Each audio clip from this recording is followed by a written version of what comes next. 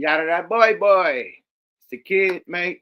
Smoke a Lot Radio. Tap in, play and log in. Smoke a Lot Radio. We going all in. It's your host with the most coolado smoke yuck mouth in the house. James, you the first in the chat, man. If you hear me talking, if you can hear me, man, put the thumb up. You know what I mean? Because I'm trying this new system, just trying to make sure the microphone work. I know the camera work because I can see the camera. You know, just trying out this new camera, man, making sure the mic work with it. I see you, Big Texas. You feel me? James Cass first on the splash. I see you, boy. Yeah, man, let's let the alerts go out, man. If y'all hear it, man, let me know, man. Put the thumbs up if you can hear the audio, man. Just trying out this new camera, seeing if the thing will work. Yeah, feel, man. I'll step it up, man. Somebody said, what in the 720p is this? I got highly offended. Go get a camera, man. Let's see what this do, man. It still look the same to me, though. I just got a little bit more space, it looked like. It looked the same to me. Ain't nothing changed to me, but hey. It is what it is, man. New camera it is, man. It is. This is 1080 now, you know. Probably can see the boogers in the nigga nose or something. Probably make it a little bit more. You know what I mean? But big shout out to Snoop Dogg, you know what I mean? Dr. Dre for the definitely for the sponsorship. We about to do a sponsorship, Smoke a Lot Radio, man. Shout out to Big Purse, you know what I mean? For the alley-oop. You know, big shout out to, man, get that gin and juice, man. Support Dr. Dre and Snoop, man. You see what I got on, man. You feel me? Yeah, we're gonna have that at Smoke a Lot Radio all day. You feel me? Say it looks a lot sharper. It looks a little sharper. Yeah, look. They do look sharper. You're right. You're right. It ain't all blurry and fuzzy and shit. See, I cut this light off. Is that better? Yeah, that's better. That light killing it. That's way better. That's way better. That little baby light is cool. That big light right there fucking the whole shit up. Period. All right. Thank you, E. Millie. Everybody in the building. Happy holidays, everybody. Shaniqua in the building. I see everybody in this thing. You feel me? Merry Christmas. I hope Santa gave you everything. I hope you was a good little kid, good little boy, good little girl this year. Hope you got everything you needed, man. I definitely got everything I needed, man. Let me show you something, man. I only needed one thing, man, period. It was more for the kids and the family, you know. But I got my medals. That's all I know. You know, I'm a tech fiend, man. You know, I got my medals. That's all I know. Got my medals, man, for Christmas, man. These are Ray-Ban medals. You see that charge at the bottom. You know what you're dealing with, man. The Ray-Ban medals. You see that light up. You know what you're dealing with, champ. You feel, man. So I got the Ray-Ban medals for Christmas, you know. Light work, you know what I mean? Light work. These can film, though, you know. So I got these for content. You see that circle right there? That's a camera, so it could shoot, film, record. You could play music through these, all types of shit, man. So these motherfuckers is dope. Thanks to the wifey, she got me my medals. You feel me? Now I can record while I'm on stage, give y'all that real shit. You feel me? You dig? Other than that, I got a goddamn PlayStation card. You know what I mean? $50 PlayStation. Motherfucking little card. Play little, you know, buy some little PlayStation shit. That's it. But got everything for the kids. Got everything my wife wanted. Got everything the grandparents needed. My nieces and nephews, my sister-in-law, everybody, man. My sisters, my nieces, everybody, man. Sent off their gifts and shit, man. It was a good one this year, man. Family, big gumbo. You seen the pitch. You see me post that big gumbo. Now we do it every year. Bring the gumbo. I just left New Orleans too, man. That was a ball out there, but they didn't have the crab we have. Like we got big Dungeness and big king crab. They didn't have that in their gumbo. They had the small blue crab. So I couldn't wait to get back home and get the real big crab. You dig? Yada, man. So big shout out to New Orleans. We had a ball out there. Shit was litty in the city. What we did New Orleans, and then what else? Oh, we came straight from Oregon. We did Oregon. We did Fairview, Oregon. That shit was lit. We tore that motherfucker down to 10-0. Then went straight from Oregon to New Orleans the next day. So it was a wild weekend this weekend that just passed, man. So salute to everybody that came to the shows, man. Thanks for the support, man. And shit, man. New year, new paper. Yeah, we doing it major, man. You feel me? Yeah, Dungeness crab is the key, man. Tell him, T-Ray. Dungeness crab is the key to some good gumbo, man. Hmm. Definitely, man. How's y'all Christmas, man? Did y'all get everything for the kids, man? I tell you one thing, man. Christmas for the kids is getting way more expensive than it used to be when they was little, my G. You know what I mean? When they was little, you could just get toys and shit. You know what I mean? Couple pair of shoes, some clothes, boom, you're good. Now all these goddamn electronics, nigga, computers cost nigga 1,200, PlayStation 600. Like shit is expensive, nigga. Video games $70, $80. Yeah, it's different right now. Them electronics, them pads and shit. iPhone, nigga. Let's not talk about the iPhone. And 2 bands for an iPhone, nigga. Yeah. Kids want big shit now. That's what I talk about. Nigga. He need money on his car he about to buy, nigga. So he want bands and shit, all types of shit. Oh yeah, I got him a Cuban for Christmas. He been wanting a Cuban hella bad, so I got him a nice Cuban chain. You feel me? So he could do his thing. You feel me? He deserve it though. He been on his 1-2. You know what I mean? Staying out of trouble, just working, staying out the way, stacking his bread. So proud of him. You know what I mean? So got him a Cuban link. You know what I mean? Add to his jewelry. You feel me? Shout out to the ice cream man. Yeah, we still going on tour, bro. We supposed to go on a couple tours coming up, man. This year, man. We Bobby D, man. Salute to Bobby D. You know, hooked us up for the Kings of the West tour coming in April, in March. You know, what I mean, we're gonna be on a few of those dates. Yeah, we got a lot of things going on. It's supposed to be something with me, Afro Man. I mean, the Loonies, Afro Man, and Devin the Dude. We supposed to be doing a tour.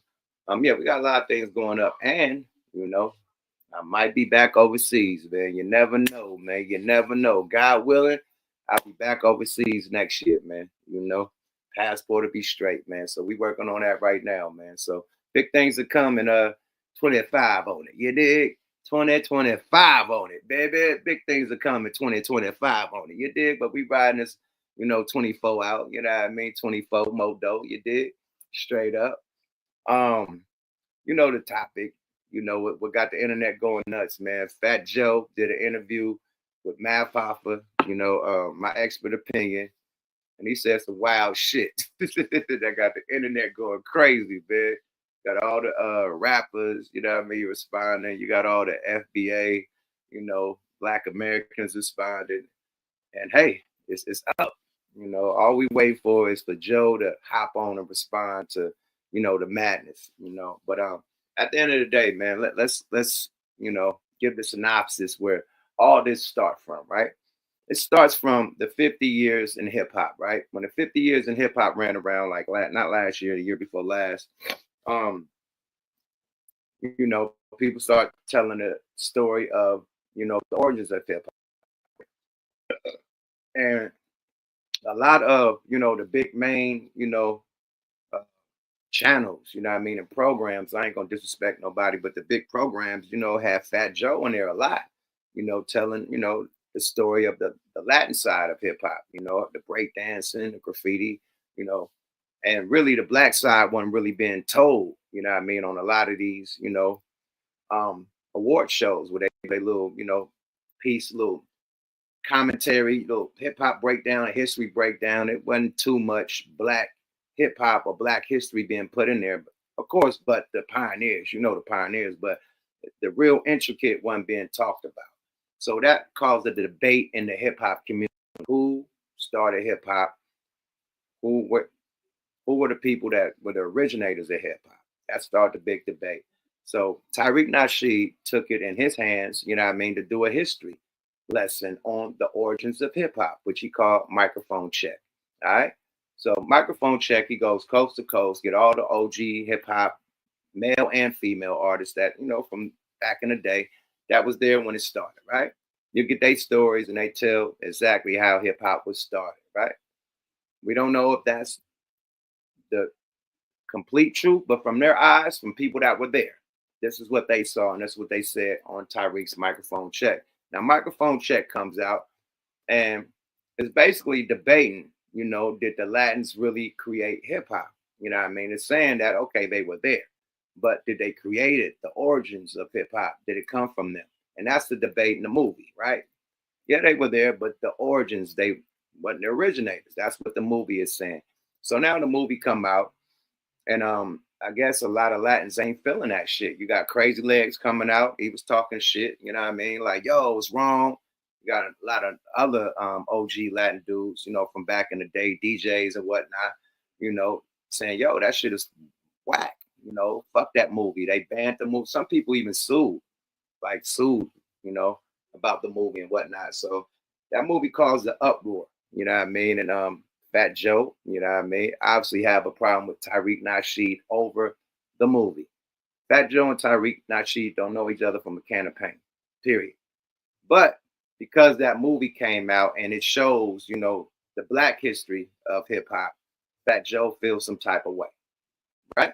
So when he was on Math Hopper's show, he said FBA, Foundational Black Authority, or whatever, broke niggas and all that. He's talking about one guy, Tariq Nasheed, and another guy, which is Lord Jamar, which Lord Jamar been contesting him, KRS-One, been telling him, come to the table, let's have a debate, and let's do the origins of hip hop.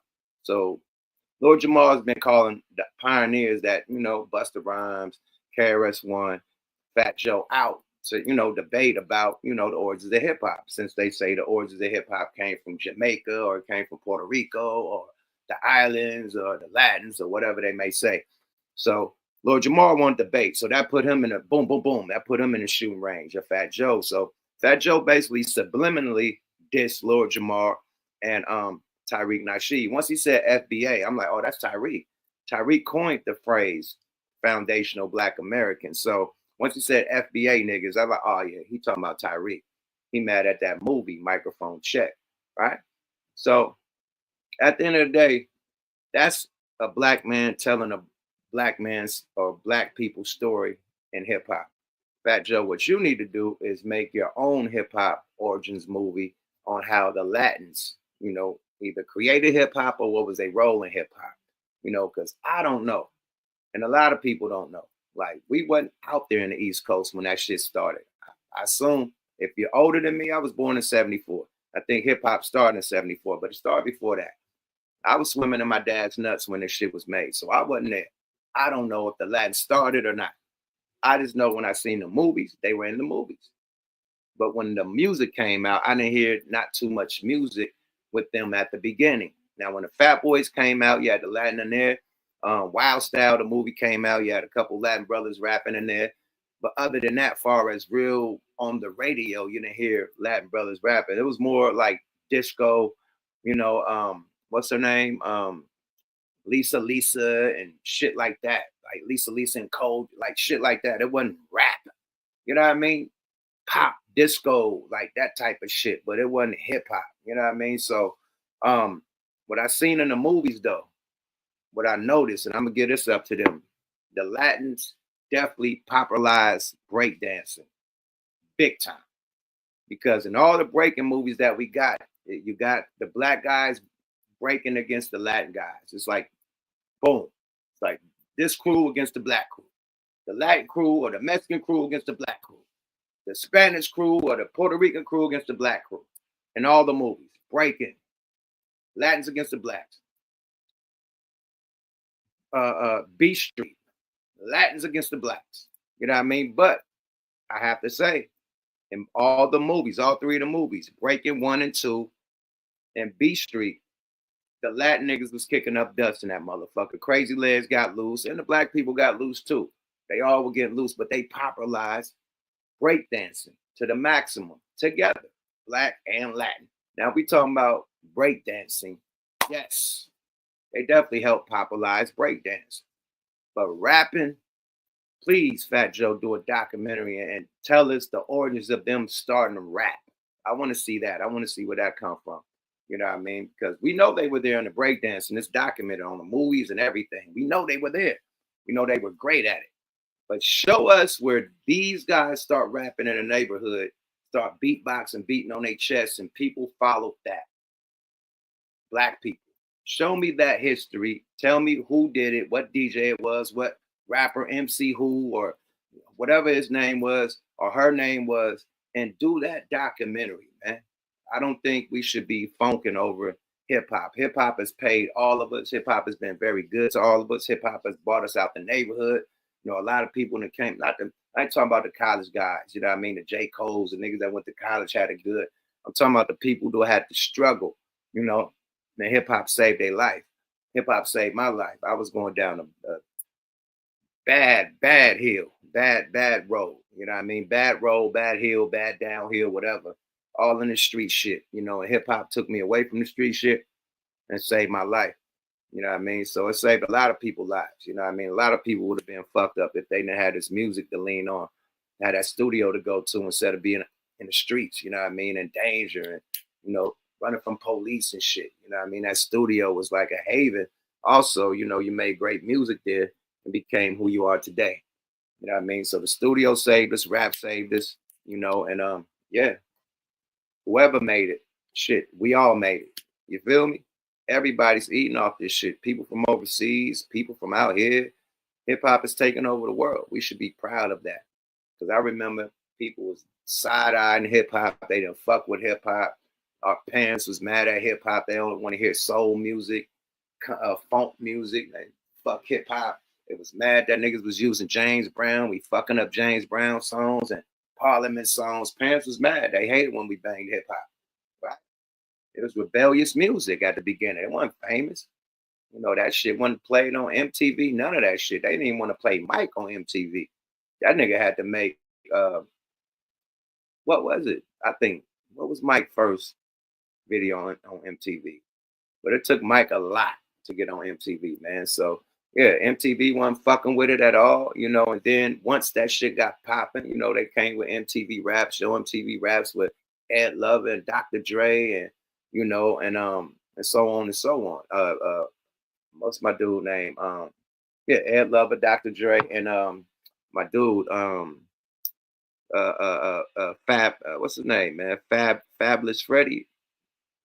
Fabulous Freddie, yeah, Fabulous Freddie, yeah, Fab Freddie, Fab Five Freddie, Fab Five Freddie, my nigga, Fab Five Freddie, right? Thriller. It took Michael to make Thriller to get on MTV, man. So they wasn't fucking with black music on television at all, let alone hip hop. You know, with the first hip hop video on MTV, Run DMC had to hook up with motherfucking Aerosmith and make Rock This Way. And that's the first rap video to go on MTV, Rock This Way, right? First rap video, Rock This Way, Run DMC and Aerosmith, right? So hip hop wasn't always accepted. You know, it took us to connect with the rock and roll people to be even played on MTV, right? Like, yeah, we had to fight for this shit to be what it is today. Walk This Way, right? We had to fight for this shit to be what it is today. You know, Uncle Luke got arrested for, you know, vulgar lyrics. You know, we couldn't rap dirty lyrics. Two Live Crew said, fuck it. Phil flying Phil. They rapping dirty lyrics. Hey, we want some pussy, all that shit. You know, they went to jail for that shit, for them lyrics. Had to go to court, fight for us to be able to have freedom of speech. And that's when the parental advisory sticker was made, because they told them that they can't keep on cussing on albums unless they have a parental advisory sticker. So Two Live Crew, Uncle Luke is the creator of that sticker that's on every album. That parental advisory sticker that's on every album. Uncle Luke made that sticker up. He had to, or he couldn't drop no more albums. Sibo, another one that was getting arrested for lyrics. Freedom of speech. You know, so a lot of people fought for this shit, you know what I mean, to be popular. You know what I mean? People went to NWA went to jail. You know, they made the song Fuck the Police. They getting raided by the police every fucking concert, going to jail. I mean, people had to fight to make this shit what it is today. You know what I mean? And hey, that's all I'm gonna say for the black side of the game. You know, black people really made this shit what it is, you know. Foundational black Americans, you know, made this shit what it is, you know. Made this shit cool, you know, the way we dress, the way we talk, you know, the way we rhyme, the way we dance. Still to this day, is the trend. Everything that comes out on TikTok is a young black woman or young black man and did either at school or in the hood or at the house or wherever they may be making up their dance routines. Somebody would take that shit now as the dance. I see everybody doing that shit. Everybody do that shit. Ugh. That became the dance, right? That was made by black people, but you see white people doing it, Mexican people, everybody, right? Everybody do it. We make shit cool, right? Right? I'm just saying, everything we do is cool as shit, right? Niggas rocking big ass jewelry and shit, man. All this hip hop shit comes from the streets, first of all. Hip hop imitates the streets, right? So earlier in the days when hip hop niggas was wearing suits and shit, like it's my nigga named Curtis Blow. If I rule the world, I love it, baby. That nigga was dressed like a pimp, right? Influenced by the Max and the Pimps on the street, right? Now, once we level up to the Run DMC, LL Cool J, Rakim, you know, all of them, they're influenced by D-boys, kingpins and street niggas with the money, with the sack that was out there selling crack. But the kingpins wore 8 or 9 donkey ropes and shit, you know, big fly leathers and big fly furs and shit, riding around in BMWs and drop top Benzes and shit with Louis Vuitton seats and shit and Gucci seats and shit, man. That was how the D-boy dressed, right? That wasn't how Run DMC or LL. That's how a kingpin or dope dealer on the block was dressed. But the rappers adapted the dress of the kingpin and made it their uniform. So now wearing chains and shit, Big Gotti shit, minks and shit, glasses and shit. That's the style. But that's the style of the D-boy from the block, from the neighborhood, the kingpins. They wore that shit before any rap. Rappers couldn't afford that shit. So once they was able to get their record deals, and now they could buy a couple chains and shit. A lot of rappers that you don't even know, they had the D-boy chains on. A lot of niggas put chains on them to make them look good in videos and make them look good on their album covers and shit like that.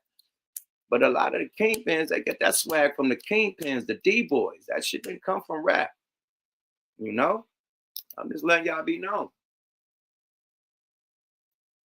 That shit came from the kingpins in the streets. That didn't come from rap. Rappers weren't dressing like that. Rappers back in the day was dressing like motherfucking Funkadelic and shit. And, you know, look at Melly Mel, how he was dressed. You know what I mean? Like, look how motherfucking Grandmaster Flash and them was dressed. I mean, dressed like Parliament, my nigga.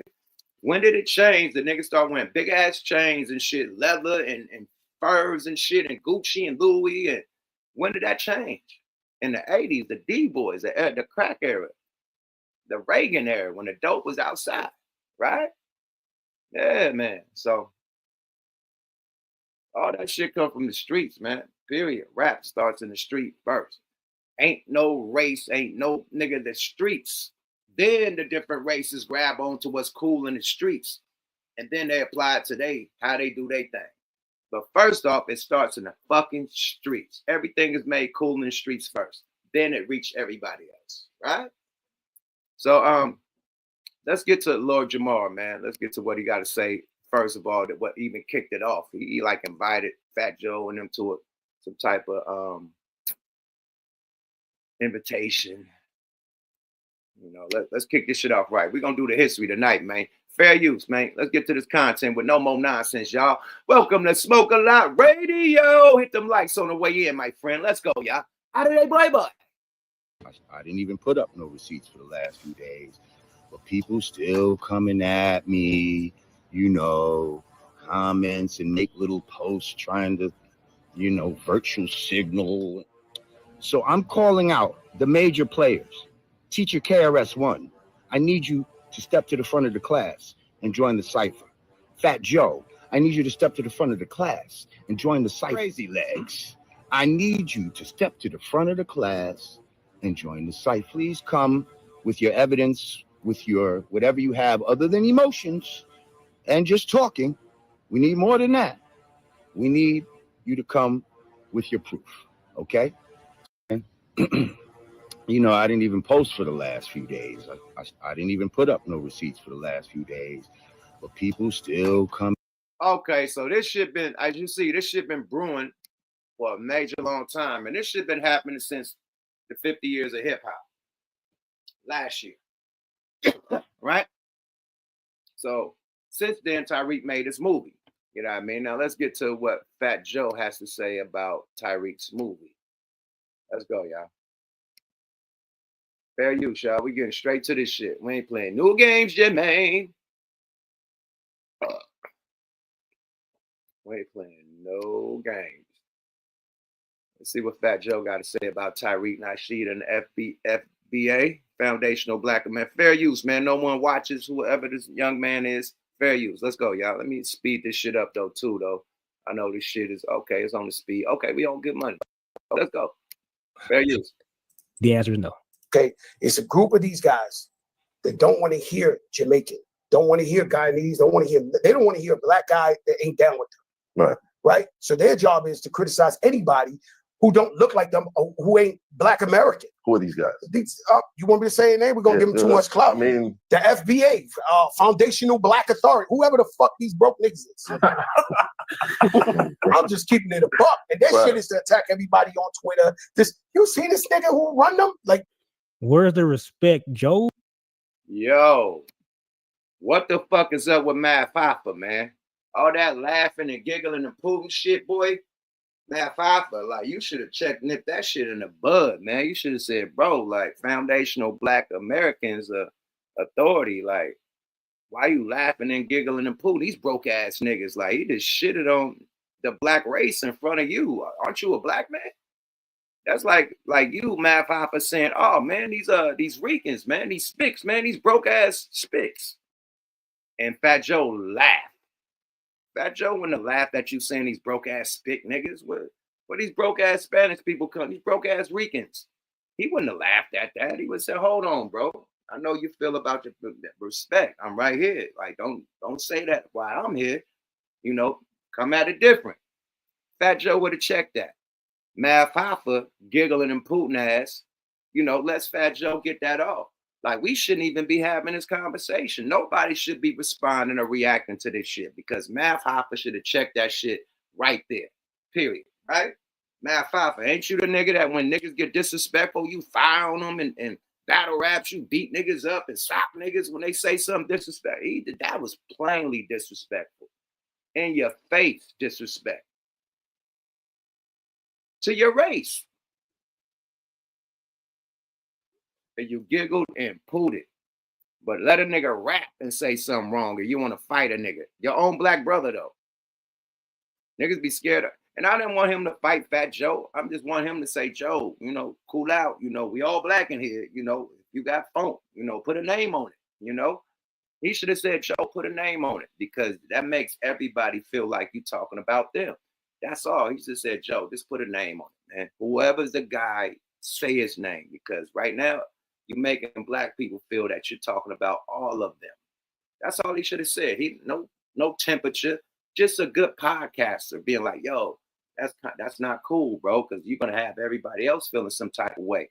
Whoever you feel like that about, talk to them, put a name on it. That's it. We wouldn't be having this. Nobody would be having this conversation right now. Nobody be reacting because Mad Hoffa would have handled it. You know, since Mad Hoffa didn't handle it, then hey, now everybody got to react off this shit. But Mad Hoffa took the episode down, you know, so he must, you know, got the backlash of, you know, people must have gotten his ear and like, yo, that's not a good look, you know, for you or Joe, you know, take that down, you know. And Joe got a new album out. His album is hot, dope ass album called The World Changed on Me. Dope album. I fuck with it. This is not a good rollout. You know what I mean? He needs to definitely get on here and say, yo, man, that shit was directed at two niggas, you know, that I don't fuck with. They don't fuck with me. And I apologize to everybody that felt some type of way. But I love my black people and fuck them two guys because they've been at my head and we've been going at it. He come out and say that, man, it's good money. Period. It's good money. It's good money. And I got a lot of my peoples rock with Fat Joe. So Fat Joe is no way a racist, man. He got a lot of African Americans that he employed. You know, we gotta just think about the whole family trees, man. Like when we talk about these guys, like Fat Joe done put a lot of people on. Like without him, you know, we don't get Big Pun. You know, without him, we don't get Remy Ma. You know, Cuban Links, Triple Sace. You know what I mean? DJ Khaled, the Terror Squad. We don't get that, bro. You know, what's Cool and Dre? We don't get that. You know, that's his tree. You know what I mean? That's his family tree. And then he also connected to digging in the crates. You know what I mean? Diamond D and them. So like he's definitely from the cloth. I don't see him as a culture vulture. You know, he made a lot of people millionaires, black people millionaires also. So I don't see him as a culture vulture at all. You know, I just see this as a you know, somebody that's feeling some type of way about some individuals, and he spoke on it wrong. That's what I see it as. But is Fat Joe a racist? Fuck no. Hell no. I don't. I'm not. We're not going there with it. Let's go, y'all. Fair use. Where's the respect at, man? Like, damn, you're a part of hip hop culture. People have let you in. They have been around you, associated with you. You don't have any respect for your. You know, your leader. Oh man, you got to be fucking kidding me, man. And so that man, I'm just keeping it. And then I'm even more embarrassed right here. This guy is just laughing along with them, accepting the disrespect. That's what I said, my brother. He laughed along. It's just acceptable. He's on your podcast talking his way, and he's not showing you respect. Yeah, buddy, this ain't. All right, we got it. That's the meat and potatoes of the shit. We ain't gotta keep watching that individual react. We gonna do our own reaction, right? That's how we do this shit at Smoke a Lot Radio, Yuck Mouth TV. Subscribe to your guy. Welcome, baby. We back. Somebody said, do I read comments? You're damn right I read comments. So they say he's Caribbean. They said, Yuck, you bugging. What I'm bugging on? Yuck, cut it out. You know Fat can't hold an album down by itself. He needs black on feature. I mean, so you trying to tell me that he's racist? Nigga, no. No, I don't give a fuck. Y'all on one now. We know that he's not foundational black American. We know that. But did he help in hip hop? Did he make some introduce us to some of the biggest people that came in hip hop? DJ Khaled is huge. Big Pun is huge. Female rap artist Remy Ma is huge. Fat Joe is huge. He's a legend in the game. He's an icon. You know, you can't, because a motherfucker say something that you don't like, you can't erase history and erase what this man has done in the game. Like, that'd be total nonsense. Like, you can't do that, you know. Now, you can feel some type of way about what he said and disagree, you know, or agree, whatever. But to disrespect the man history and hip hop and all the people that he brought to hip hop and the power moves he made in hip hop, another power move. He put the money up for Drink Champs. So Nori and them, they huge, but when they was starting at CBS, because we was over there at CBS, you know, shameless plug, you know, Digital Soapbox, the boy Big Steel over there. So we was over there, Smoke a Lot Radio over there was still Digital Soapbox at CBS. We recording at CBS on Wilshire, right? So everybody is on the audio. We on the radio. It ain't no visual. So when Fat Joe put the bread up for Nori and them, they stopped the audio and started doing filming. They got their cameras, they got their location, the whole shit, the whole production team, everything, because Fat Joe cashed them out and invested into Drink Champs. So we wouldn't even have Drink Champs on the level with it. I ain't gonna say that. It would have probably took longer. But Fat Joe definitely helped. Drink Champs is gonna be Drink Champs regardless. You know, Nori is a mother. Nori should have been had his own radio show, period. So Drink Champs is gonna be whatever, because Nori is Nori. Nori's dope as fuck. But he helped it, you know, get there quicker. You know what I mean? So I don't think he's racist, you know what I mean? Did he say some fuck shit at Math Hoffa shit that made people feel some type of way? Absolutely. You know, but let's get the response of the people, you know, that really is involved with this. Let's see what Tariq Nasheed have to say about this. Let's see what Tariq got to say, man. Let's get this content with no more nonsense, man. And then I want to get y'all in the building too to see what y'all got to say, because y'all talking a lot of shit in them chats, and I want to get all y'all in this motherfucker. Talk y'all shit. Let's go. Fair use, y'all. Tariq responds to Fat Joe. Let's go. The other gentlemen in the room were Caribbean, and a lot of people felt a certain way about that too. They felt like, okay, these guys are kind of cock-con and kikiing when this white Latino is talking greasy in a room full of Caribbeans, which is what a lot of people from our lineage has been saying. There's a lot of little secret vitriol there. You understand? And the backlash got so bad, our brother Matt Hoffa had to take that video down. He had to take it down. Yeah, the backlash, I don't think Fat Joe was expecting that. I don't think Joe was expecting that. Yeah, there's no small group of anything. There's 43 million foundational Black Americans, and they kind of feel a certain way about the actions of a white Latino who's running around here trying to pull rank among Black people. After you've been eating on foundational Black American culture, from what I understand, many of the other gentlemen in the room were Caribbean, and a lot of people felt a certain way about that too. They felt like, okay, these guys are kind of cock-con and kikiing when this white Latino is talking greasy in a room full of Caribbeans, which is what a lot of people from our lineage has been saying. Let's start by this. These rumors were made by radical Black racists. Let's just say that. Okay, it's a group of these guys that don't want to hear Jamaican, don't want to hear Guyanese, they don't want to hear a Black guy that ain't down with them. Right. Right. So their job is to criticize anybody who don't look like them or who ain't Black American. Who are these guys? You want me to say a name? We're gonna give them too much clout. I mean, the FBA, Foundational Black Authority. Foundational Black American. Whoever the these broke niggas.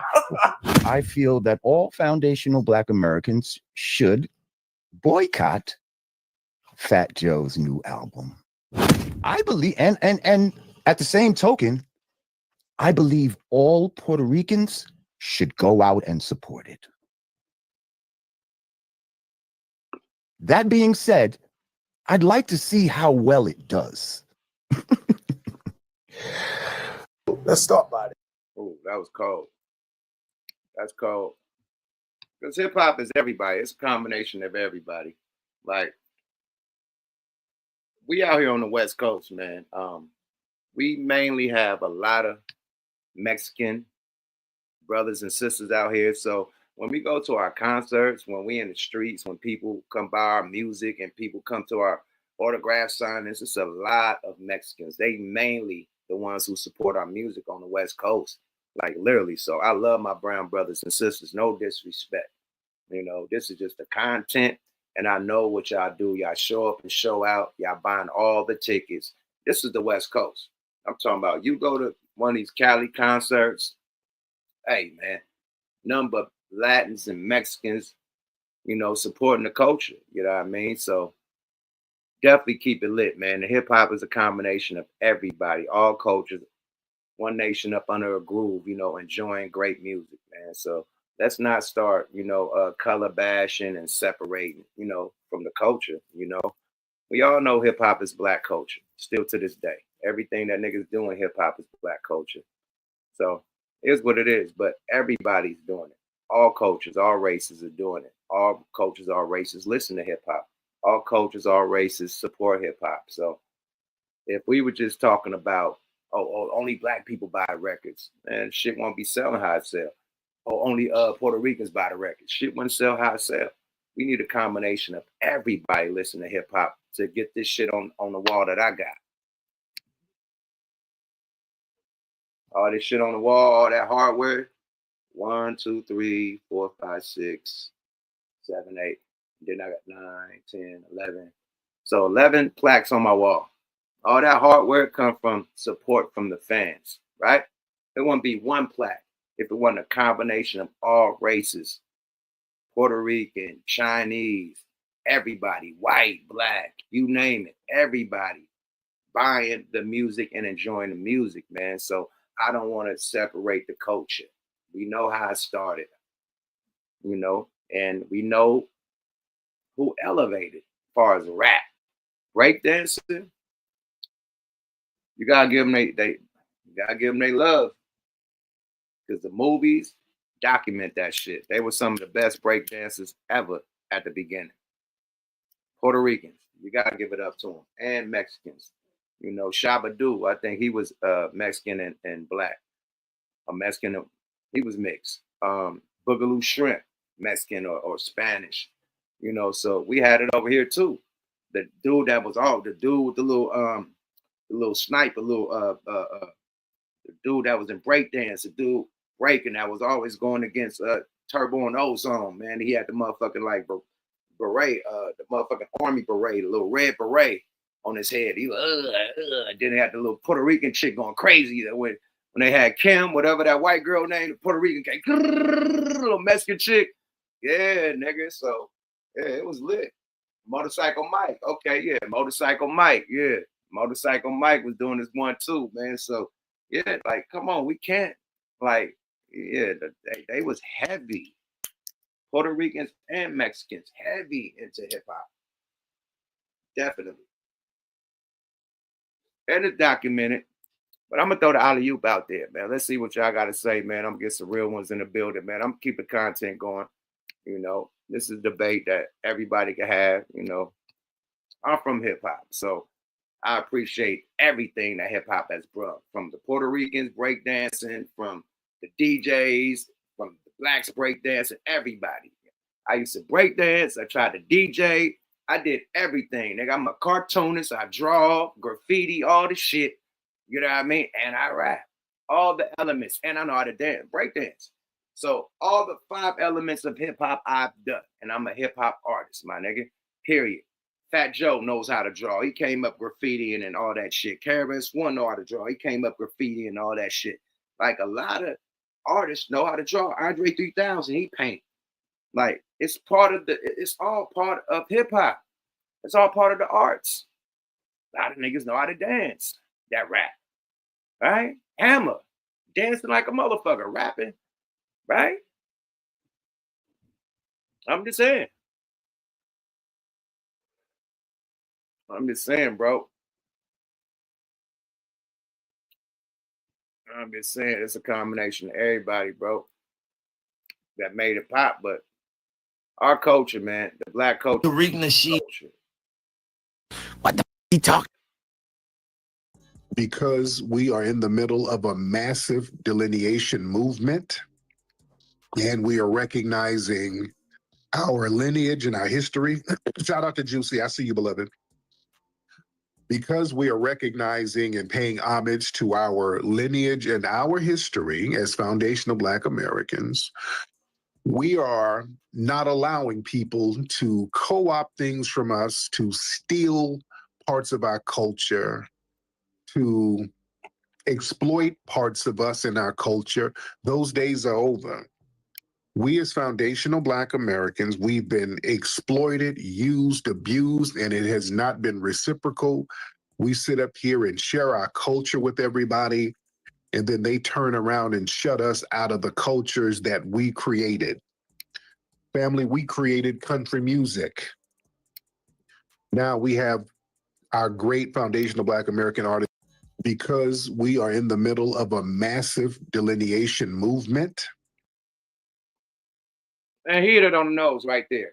That's the main thing, man. People do not want hip hop taken from us. Now that it's become the #1 genre, I think the powers that be is trying to rewrite history and say that we didn't create hip hop. And that's when Tariq comes in with microphone check. And that's when Lord JAMAR comes in and say, let's have the debate, you know. And then this when you got the big artists like Busta. Man, I rock with Busta a long way, man. He put his foot in his mouth too. He said African Americans don't have no culture. That, like, you could like everything about people, rhymes and songs and shit, but they could say some fucked up shit in an interview that make you look at them sideways like, that wasn't cool, bro. That shit wasn't cool when you said that. You said Black Americans ain't got no culture. And we got all our culture from Jamaica. Nigga, there wasn't no Jamaica nigga in my projects. I got more culture from the Mexicans than the Jamaican. What happened on the West Coast? I'm just saying. And salute to my Jamaican yard boys. But nah, brother. Like I said, man, the culture come from the streets, man. The streets was the African Americans that had to struggle. We is in the projects, man. You know, we is in the fucking ghetto, man.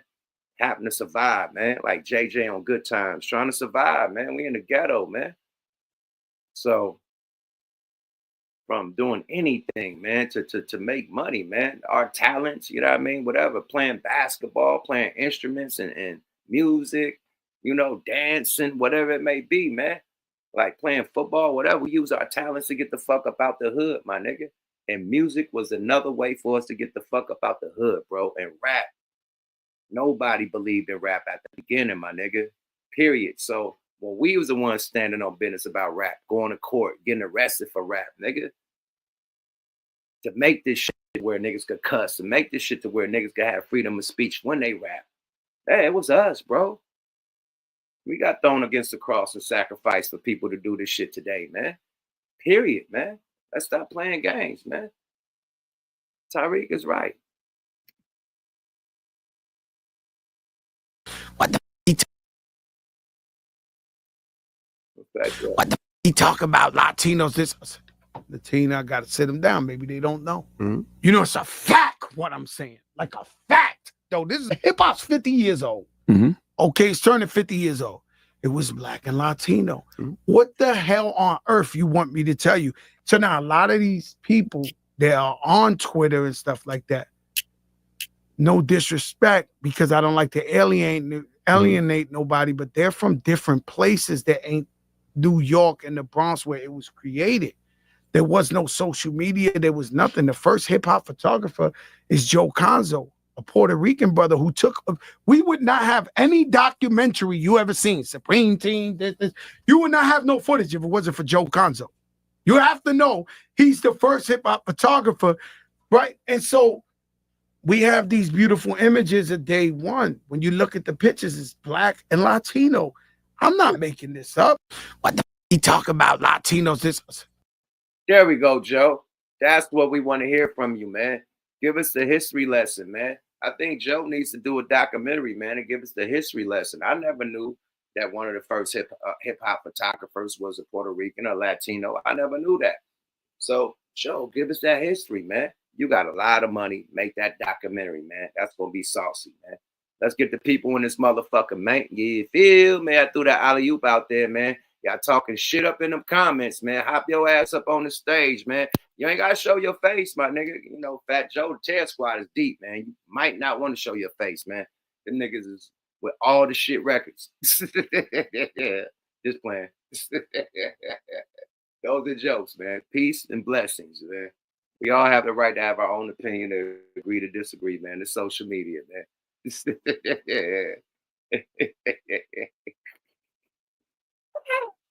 But yeah, man, great content, man. Yeah, Joe, we need more of that, man. Talk the history, man. Let them know the history, man. The shit that we don't know, you know, because all we know is that Busy B and all them niggas are saying, nah, man, we created that, son. Yo, it was us, man. We was in the park, yo, B. Word up, son. Yo, the only thing that Kool Kirk did was extended the bucket loop, yo. We had the loop going. It was just only the loop, and nigga break on it. Then Kool Herc extended the fucking loop, B. Word. That's only thing he did. Mix Masters Woo Wop was doing it. Mix the DJ Woo Wop was doing it. They all had that shit going, B. They just mix it and then mix it and mix it. Kool Herc just kept it going. It was different.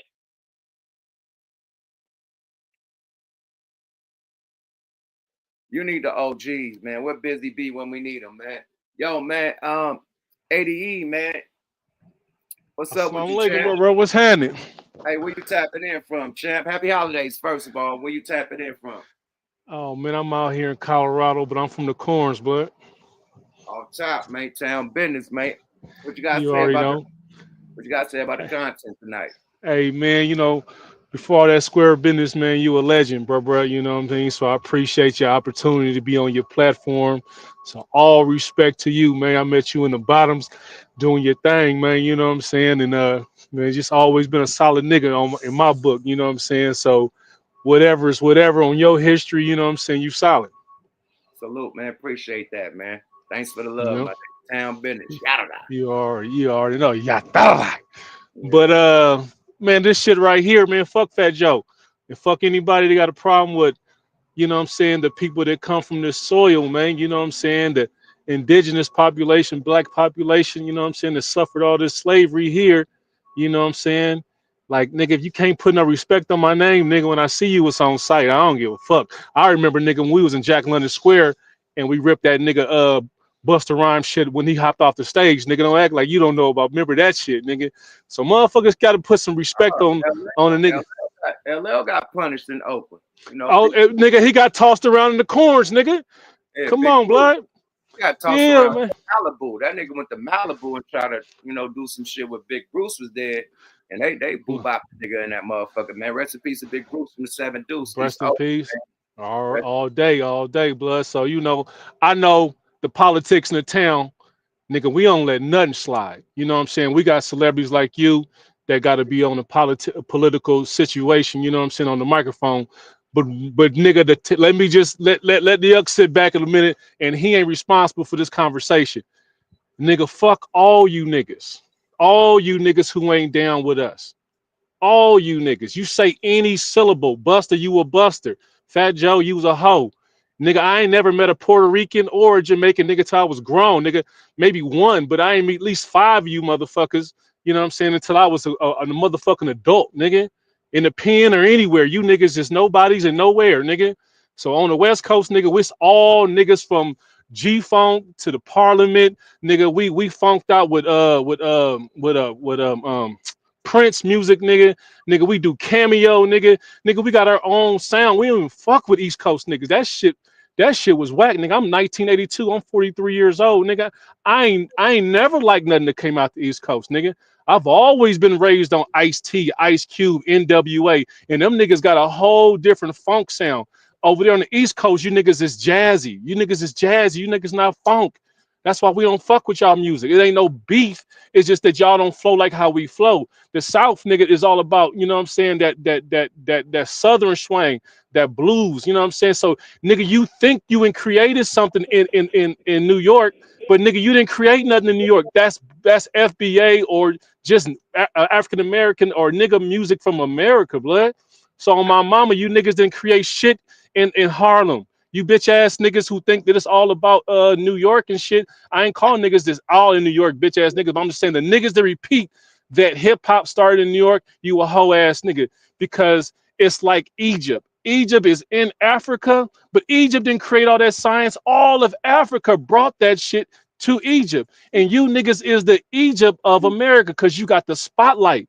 So you niggas was able to bring the spotlight on what we was creating all across the Chitlin circuit before your grandmama was here on the banana boat, blood.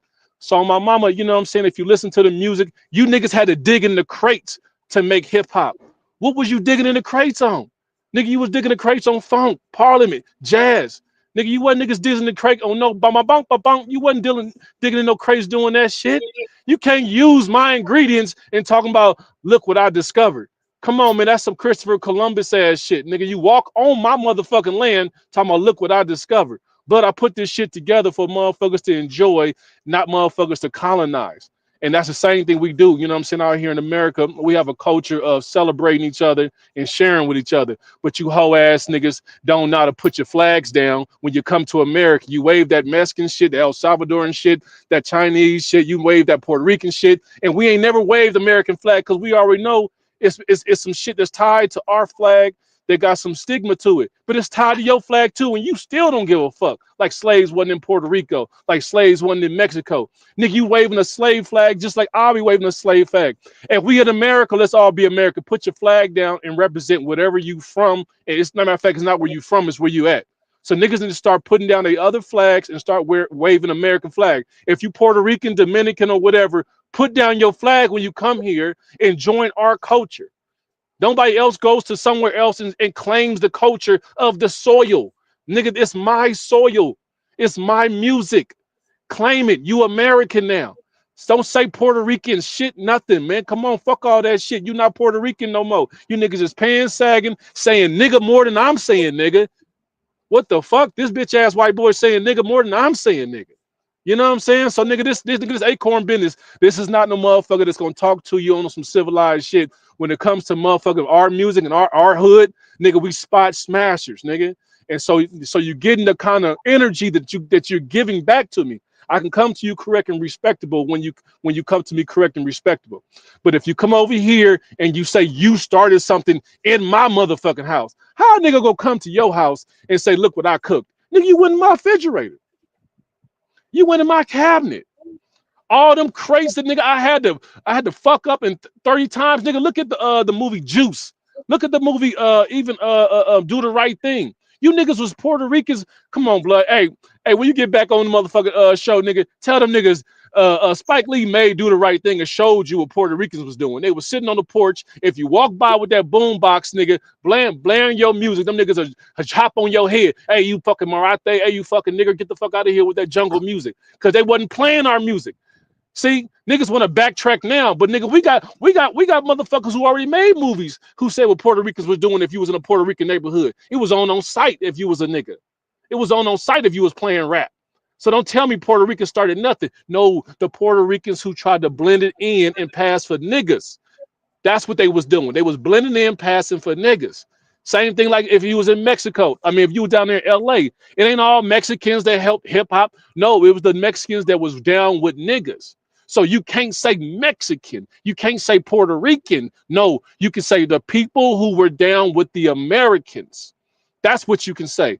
Because when you start sliding in Mexico, then you got the Serranos want to say, yeah, we hip hop too. No.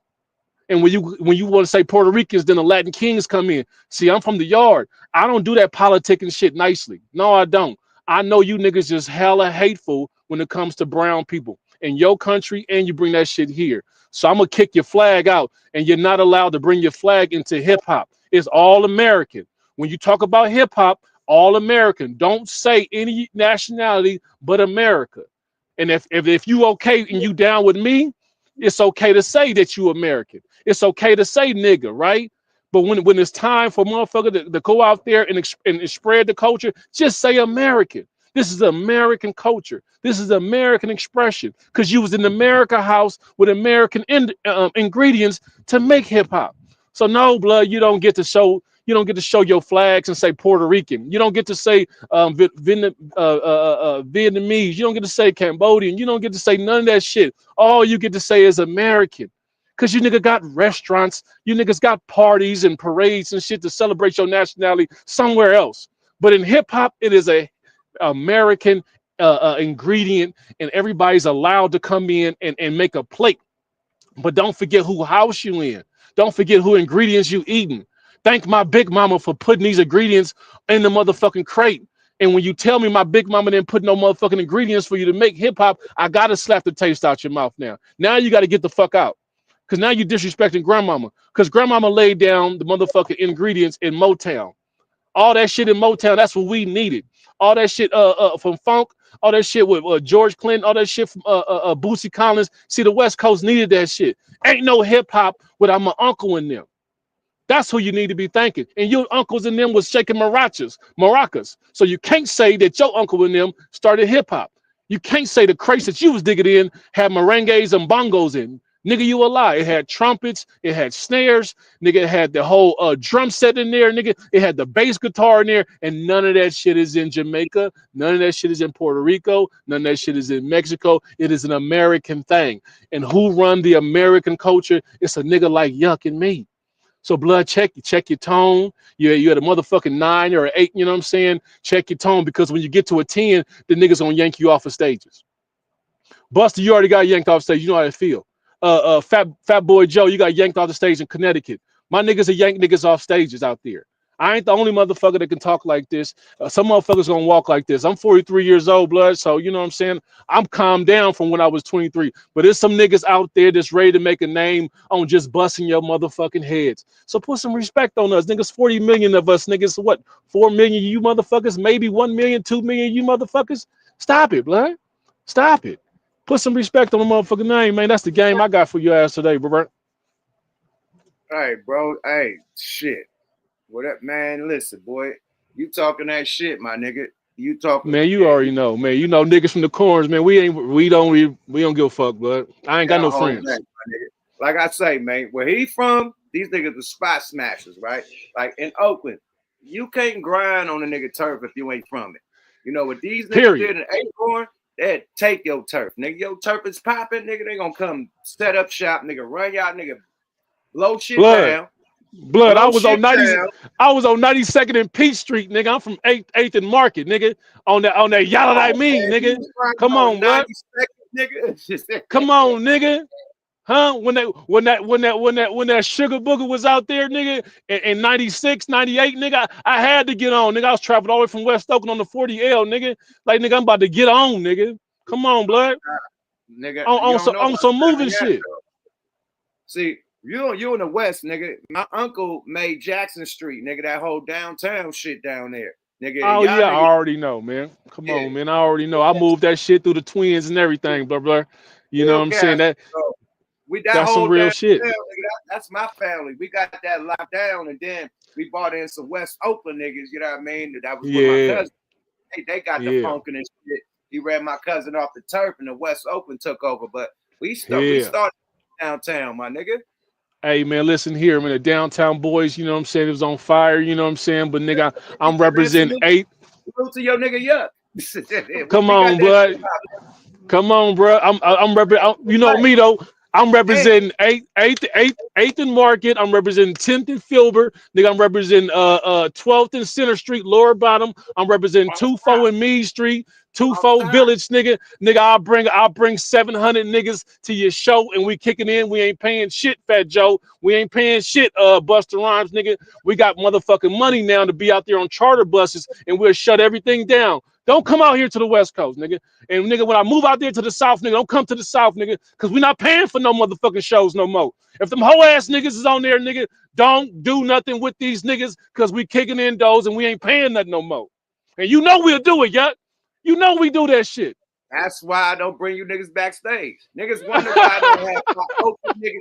I don't have my bill niggas backstage because they like You a you. genius. You a motherfucking It's genius. up. It's up. If Yeah. I bring nigga Too Short can have all his niggas backstage. They got some respect. If my niggas backstage, it's up. Yeah. I fear for niggas. I fear Yeah, for a lot man. of celebrities if I got my niggas from the hood backstage. It's gonna be Yeah, up. man. You better keep us on a Period. charter They like bus, you. nigga. They like you. They gonna get in front of a celebrity and say, "Hey man, fuck you, nigga. Don't come to the West Coast." Nigga. Hey, look. Right in his face. Hey, And you that's think his these shame. niggas got All that passes shit. now? You think these niggas got passes now? I'm just See, saying, man. I'm a Town nigga. is over. I'm one of them weirdos niggas that be on the internet. My niggas don't be on the internet. They just be warming up they burners, nigga. Like wherever it's at, I'm gonna go get it. But once these niggas that be No. warming, Let's say that again, man. Where the real niggas do, man? Because I'm just saying, man. Niggas, when did niggas start doing street shit on the internet? Can you tell blood, me that, my nigga? niggas don't be on the internet, man. Niggas be Not out no the real way. street niggas. Not no real street niggas. No, blood. Don't nobody know nothing about this FBA shit on the street. Niggas out there grinding still. Niggas out there still slanging, doing whatever they're trying to do. Move a white girl or two. You know what I'm saying? Niggas out there hurting. And if a nigga out there hurting and he knows some celebrities just run their mouth and it's a green light on you, bitch ass niggas, man, you niggas is food out here. We starving, nigga. We living in campers and motherfucking vehicles with no wheels on it, nigga. I can't wait to see you yummy looking ass niggas now. See, All Star gonna be crazy, nigga. Niggas better not wear no jail. It's gonna be shut down, nigga. It's shut down. It's shut down for 2 or 3 years, but I wouldn't go out there without no yammers, nigga. I wouldn't go out there and get out even a charter bus, nigga. I'll be on the motherfucking charter bus with that motherfucker locked and loaded, nigga, because niggas gonna hop in charter buses now. Like, oh, okay. All the celebrities don't give a fuck about niggas now. Ain't nobody gonna talk about, you know what I'm saying, what's really good. Well, fuck it, nigga. Everybody's a bitch ass nigga. So I wouldn't even associate with them niggas, yuck. I wouldn't even associate them niggas. Them niggas all hot. You know what a motherfucker hot and he got some lead behind his ass? Don't stand next to these niggas, man. Don't stand next to these niggas, man. That's how we doing it. Hey man, Fuck them niggas, man. I just know, man. It's gonna be ugly. It's gonna be like LA. LA have a field day every fucking twice or 3 times a year when niggas come out here. I love it though. I love it. Field day, man. It's about to feel like LA, man. Good luck. Good luck out there, y'all. Hey, yeah, good luck. I can't wait because them niggas from the South, you boy, watch them. Miami gonna heat up too, nigga. Miami gonna heat up too, nigga. Watch, nigga. Buster think he's safe out there because Haitians out there. Nigga, the Haitians are minority, nigga. They just loud. Nigga, Yo, watch, Buster. Watch, blood. They forget 2 Chainz try to buy some weed in Frisco and caught a bullet in his motherfucking dreadlock.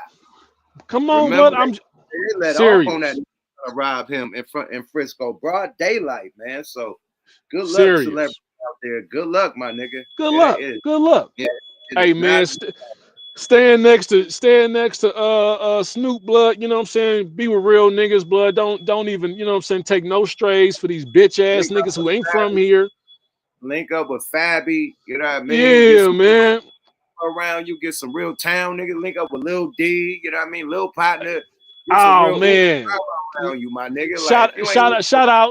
Shout out to my my homeboy, you know what I'm saying, from high school, Lil Fab brother, Duct Tape, man, Duct Tape Dimitri, blood. You know what I'm saying? I'm gonna call you, blood, in a minute. Hey man, we locked in, nigga. We all family around this motherfucker. Motherfuckers don't know who we know, blood. You know what I'm saying? Off top, and nigga. The whole thing that I try to not even bring that element. I'm from the whole element. Niggas like, I'm from the whole element, and I don't even bring that shit around. You know what I mean? Period. Because if I do, it's up, super up. Now the business is fucked up, the brand is fucked up. You know what I mean? So I separate. I deal with my niggas, and then I deal with the business. You know what I mean? Period. And that's how I gotta be. Nigga. That's why niggas. It's so much. Hold on. That's why niggas get RICO case because they try to involve both. You gotta keep it separate. Exactly. So nigga, but there's so much money in Cali, blood. You ain't even got to go nowhere to make no motherfucking money. You know what I'm saying? So don't be around them niggas, man. Yeah, I'm good money, man. But thanks for tapping in, Al, man. Come on, man. Man, you did your motherfucking thing, man. Period, man. Hey man, town business, nigga. West Oakland, East Oakland, North the pole, nigga. In this motherfucker, even B-town, this bitch, nigga. Free the Mac though, free Mac Blast. You feel me? Man, you already know, blood. You already know, mate. One of the most savage niggas that come out to town, man. Free the Mac, man. Hey, listen. Hey, look, I got a short story on this, right? So I remember Blood robbed my nigga Butch from Mead Street from his box shelf, nigga. My uncle had to call MAC ass like, hey, Blood, you know what I'm saying? You done took one of the little homies Chevy, man. You got to bring that shit back. Nigga, you know what I'm saying? MAC brought the Chevy back, you know what I'm saying? We had the chop sueys and everything. Like, Blood, why'd you do that, Blood? We on Mead Street from the corn, but we corn niggas on Mead Street. Like, MA, Blood, you can't get everybody. You got to at least ask permission. MA, like, man, I ain't know that little niggas with y'all, nigga. Had that motherfucker back. You feel me? Yeah, come on, man. But back then, it's structure. Right now, it ain't no structure. Niggas robbing niggas and it ain't no repercussions, nigga. They go. Man, that's the way it is for right now, man. You know what I'm saying? To real niggas like you, get back out there. You know what I mean? We miss you, bro. Out there, it's gonna take Mac to come home. Like some real niggas. Nigga, I ain't out there. No, nigga, no. Hey, look, we need you out there though, young man, because niggas listen to celebrities, niggas on that shit, man. You know, they need you out there, man. I definitely can talk. And I want to get opportunities though. Fuck talking, man. We got employed these niggas, man. Give them a different opportunity, man. Because if they only got the streets, if they got a Fadango and hustle and shit, man, you know they're gonna keep doing the same shit. So that's right, blood. If we give them a way out, so I can employ niggas to do shit, man, and try to give niggas a way out. That's how I could do it, man. Period. Man, actions speak loud than words. You could be up there with the greatest speech like Obama. What the fuck did Obama do for the black people? Nah, man, fuck hoe ass Kenyan ass Obama, nigga. We know we don't fuck with them niggas anyway, man. Hey, look, we actually do it. Period. All you gotta do is keep being yuck. Throw them niggas some YouTube shine, and motherfuckers gonna fall in suit, man. Because that's all a nigga need is just to act like somebody know who the fuck they is, man. We'll risk everything just for a motherfucker to know our name. And you got that platform, bro. So keep doing what you're doing. Allow niggas to get in the back door. Off top, man. Appreciate you, my nigga. Town business, man. Happy holidays. Yada da. Yada. Islamic. Holla. Off top. Let's get this motherfucker, this drunk ass nigga in the game, man. Happy holidays to my nigga Killer. What it do, Barry? I see, man. I'm gonna get everybody in this motherfucker, man. I see my nigga CJ in this motherfucker. CJ, we gonna go by one. Y'all been waiting for hella long. Bando Kev, I got you in this bitch. Y'all just go one by one, man. Let Killer go first, CJ next, and Bando next, man. Welcome to the show, man. Talk y'all shit, man. Well, I was thinking about it, Yucky. Where did Fat Joe get that from? Get what from? His statement talking about that they made hip hop. I don't know. He just said the shit. I mean, like, it's a lot of OG pioneers, Puerto Ricans and Latins, speaking up. So he just a voice for them. He wasn't back in the day with them, but he's a voice for them. So he's saying that they were a part of it. Yeah, but because of the OG that voiced their opinion. You got Crazy Legs, you got, a lot of people that did DJing and shit like Crazy that. Legs was a pop locker. Right, breakdance, right. But that's still part of hip hop. Yeah, but who grabbed the mic, man? That this whole story is pretty much stupid to me. So elaborate. Yeah, we got way better shit to talk about. But back in the day, man, the Spanish people couldn't even speak English. And they were break boxing, break dancing, beatboxing and shit. That was all us. Right. Niggas. Let me tell you a story. I learned how to break dance from Mexicans, my nigga. I came back to the Ville, killing niggas. The Mexicans live right behind my grandma's house. So the Ville was across the street from my grandma's house. So my mama lived in the Ville, and I could go right across the street to a real house, you know what I mean, with cars and shit, everything, money, all this shit, to my grandma's house and live good. Go right across the street to my mama's house and be struggling. But I could always go to grandma's house. So boom, I could hop my grandma's fence, and the Mexicans live right in back of my grandma's house. I hop the fence, go in there, boom. They got a big ass kitchen, linoleum. So they teach me how to spin, head spin, hand spin, flare, Court Thomas flare, the whole shit. Mexicans. I go back to my projects across the street, unload on them niggas. Hand spin everything. Kill them niggas. I'm the best break dancer in the fucking Ville, right? So I'm back and forth to Marin City where Pac was at. So my dad lived out there, Sausalito. That's the rich part of the Bay. Not the lower part. Y'all didn't break out the cardboard? I'm like, boom. Boom. So we bought our cardboard in the hood when I destroyed my niggas in the hood. We bought our cardboard, laid out the cardboard, and we had sheets of linoleum too. So we had the linoleum on that motherfucker, or the cardboard laid out and taped up. Boom. So take it to Marin City. You know what I mean? I'm in the headlands. Niggas in Marin City know the headlands, the rich part. Down is the jungles. Where I'm familiar. Pac is from the jungles and shit. When he came out to Cali, he was in the jungle. So that's the projects in Marin City. So it's a recreation center that's in the jungles. So that recreation center, I'm killing niggas. Murdering niggas, right?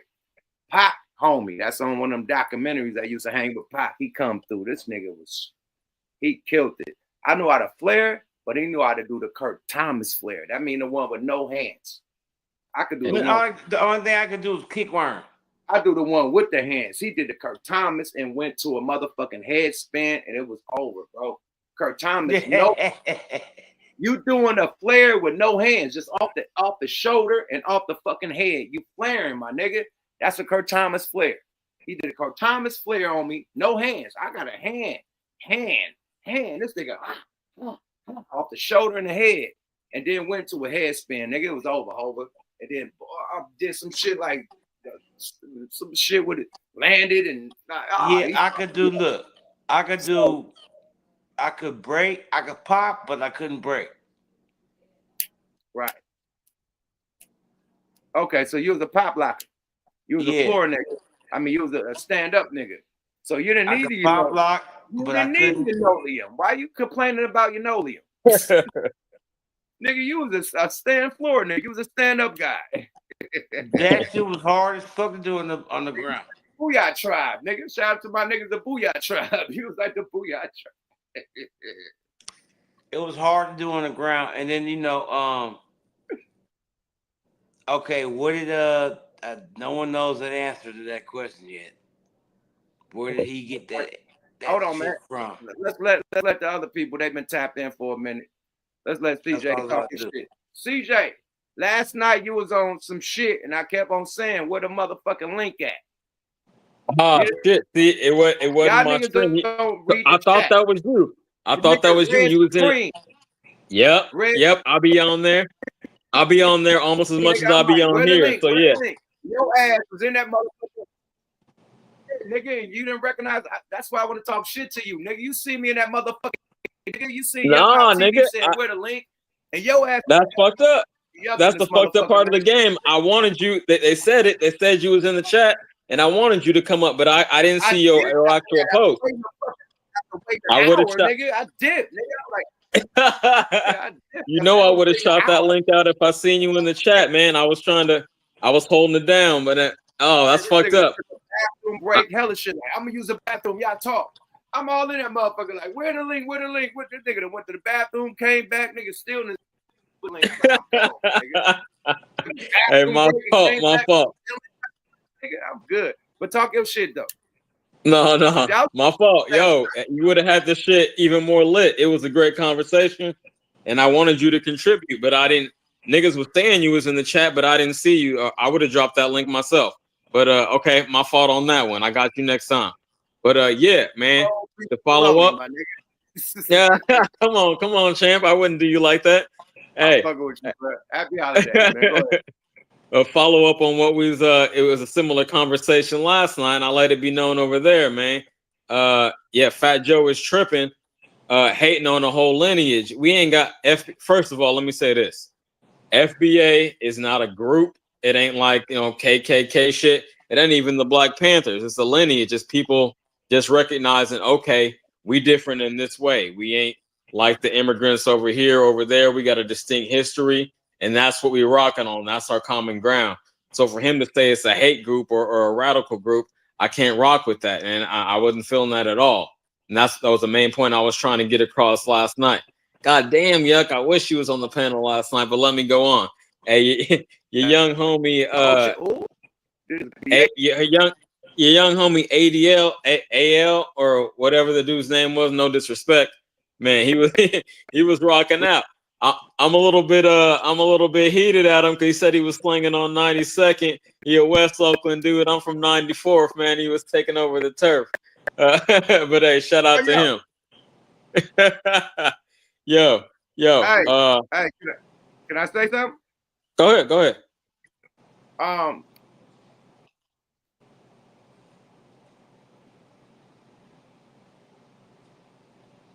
What's up with you? He froze up. He froze. He froze.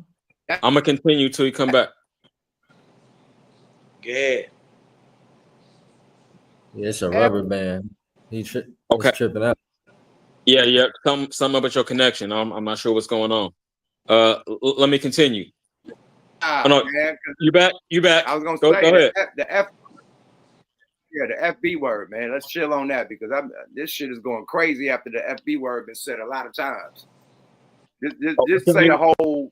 We can't even drop that abbreviation.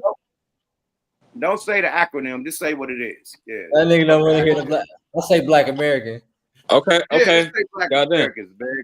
Yeah, that shit get niggas blurped and zapped and niggas Matrix. Hey, that's a hot button word right now. That's nasty word. My fault. Okay, Black Americans. Yeah, we just recognizing the lineage, and sometimes you gotta separate. I don't see nobody else making a big deal when other groups separate and say, okay, nobody gonna flag you or blurp you if you stay Puerto Rican. So I don't understand that. But man, okay.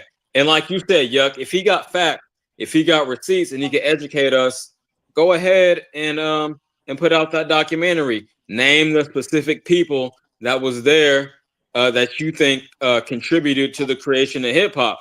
I'm a man. I ain't got, I got pride in who I am in my group, but I rely on the facts. If he got facts and say, this dude was the first to rock the mic at whatever show, at Cool Herc show, I'll be like, all right, damn, I didn't know that. We not from, or most of us I'm not sure the new dude on the panel. No disrespect to you. I'm not sure where you from, but we all from the West Coast. And all I know is we was slapping Too Short in the early 80s. And that was my introduction to hip hop. So, okay, you got some knowledge prior to that. Even Yuck older than me, that got like 10 years on me. He said, the shit was created prior to him even being here. So if y'all got the knowledge, and I think him and Fat Joe probably about the same age, if y'all got some more facts to correct us and come with that, but don't come with. I'm the same age as hip hop. I was born in '74. Hip hop is 50. I'm 50. No. Hip hop was 73. So last year. So I'm 1 year younger than hip hop, basically. Got you. But whoever was there in the beginning, and even if it was you came a little bit after that, drop the receipts, man. Let us know. But as far as I know, the fact that I've been shown, it was created by Black Americans. It got hot, and other minority groups felt like they couldn't fit into white society. They got on that hype, and until I see evidence to the contrary, that's what I'm gonna run with. I don't want to be too long-winded. Go ahead, pass the mic. My brother been waiting patiently. He even showed his face. He was like a motherfucking a meme at first, man. So talk your shit, my brother. Hey, what's good, man? Appreciate you, Yuck Mouth, man. Shout out to the Black Americans in the chat, man. I'm just glad we uniting on some shit. Real talk. Appreciate you, Yuck Mouth. We really getting together because these niggas, these tethers. Kid, what's up? Where are you tapping in from? Where you tapping in from? Shit, I'm actually traveling right now. I'm in Asia right now, but I'm from LA. Oh shit, you tapping in from Asia? Hey, big boy shit. Yeah. I be hopping on YouTube, you know what I'm saying? But and I love traveling, but I'm a full Black American nigga, born in Long Beach, nigga, from Compton, East Side, you know what I'm saying? And talk your shit. Boy, man, we in a motherfucking war. I'm just glad niggas is getting online, niggas is live streaming, letting the motherfucking records show. We need to know who the fucking tethers. Every tether is coming out right now on some real shit. They need to be exposed. We need to know. We need this information. Because the Black American family right now, nigga, we not about to let niggas steal and change the motherfucking narrative. We not gonna let niggas change the history books. We know this is our shit. This shit is in our blood, nigga. I'm like, I try to stay off, but like this year just been crazy. These niggas really saying the wildest shit. And it's like, damn, I gotta say something.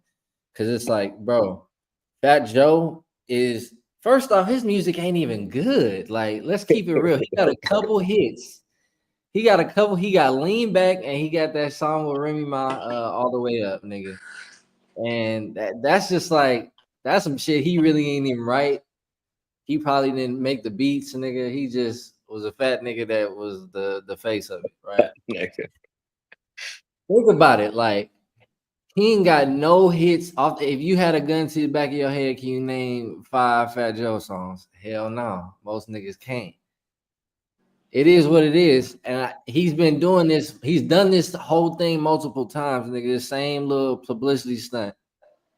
So he's really just promoting the album that nobody's gonna listen to. But it is what it is, man.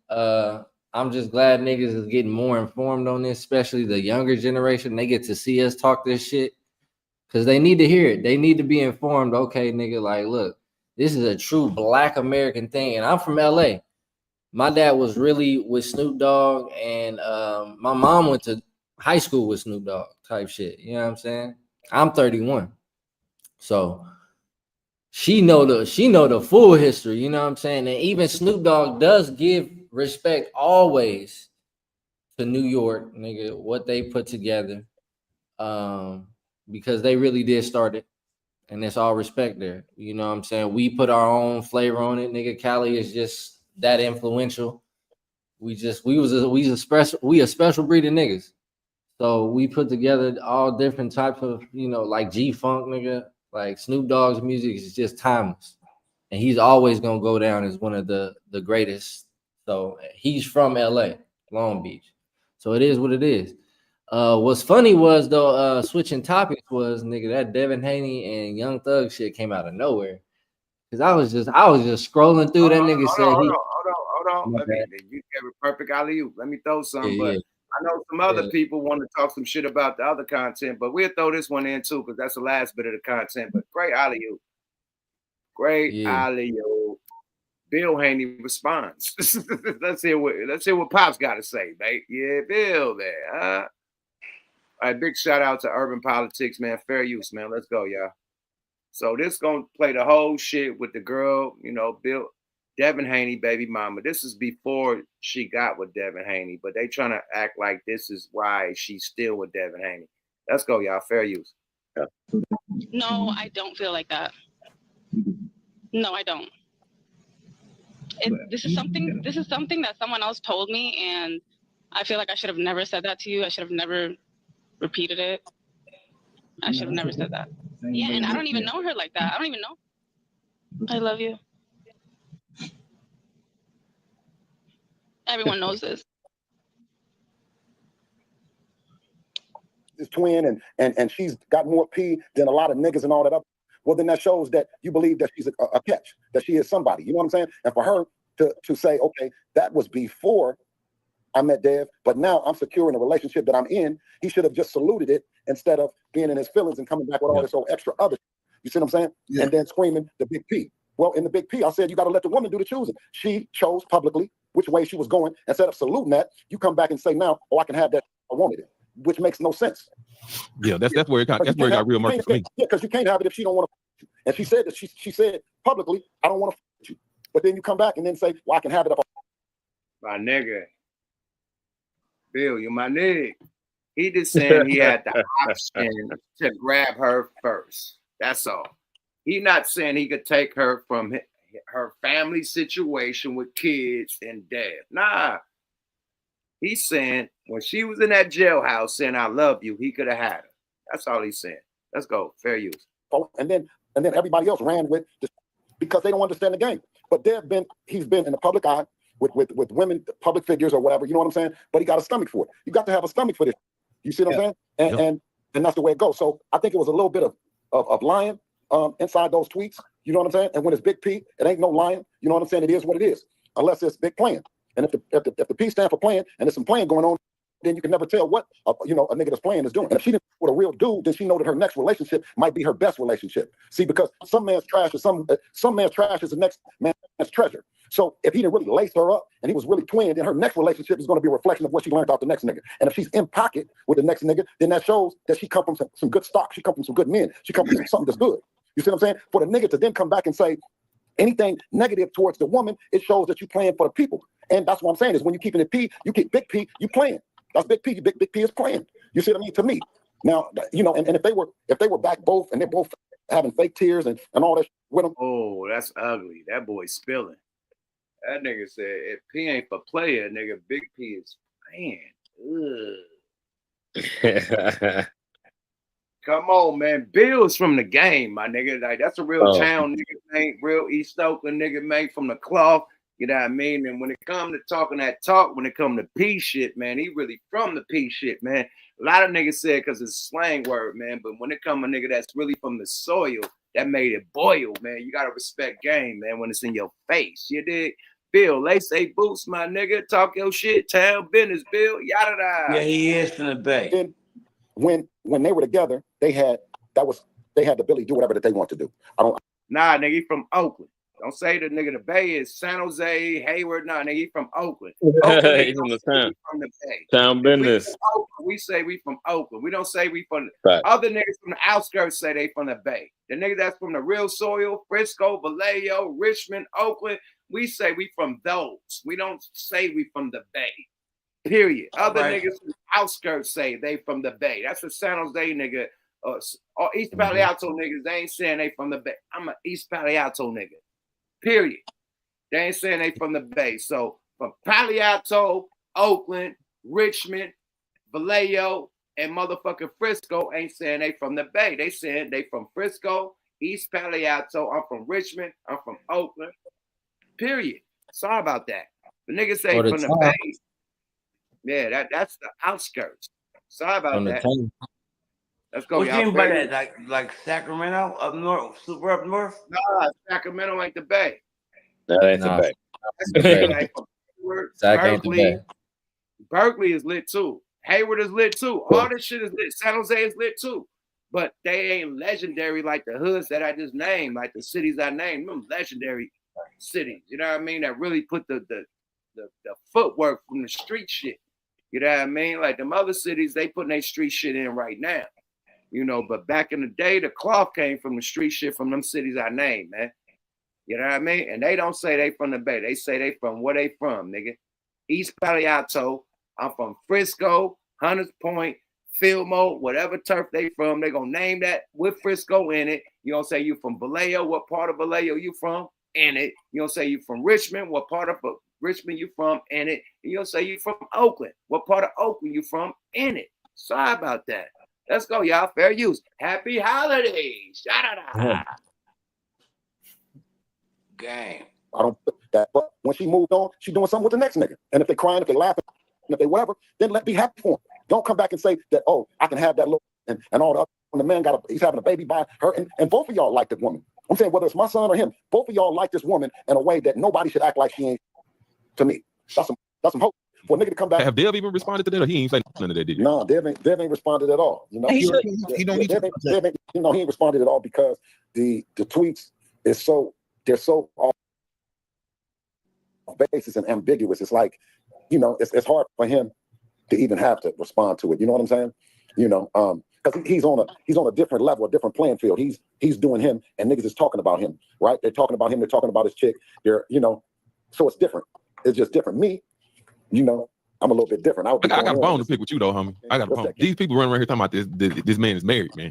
And I ain't getting no invite, man. I'm trying to figure out why I ain't getting no invite to this. Okay, so that's the thing, and with us as Muslims, when you get with a woman and you want that union to be blessed under God and not nobody else, it's called a nikah. Mm-hmm. And what he done in Saudi Arabia is performed the ceremony, which is in front of the imam, where the imam goes in and blesses the union in front of God. And that's what Devin has done. He hasn't done a traditional wedding where, you know what I'm saying, you invite a bunch of people and stuff like that. You know what I'm saying? But for all intent purposes, under the eyes of God, they're one. Their union has been blessed by the imam. You know what I mean? I understand. So yeah. So that's what that was. Yo, it's Big Ant, the spokesman, man. We back. Another edition. Okay, man. So hey, man, say, man, you alley-oop this shit, my nigga. So what you guys say about this? Hey, man, these hoes gonna always embarrass you, bro. Especially, man. Hey, see, this is why I be trapping. I like some of these Asian hoes They out here. say you was out there tricking, nigga. They say you out there tricking on Asian persuasion. Yeah, bro. Nigga, you tricking, period, nigga, on every woman in the world, nigga. At the end of the day, at least my women do bring my women do bring in money, so I don't fuck with no broke bitches. But at the end of the day, bro, it's talk your shit. But if the money includes you bringing in the money, hey, that don't count. If they bringing the money to you, then that's an operation. You know, but if you're just bragging on prostitutes getting money, bro. Hey, it's crazy that they even got these tapes, man. These prison tapes is crazy, man. Because that's the most vulnerable nigga moment that a nigga can really go through. Who got tapes of? Devin? Yeah, bro. Nah, this is the girl though. Like his baby mama. It's always the baby mamas too. At least these women ain't getting wiped up. Like when it's unless he's married to her, then this is just ugly. Unless he is. Damn, no, he is. Kelly. Hey, my best. So it's just this up there with the R. Kelly, Dame Dash. It's like a love triangle. I don't get how even these women enjoy having this type of like embarrassment. She had to have known on that phone call that shit was gonna get out. And she ain't lying. That's the thing. She ain't lying at all, nigga. She's telling 100% the truth. Like, nigga, she probably do love that nigga Thug, but at the end of the day, it's like that nigga don't really give a fuck because she's just another bitch. Who recorded that? Nigga, that was from a jail phone call. Like the prison the prison, or it's the jail. That nigga is not. Was he actually in prison, or he was in the county jail? Cell phone? He got a cell phone? Bro, they got video chats now in the motherfucking prisons and jails, nigga. You can video chat on the phone. So that's how they obtained it from the actual. Okay, one more question then for both of you, the panel. How the hell that shit get aired? How they put it on Why the not? Yeah, it got put on the internet. These How? blogs and shit pick that up. Like the blogs pick it up. They call in. They say, "Hey, it's a police nigga that put that out. Like that had to come from the people. That didn't come from the blog, nigga. Like how the blog nigga got access to your motherfucking visit from a girl? Exactly. 50 G's will get anything, bro. Like especially a tape. Like and 50,000. that shit is clear. Exactly. It's 2024, 2025 down there. Nigga, all this shit is 1080p, my nigga. This shit is That crazy. shit is so clear. That's the first time you showed me that. What the fuck? That was from back in the day, my nigga. Like I could pull footage. I'm married. I could pull footage from bitches from back in the day that said they was dead in love with me. Do that fuck with me and my wife and my family right now? That's from back in the day. So what DEVIN Haney, what Bill Haney was saying, that's back in the day, man. You know, she chose up. Like you talking about keep it P, man. You know, if you in the P game, if a bitch shoes up, man, hey, you know what I mean? It is what it is. May the best man win. You know, you can't knock her. You can't you gotta let the girl choose. It's on the girl, really. It ain't on the P. It's on the P what you could spit, but it's on the girl choice. So if she chose this nigga besides you, hey, that's all he's saying. Period. She basically added him. Barbecue or mildew. Nigga, she pimping that nigga. She pimping them both. She's a choosy Susie, boy. Yeah, it be like both. My thing is this, man. That nigga Travis Hunter better watch out for his bitch, man. We ain't even talking about DEVIN Haney. Damn. Travis Hunter. That nigga bitch hip hop videos, ass getting grabbed on, hella shit. Damn, bro, because it's crazy because I know niggas like that back in high school, man. That was he that type of nigga though. He really is that type of nigga that'll really wait for his bitch at a party and shit. My son got a homeboy like that. Nigga, first time ever getting pussy, sprung on the pussy. Football all-star. He got all the bitches, but this bitch got this nigga wrapped around one thumb because she putting the pussy on the nigga. He probably the first bad bitch this nigga had in his life. So yeah, some niggas get exactly. Bad bitch, it ain't a custom. When you're accustomed to having bad bitches all your life, man, it's like a pair of shoes, like a pair of Jordans, man. It's like a different color. You know what I mean? Like, yeah, they come a dime a dozen, my nigga. It's like a pair of Jordans if you're used to it. If you ain't used to it, you're going to abuse to it. You feel me? You're going to you know what I mean? Wipe that up. You're going to make a whole housewife. Not knowing this bitch has been a Chris Brown house, nigga, fucking, all the niggas' houses, that nigga, Usher, every nigga. Period. The bitch took Grace from Usher, nigga, everything, right? Every young hip-hop drill nigga video from Chicago, bitch has been all in the shit. But you wipe the bitch up. You ain't know her history until it comes out when y'all start dating. Right? Let me tell you this. Hey, Yuck, you know, a bitch ain't gonna tell you her background. A bitch gonna act like she only got her virginity took and she fucked 2 niggas. Hey, look, I always got a good story, Yuck. Watch this. I always got a good story about the topic.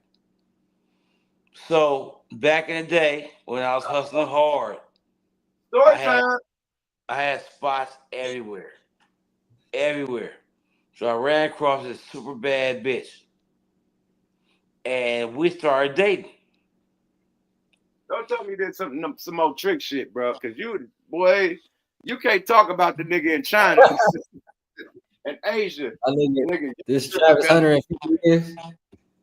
No, look, no, this is real deal Holyfield. This is my mom recipe. Nigga. So we started fucking around for like 2 years before I got to fuck her at her house.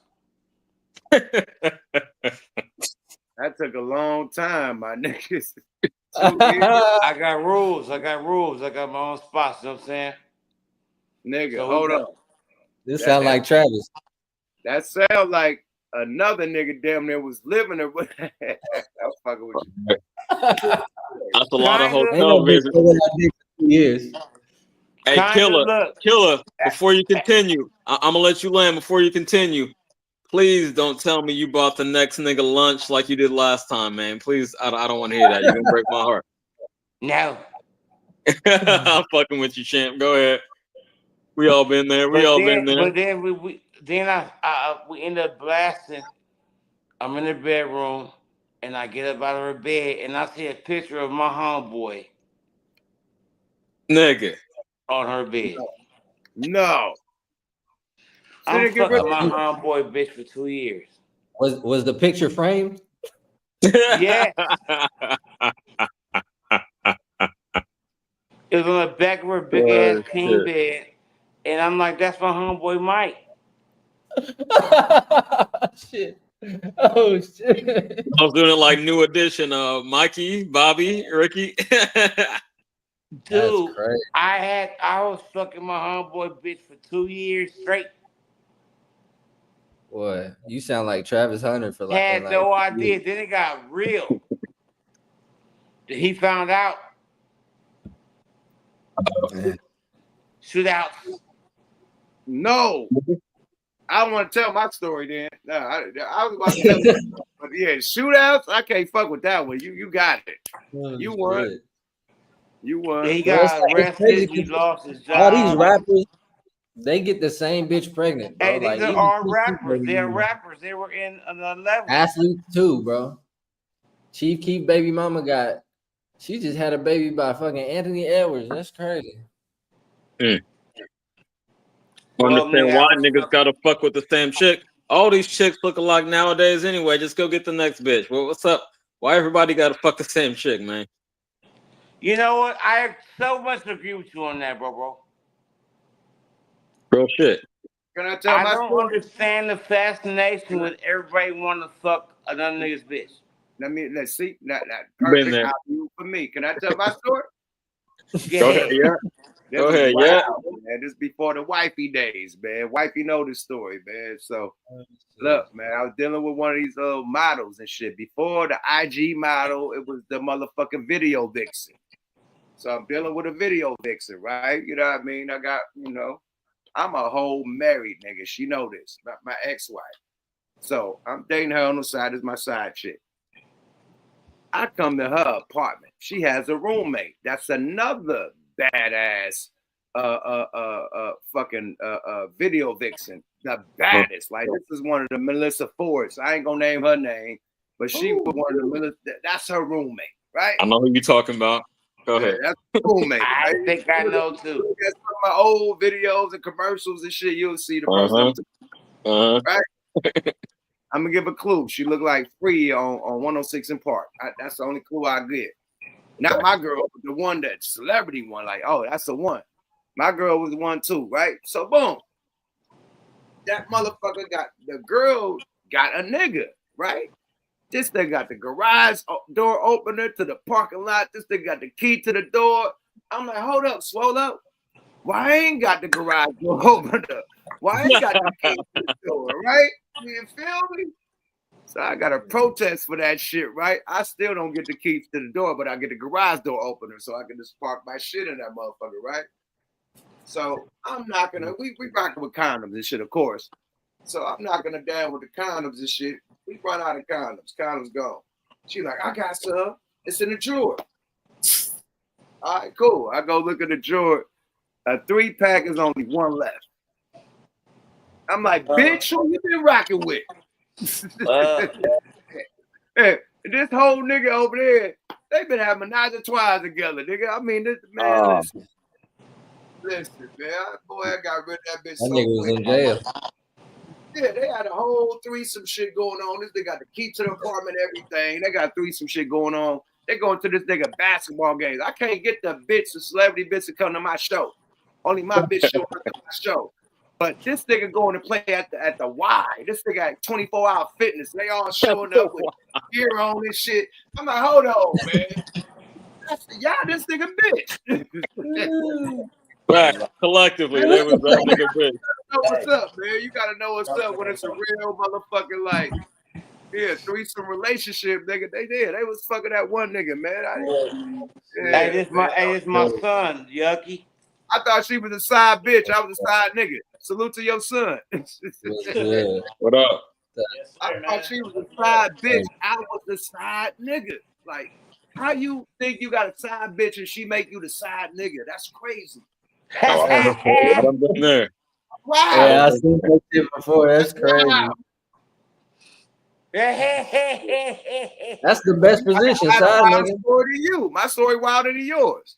I was a Yeah, side nigga. Like I did not have the house key. I had the garage. This nigga had the house key, the garage. They come to this nigga game like he LeBron James and shit. This nigga playing at the YMCA. Nigga, I got a show. Nigga at the Palladium in Hollywood. This nigga packed out. This bitch don't want to come with the whole crew. It's just her. Like, hold on. I know what's going on. This nigga got a capacity of 5 people at his game. But y'all in here with y'all whole crew, all the bitches, everybody. Like, I know what's going on. And he was a light-skinned pretty boy nigga with green eyes. There we go. Yeah, the Then whole you shit. said, but you said he only there were some condoms missing. Yeah, I knew it. I got bitch where the condoms at. Magnum, I hope. Hey, but Bando Kev, you spot on especially for a young brother. The side nigga nowadays, that's the best position to play, man. In my opinion. Man, Yeah, I that's ended like- up being a side. I thought I had a side bitch. I'm a whole married nigga, and she made me the side nigga. Like, hold on, you supposed to be my side bitch. She man. She fucked me up with that one, man. I shook that bitch. They start bringing naked pictures of the bitch for her birthday, like naked paintings. Like, how you know how she look naked? She, I can't get That's Why crazy. are you giving him a picture of you naked? He know where the moles on her body is at. Nigga drawing naked pictures of her doggy style. Nigga, no, nigga, I know what's going on. Little nigga, no, nigga, I know what's going on. He said it was too much details. I know that birthmark. How y'all know that birthmark? Man, this nigga did a whole doggy style painting and presented it at her birthday, like voila, like nigga, okay. That's the last time I seen the bitch. I know what's going on. Shit, I ain't mad at you. Yeah. Yo, I ain't have the firearms come into play, but you know, in my younger years, in my 20s, I done fought over a chick. I ain't proud of it, but and sometimes it go down like that. They didn't fight though. Did y'all fight? Man, no, I thought you said Killer. I thought you said that you had gunplay involved. Me and the nigga fight. Watch this, and Floss and other players. I didn't fight the nigga because I'm from the P. If the bitch shoes up, she chose up. I was mad that I couldn't flip the celebrity Melissa Ford type of bitch. On the same type of time. I feel you. Yeah, I wanted my bitch to bring her to the table. Yeah, that's all I wanted. Like, let's make it fair game. I'm gonna finish the story up. That's all I wanted, my nigga. I feel you. I'm gonna finish the story up because you know the players in this whole get down. And I'll say him. Mike Lincoln from another level for loss. Oh my lord, he was a player. For loss was there. And it just went crazy because my buddies went and rolled on them. Then they called me for help. I'm gonna make this shit real quick. They called me for help. So I pulled up with my people. Yeah. And the security guard, this is the craziest shit about this story. The security guard was dying of cancer. So he gave us all his guns. The fuck? He gave us 4 9s. Where are we going? Where the fuck are we going with this story? But continue. Real shit. This is the girl that I had no idea. Oh man, I'm trying to see going. This is the girl I had no idea I was fucking my homeboy's bitch. So when Cuz found out, activity. I don't even want to say Cuz no more. I'm sorry. When homeboy found out, they pulled up deep as shit with people that were from my hood that wanted to beat me up. How many people? I'll say 20. God damn. That's deep. Yeah. So then we know, so the homie gave us the burners because he was dying. He was on his way out. So he gave, like I said, burners. So I tell for loss, Yucky. You know how crazy for loss is. Mm-hmm. I tell his ass, I said, look, man, I kind of organize everything. We can go upstairs. I just wanted a bat. Just give me a bat. I didn't want none of the guns. Them niggas took the guns and went up on the roof. And I was like, okay, don't start shooting until I say start shooting. Yuck, nervous as fuck. Where we going? Lost to start busting. Blah, blah, blah, blah, blah. Lost start busting. First, I'm like, God damn. Now everything is all discombobulated. I'm military mindset. I'm trying to figure things out. I'm running down the stairs. I whap a nigga with the bat. Weapon with the bat. For lost still shooting from the roof. And then we end up getting out to our car. Look at these niggas. We end up running away. We end up running all them guys away because they didn't know we had. They got their bullets. Was this all over a bitch? Yes. Oh man, see, bitches is the rule. You putting dozens of lives in danger. You got a goddamn cancer patient. He on his deathbed. Oh, I can't use it no more. Take my 9. What the fuck, my nigga? Y'all doing too much. Y'all think Devin Haney would beat Young Thug's ass though? Yes. Man, what the fuck? I don't know, bro. I've been stop. That nigga Thug used to box, bro. If a nigga No, he ain't boxed on that level. He ain't no world champion. He ain't undisputed. Man, you want me to show you Young Thug training?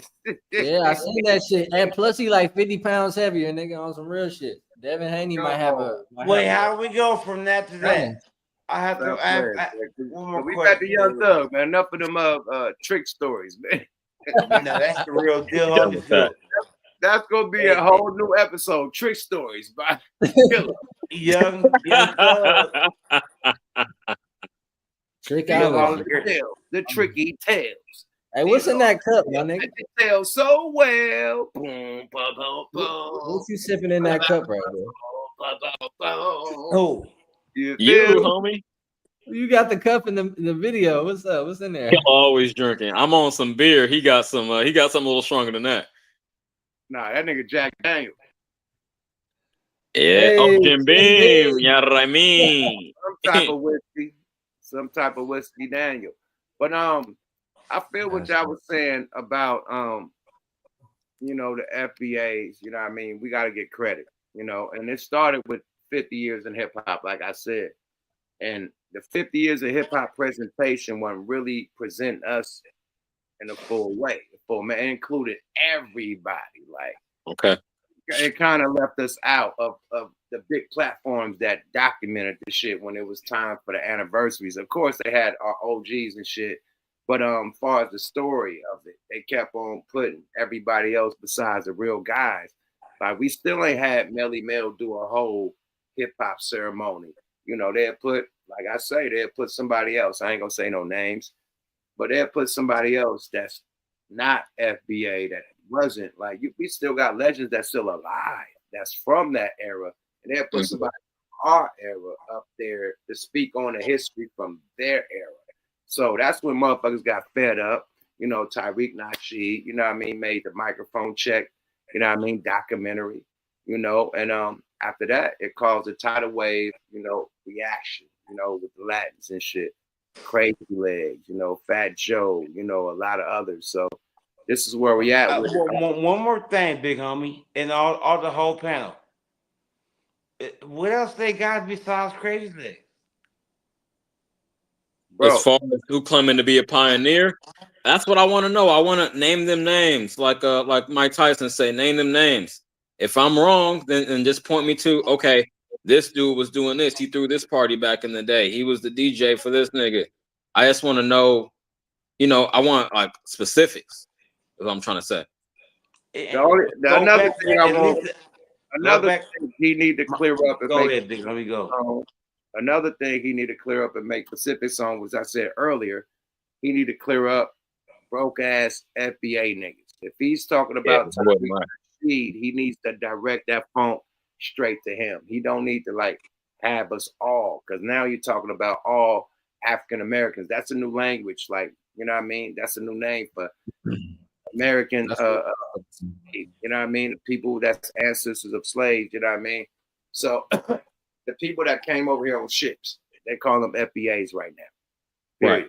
Hey, before we land on this, before we wrap up that Fat Joe topic, let me continue. Let me continue, right, and then you could go after this. Okay. So with that being said, he just need to put a name on it. You know what I mean? If you got a problem with Tariq Nasheed and got a problem with Lord JAMAR, say that. You know, don't put that on the whole lineage. Don't put that on the whole culture, because now people looking at you side eye. Now continue what you want to say. No, great point. FBA ain't got no leader. He was trying to point it like, just because he coined the phrase, it's just a new term for the same thing we've been knowing. But you know, a way to identify this is us. So he ain't a leader of nothing. It's not like niggas is following behind Tariq. He's just speaking on some facts, and some people agree with him. Now, Yuck, you was talking about earlier. I heard your opening before you let us up on the panel, and you was saying, okay, Fat Joe. And I ain't got no hate in my heart for Fat Joe. Whatever, it's his opinion. It's his opinion. But you said that he put these people on. It wouldn't be no Big Pun, no Remy Ma, if not for Fat Joe, which I would agree with. But I got a question for you. What FBA man? What black man did he put on? He put on a black woman. Again, man. Because that's who put him on. Wayne gave him his biggest hit, I think, ever with that "Make It Rain." Put him on. So I'm just saying, what black man did he put on? I ain't saying the sisters ain't important. Hey, Remy Ma had the hottest verse on that "Lean Back." You know, I mean, she was tearing shit up. He said he put on Trick Daddy. He got Trick Daddy his deal. Okay. And he said he put on a couple other people. So. Hey, I didn't know about the Trick Daddy thing. I was wondering.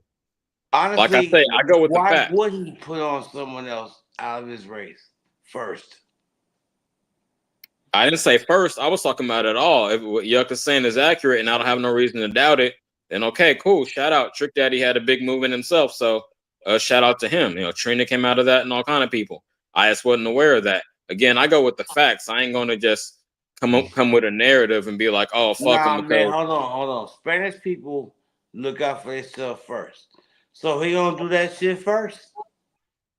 Again, I'm not saying first. I was just saying that all. I don't expect him to put on anyone else Spanish.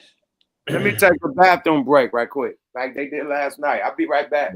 But I'm gonna pull up. Hey, no, it's just crazy to see the optics of this white Puerto Rican saying broke ass niggas, bro, and FBA. You know, I gotta hear that and see that. He really dissing us, bro, and that's why I can't. He said that.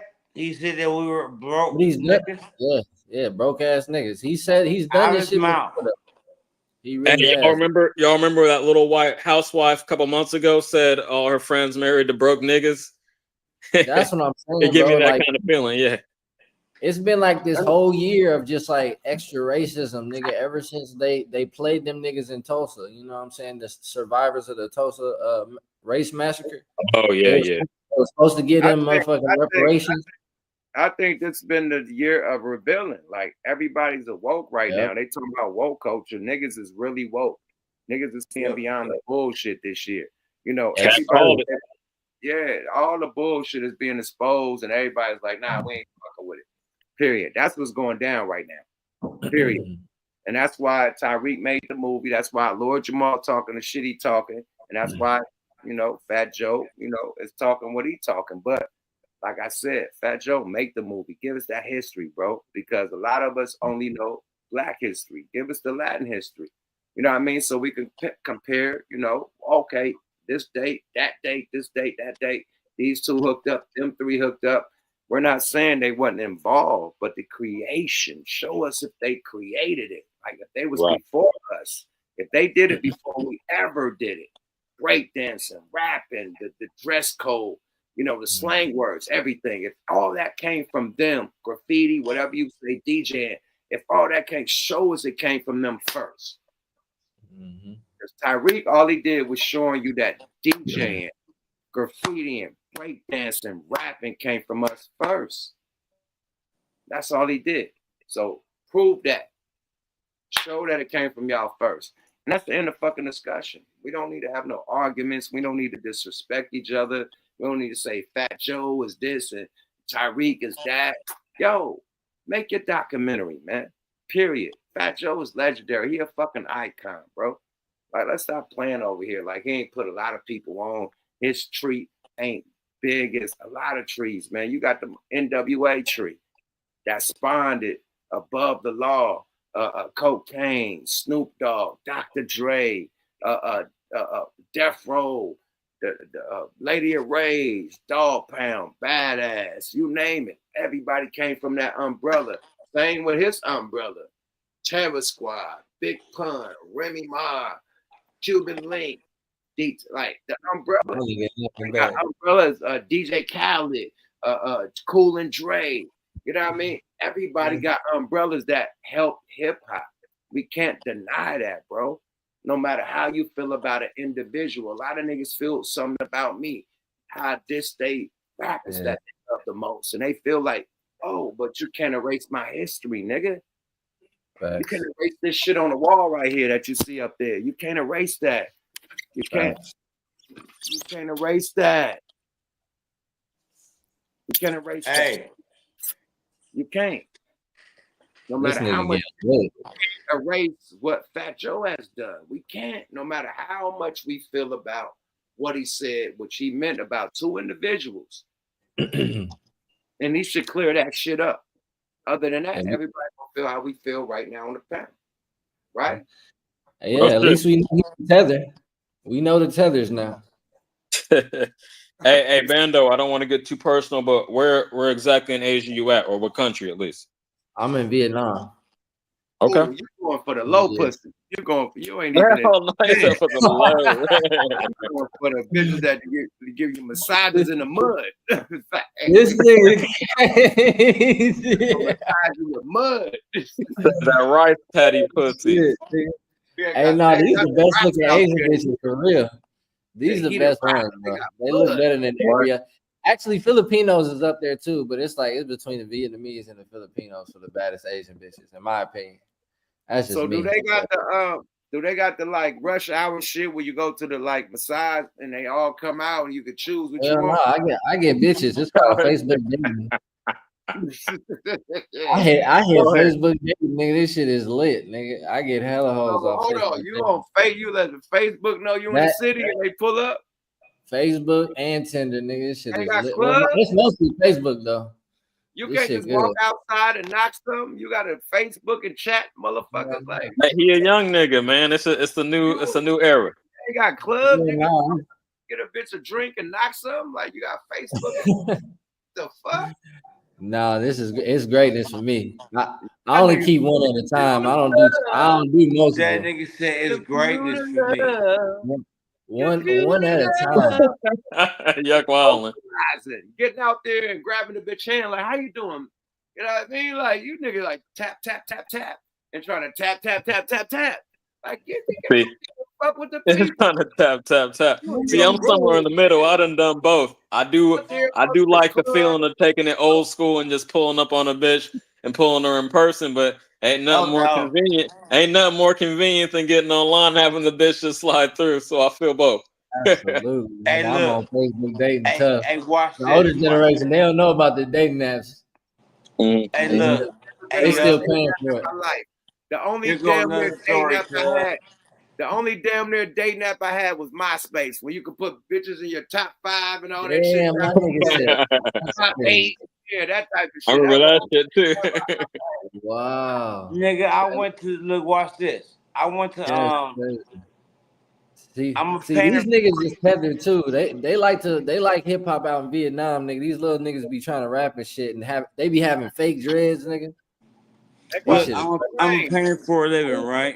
there, they called you Lil Wayne or T-Pain. One of them niggas. You damn right. You already know. Hell no. It's Wayne all day, nigga. Hey, watch this shit. Watch Yeah. this. You already know Wayne all day. Hey, hold on. So, hey, whoa, hey, up on the wall, hey. Yuck, watch this. Yuck, watch this. Whoa. I'm a painter for a living, right? So Yeah, these motherfuckers these dogs like crazy. one of my coworkers gave me a bitch that he be paying to fuck. And I was like, all right, cool. And You got the craziest stories. Go ahead, Killer. She was cheap. She was like $1.50. And this wasn't that long ago. No, and wait, or that's what you paid for. No, she had a room at the hotel and everything. Oh, shit. Not the one you bought the dinner for. No. Great. Okay. Another one. And then another one. She was like, yeah, that's gonna be $250. I said, bitch, I thought it was gonna be $150. So it was the price. God damn, my nigga, I was kidding. Go ahead, Killer. She said, you see what you're doing right now? Because I was at the table in the hotel room drinking and smoking. She's like, you ain't no bitch worth shit out of me. And I Hold said, on, yes, let him tell the story. She said, you about to fucking shit out of me. I said, yes, I am. And you niggas have big dicks. So she charged the Mexicans smaller prices for smaller dicks. No, my nigga. And I enjoyed myself. You said it's a price per inch, my nigga. You enjoyed yourself, didn't you, nigga? That's what's up. You got flexible That rates. nigga enjoyed that shit. Tijuana? That's what's up, nigga. Merry Christmas, nigga. Hell yeah. No, I got TJ stories too. I got T1 stories. 250 for one nut. That's crazy.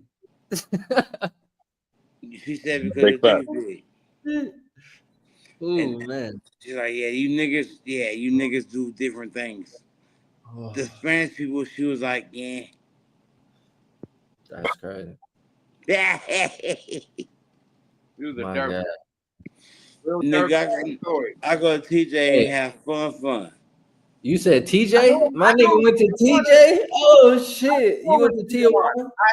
I said first thing I said was you in Tijuana. The first thing That's crazy. That nigga hit Hong Kong, y'all. That's what's up, my nigga. You Bro, in Hong you Kong? gotta go to motherfucker, bro. You could go to TJ. Why you way the fuck over there? You got a lot of lady boys out there. Oh, no, I'm turned up out here, nigga. Oh, my nigga. Who a man? I'm turned up in Vietnam. It's different, though. I'm turned up all TJ over. is dangerous now, homie. Nigga, all the lady boys out there, nigga. All the lady boys porn come Nah, from that's Thailand, nigga. That's Thailand. They don't do that shit in Vietnam.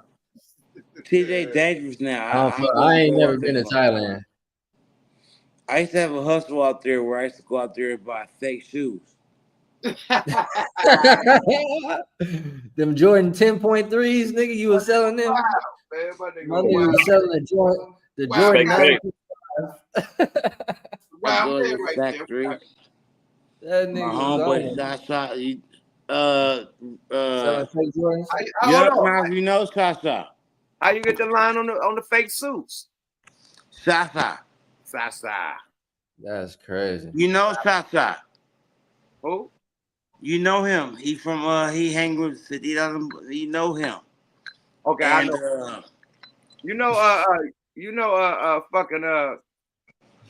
Our boy Floss just hooked up the fucking half a suit. We're about to be in half a suit, nigga. Floss hooked that. Is you coming, nigga? No Frank Ocean. Is you sliding through? No Frank. Once I slap that nigga. Is you pulling up, nigga? It's gonna be boat to boat, float to float. It's gonna be live. Yeah, that's what it's lit. I can't do nothing but look and enjoy, but you guys can have fun. Floss mode, I got an issue with that nigga. Who? I'm gonna slap him one time and that's it. You ain't slapping my homeboy. We ain't doing that. We having a great time, and you gonna put that shit in your back pocket. We gonna have fun in the sun, my nigga. with all the motherfucking tan buns. Stop playing. That man embarrassed us. Okay, one time for your mind. You embarrassing us tonight with your stories sometimes. Still rock with you, my nigga. You still the homie. Yeah, your stories is your stories, nigga. Hey, you still the homie. No, I got love for love. If someone try to fuck with laws, they're gonna have a real issue. If someone try to fuck with laws, they're gonna have a real issue. No, I'm gonna tell y'all this, man. But 2025, let that shit slide. Whatever's in the past, let that shit pass. Whatever's in the future, let that shit make your future, man. We can't stress out and harbor pain over stupid shit, because once that nigga, Lord forbid, but if something tragic happened and he happened to pass, you're gonna be like, oh, that was my nigga. I couldn't. Some of my niggas died that I had problems with. And I was mad that I couldn't squash it before they died. I don't have one problem. You know what? I ain't gonna lie. I have no. At the end of the day, I'm gonna air this out on your platform. Nah, we too old. I don't got no problem with him. Unless a nigga that drove blood, if a nigga got shot, killed, stabbed, or fucked your bitch, that's a different thing. But other than that, my nigga, period. Nigga, yeah, look like Young Thug and Devin Haney got to fight now, huh? Damn. You can't fuck with a nigga money or a nigga bitch. You feel me? That's like blood drawing. That's like. So what y'all gonna do out there? If you don't mind me asking. That is more crucial than a nigga come doing a drive-by. You fucking a nigga bitch or you taking a nigga money. That's as crucial as a nigga coming through, slide through, and shooting up shit. Now it's beef. That's the same thing. It's on the same level. Niggas is not accepting you fuck they bitch, and niggas is definitely not accepting you take their money. Period. That ruins empires. Straight up. It sure did. Hey, one more thing. What are you doing with Philosopher? I told you, have a suit. It's gonna be lit. All them little college chicks out there. Yeah, Lake Havasu, you know, Arizona. Spring break, man. AZ, boy. Hey. If you know, you know. I know. If you That's know, dope. you know. Yeah, if you know, you know, my nigga. But that's dope, and that's good money. You better pull up in the boat, nigga. Hell yeah. I just got rid of my boat. Yeah, man. Wrong time. Anyway, man. Yeah, pull up, man. It's gonna be boat to boat, yacht to yacht, dot to dot. It's gonna go down, man. Y'all have fun, nigga. I'm just gonna, because a lot of girls be, girls going wild titties, flashing and shit. I'm just gonna enjoy it, man. I've been in 1,000 strip clubs. My wife let me go to the strip club, so I can enjoy the scenery. I can't participate, but y'all can. So, man, out of you and y'all shit, man. Hey, take that. I'm bringing my son out there so he can have fun, nigga. Take all of that. Yeah, man. He gonna go crazy. What, he like 19 now? 19, man. He about to go ape shit out there, man. He gonna have fun. I'm out of there. You might have more fun than you. If my wife going, hell no. She gotta be here with the dog. Oh, Jake. Shout out to Jake. Yeah. I'll hold the fort down. Yeah, feel. But yeah, it's been a great panel. If y'all don't want to continue with the topic, other than that, man, let's end this shit, man. It's the holidays, man. I know niggas got kids, got family members in the building and shit, man. Y'all want to say something before y'all get up out of here, or we can continue with the content with no more nonsense, man. I think I got something else to post before we get up out of here. Let me post. I got another half hour up in me. Let's keep it going. Let's keep it going, man. I got something else to post, man. Who said nonsense? It ain't no nonsense. I say with the content with no more nonsense. Get out of the way. Because sometimes niggas say nonsense. You're not. Yeah. And you know what be pissing me off? Why you doing your thing? Yeah. This is a little soliloquy. I didn't know that Fat Joe lies. I didn't know that. This is some new shit that they talking about. Fat Joe be lying. I ain't know that, man. So this is some shit that somebody put up. That Fat Joe lying. Fat Joe, my nigga. You know what I mean? My nigga, if you don't get no bigger. But this is a funny little clip, man. It's crazy, man. Let's go, y'all. Fair you. Self-Tim, and they always say I lie or I say too much. I worked on an album with Biggie. We cut about 5 songs together. How many songs did you guys do? I don't know, but a couple. Not maybe 8 songs, 10 songs, you know, like that. He entertaining, especially when he lied. That's when he less entertaining. Long ago, Fat Joe came out and said he lied in 95% of his rhymes. What did you think of that?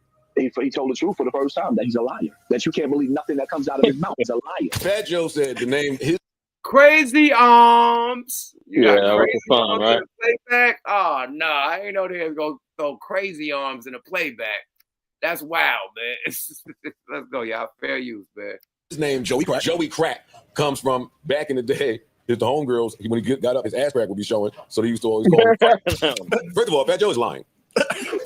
What's number one? Fat Joe is lying. That is a lie. When talking about the greatest rappers from the golden age of hip-hop, it's impossible to leave out Fat Joe. The Bronx native with Puerto Rican and Cuban roots has undeniably left his mark on the culture. From dropping 13 studio albums to delivering hit after hit, Fat Joe has been a major force in hip-hop. Not to mention, he's also played a pivotal role in cultivating talents like the legendary Big Pun, who remains a symbol of pride for Puerto Rican MCs everywhere. But in recent years, Joe's iconic status has started to show a few cracks, mainly due to questionable behavior, shaky morals, and a tendency to exaggerate stories. One of the biggest criticisms being thrown Joe's way is his public support for Diddy, who's been drowning in controversy. You know, I know Diddy 30 years. I'm just praying. It's a very sad situation. I don't know enough about it. That's as far as I could go. I stood up last night, maybe 4 hours praying for him and his kid. Me, Puff Daddy used to chase me and my Beamers and Benzes, and I got ice on, and I'm looking like this. And he's like, yo, Crack, what's up with this? Next thing I know, he's a billionaire. You get what I'm saying? So he was smart. He knew the branding business. Puff Daddy took everything. Many fans and peers in the culture feel that standing by Diddy at this point raises serious questions about Joe's judgment and loyalty to the community. But that's not all. Fat Joe. I'm going to tell you this, man. In the 90s, I'm going to get the screen right now. I got a vouch. In the 90s, this was 94 when we went to New York. Fat Joe had a clothing store. I don't know, it was 10, it was some numbers, like 10 something. He had a whole fucking clothing store already. When we went out there in 94, he had a clothing store. So he was getting paid. I'm just going to put that out there. You know, so when they say that, you know, Puff Daddy was, you're looking at him and his Beamers and Benzes, this nigga had clothing stores and shit already in the 90s. So, yeah, just wanted to put that out there. Facts. Let's go, y'all. Fair use. Has also developed a bit of a reputation for stretching the truth to the point where fans are starting to call him out for telling outright lies. That's pretty entertaining. He entertaining, especially when he lied. That's when he less entertaining. Long ago, Fat Joe came out and said he lied in 95% of his rhymes. What did you think of that? He told the truth for the first time, that he's a liar. That you can't believe nothing that comes out of his mouth. He's a liar. A prime example is his ever-changing stories about his involvement with Biggie Smalls. Back in 2023, Joe appeared on Cam Capone's platform and dropped a bombshell. He claimed that he and Biggie had worked on an album together, recording 8 to 10 songs. According to Joe, the project was scrapped and most likely destroyed because it was so disrespectful, full of disses aimed at Tupac. We made a bunch of songs, you know what I'm saying? But it was like really disrespectful and hateful, and so he died, and they might have burnt them shits, to be honest with you, because, you know, it was distasteful, you know what I'm saying, after the fact. How many songs did you guys do? I don't know, but a couple, not maybe. Boy! Chat! Gang! Committee! What did I teach y'all niggas about body language? Body language 101. Somebody's mic is too loud. Look how you look to the right, look to the left, look down, look up. See, when you telling a real story, you can look forward and straight. I'm just saying, we know this is bullshit, Fat Joe. You ain't never had no, you did some songs with Biggie, but an album, I don't know about that. But let's go.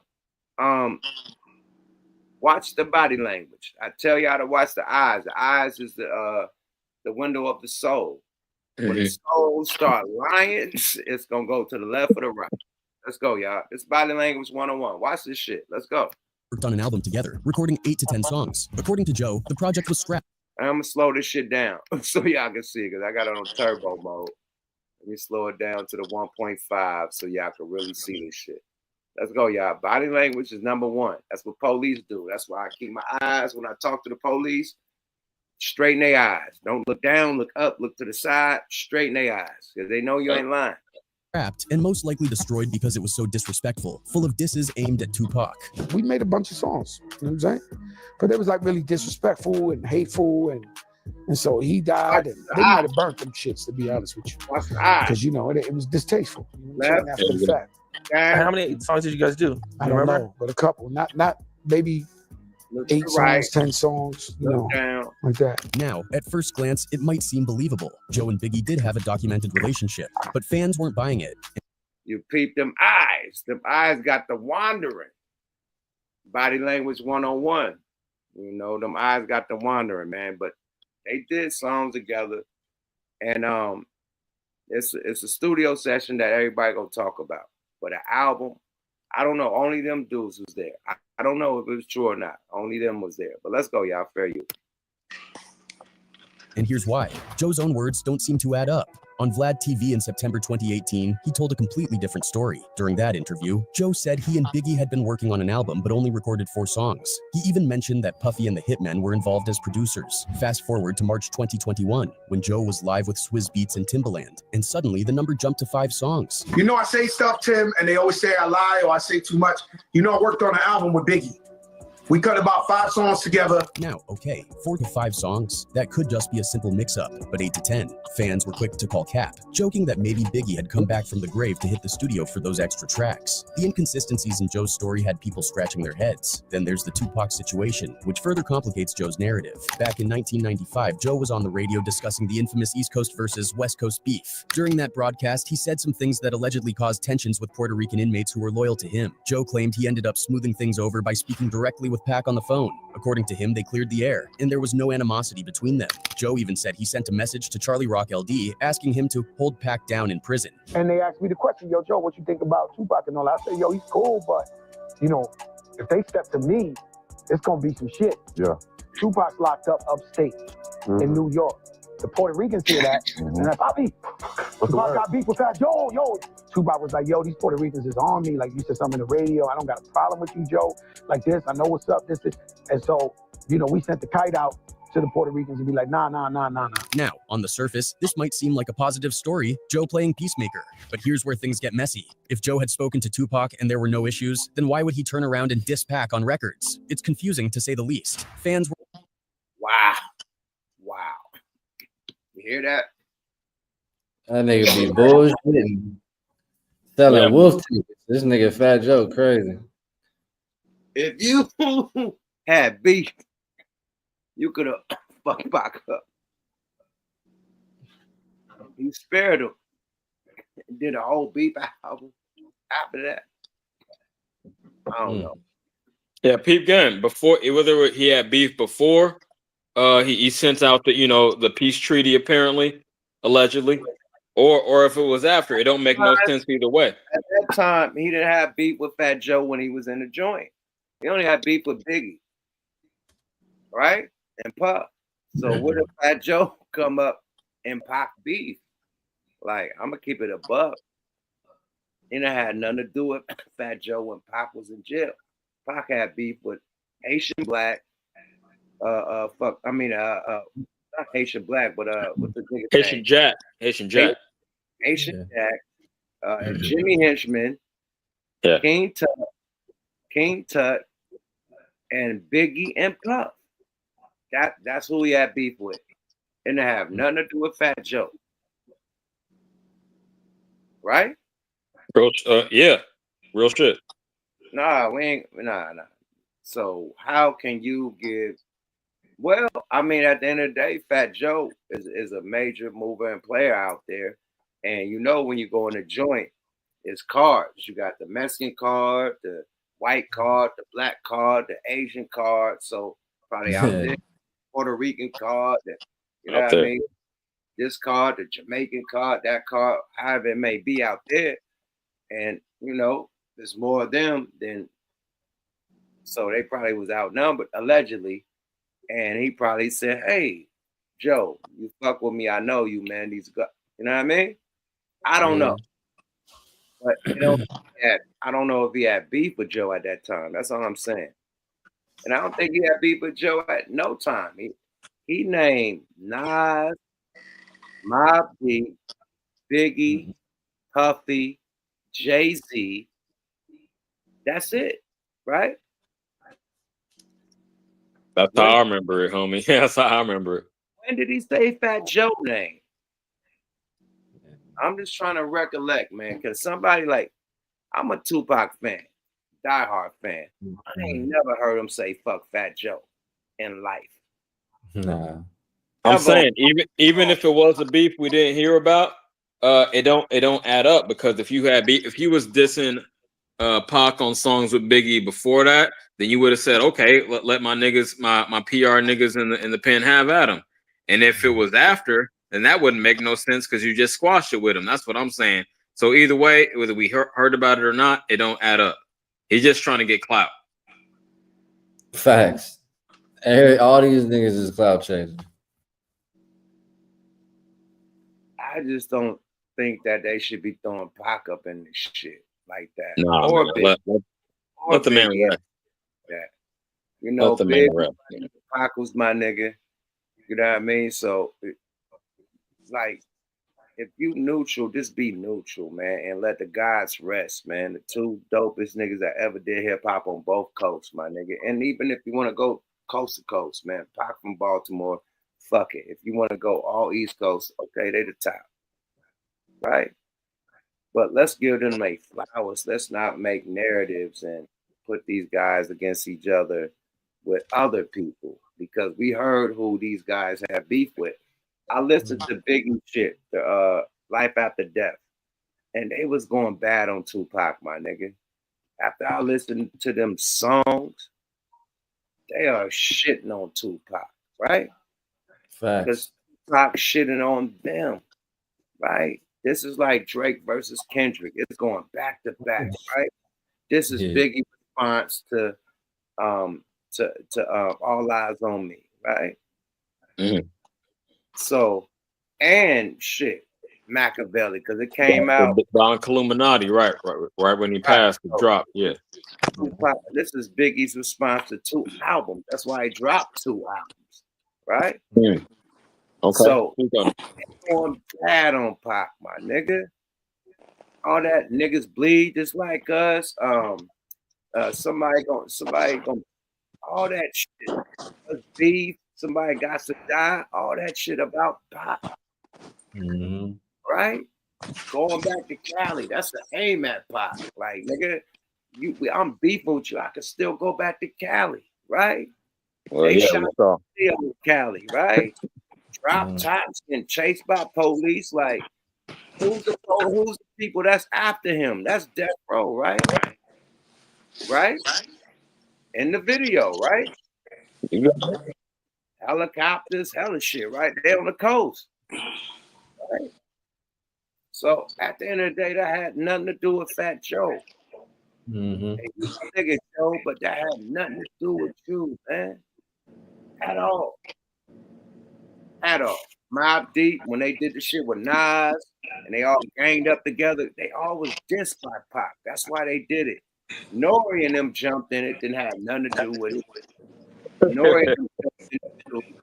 You know what I mean? They had it, but they defended New York, right? They like this pride. But even when Nori and them hopped in, Fat Joe went on that song, right? Real talk. So when did Joe hop in and assisted Biggie besides Jay-Z and Biggie doing a commission album? When did Biggie have time to do an album with Fat Joe just strictly different Tupac? For real. Let's go, y'all. Fair use, man.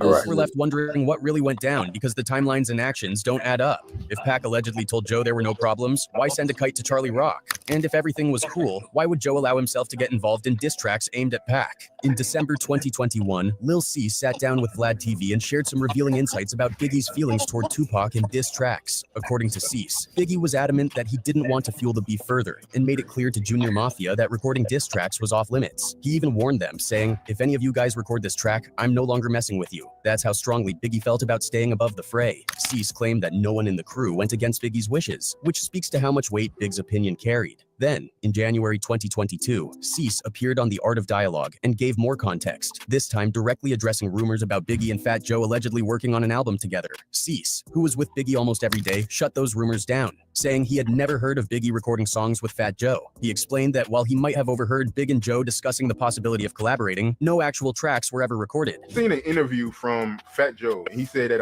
him and Biggie was working on an album together, and he said that they had a whole lot of Tupac disses on the album. I don't think so. I'm sure I was around. I was around for a lot of stuff, and I didn't hear none of that at all.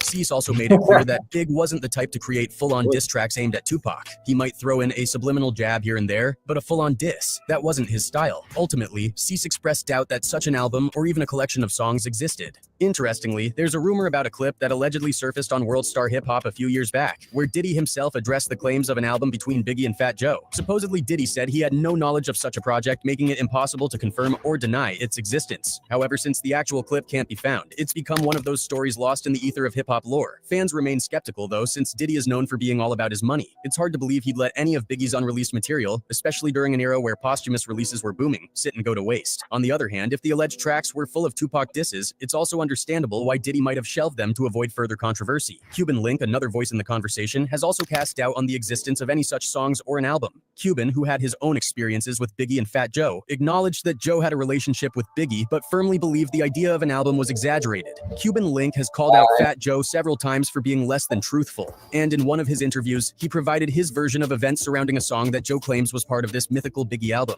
According to Cuban Link, he, Pun, and Joe once visited Diddy's recording studio where they met Biggie. For Cuban, this was his first time meeting the legendary rapper. After exchanging pleasantries, Diddy told Biggie to explain what he had in mind for a track. Biggie wanted a Spanish-flavored intro to bring a unique vibe to the song, something with Spanish gangster spice. Among the group, Cuban was the only one fluent in Spanish, but as a rookie at the time, he wasn't sure he could pull it off. With some encouragement from Pun, Cuban stepped up to the mic, and together he and Pun laid down the intro Biggie envisioned. Biggie loved it and hyped them up for their contribution. Then Fat Joe jumped on the mic to add his own flair to the track. Puffy told Big, hey, yo, tell them what you want from them so they could do it in the studio. You know what I'm saying? Maybe they could do it. You know, because you say you wanted some Spanish shit. You know what I'm saying?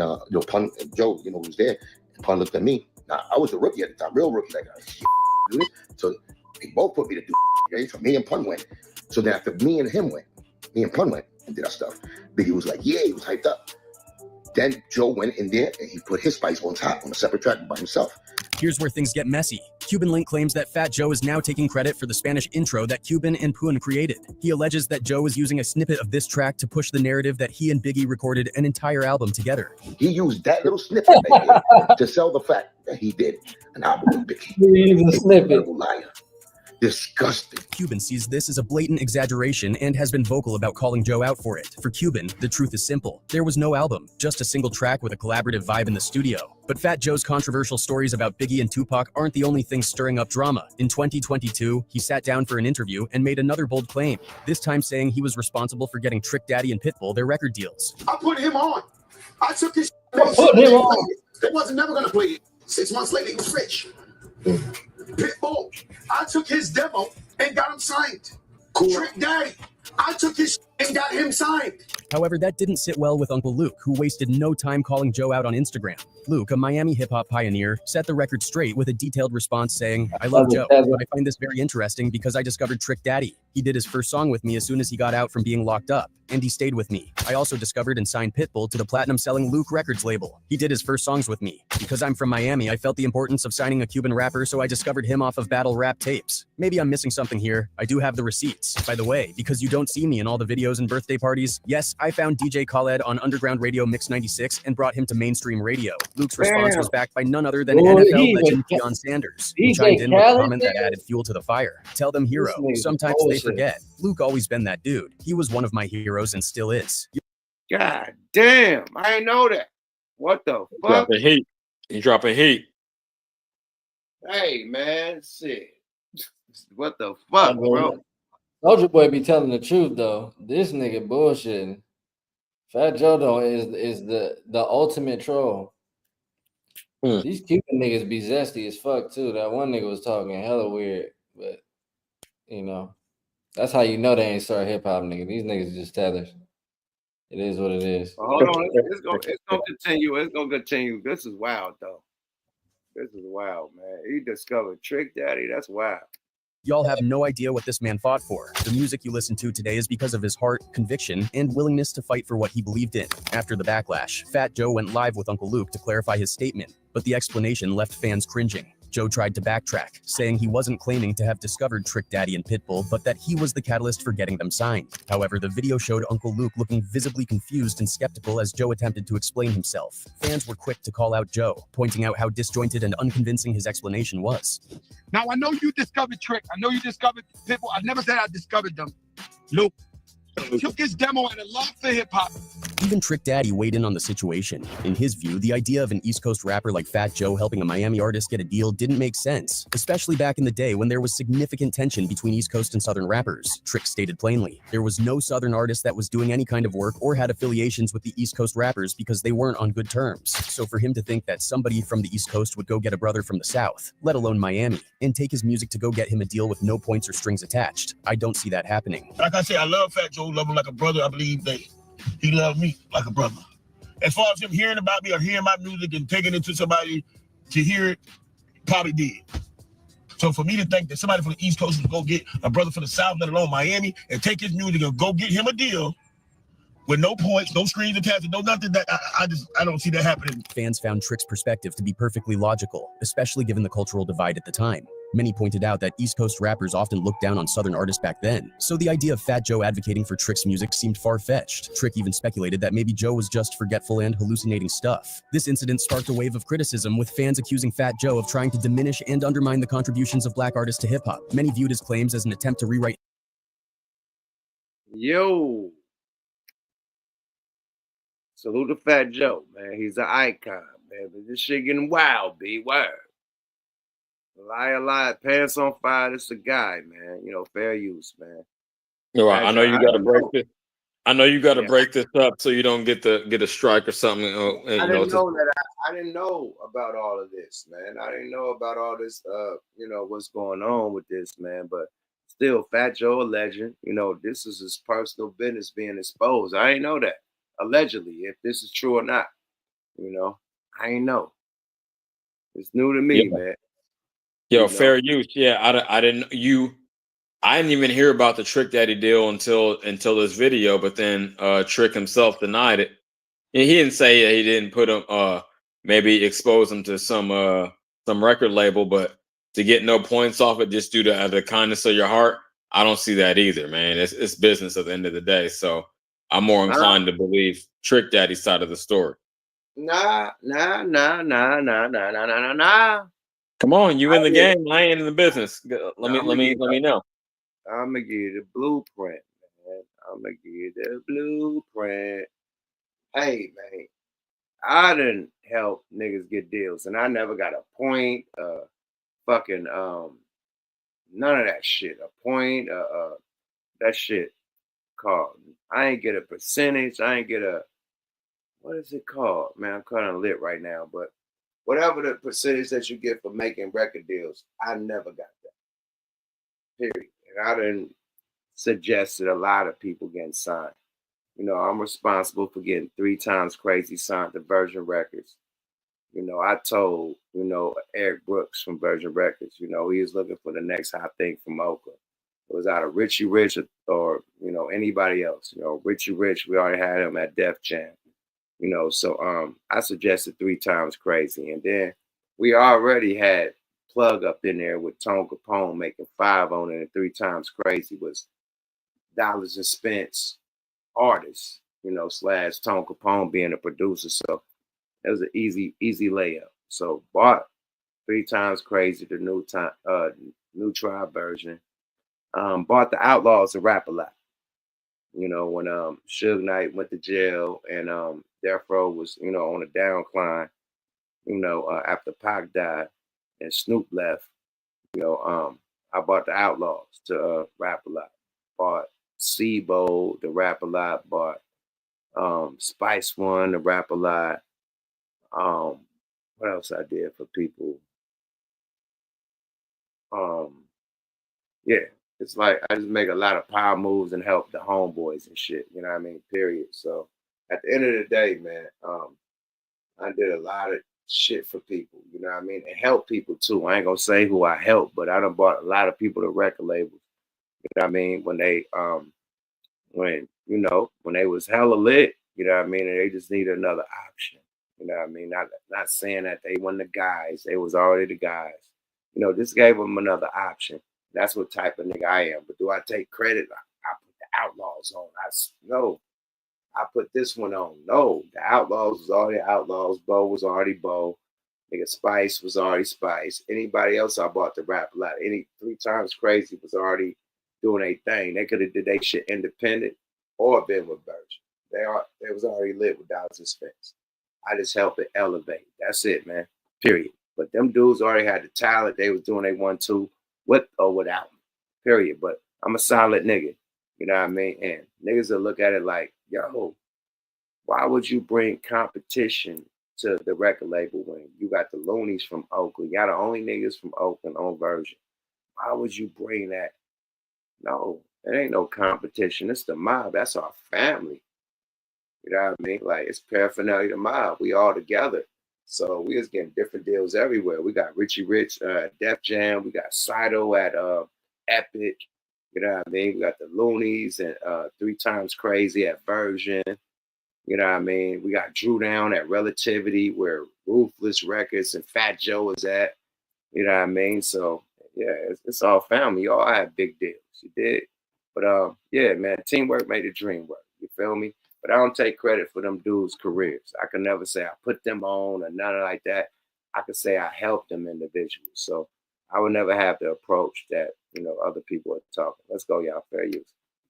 History, inserting himself into narratives where he didn't belong. And if that wasn't enough, Fat Joe has also faced allegations of being a snitch. Although he's denied these accusations, his attempts to clear his name only made things worse. In a video addressing the rumors, Joe repeatedly insisted he wasn't a snitch, but instead of offering a clear and convincing explanation, he rambled on with unrelated tangents and vague statements.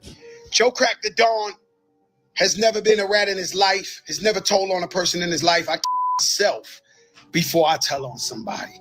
Today's about love or hate.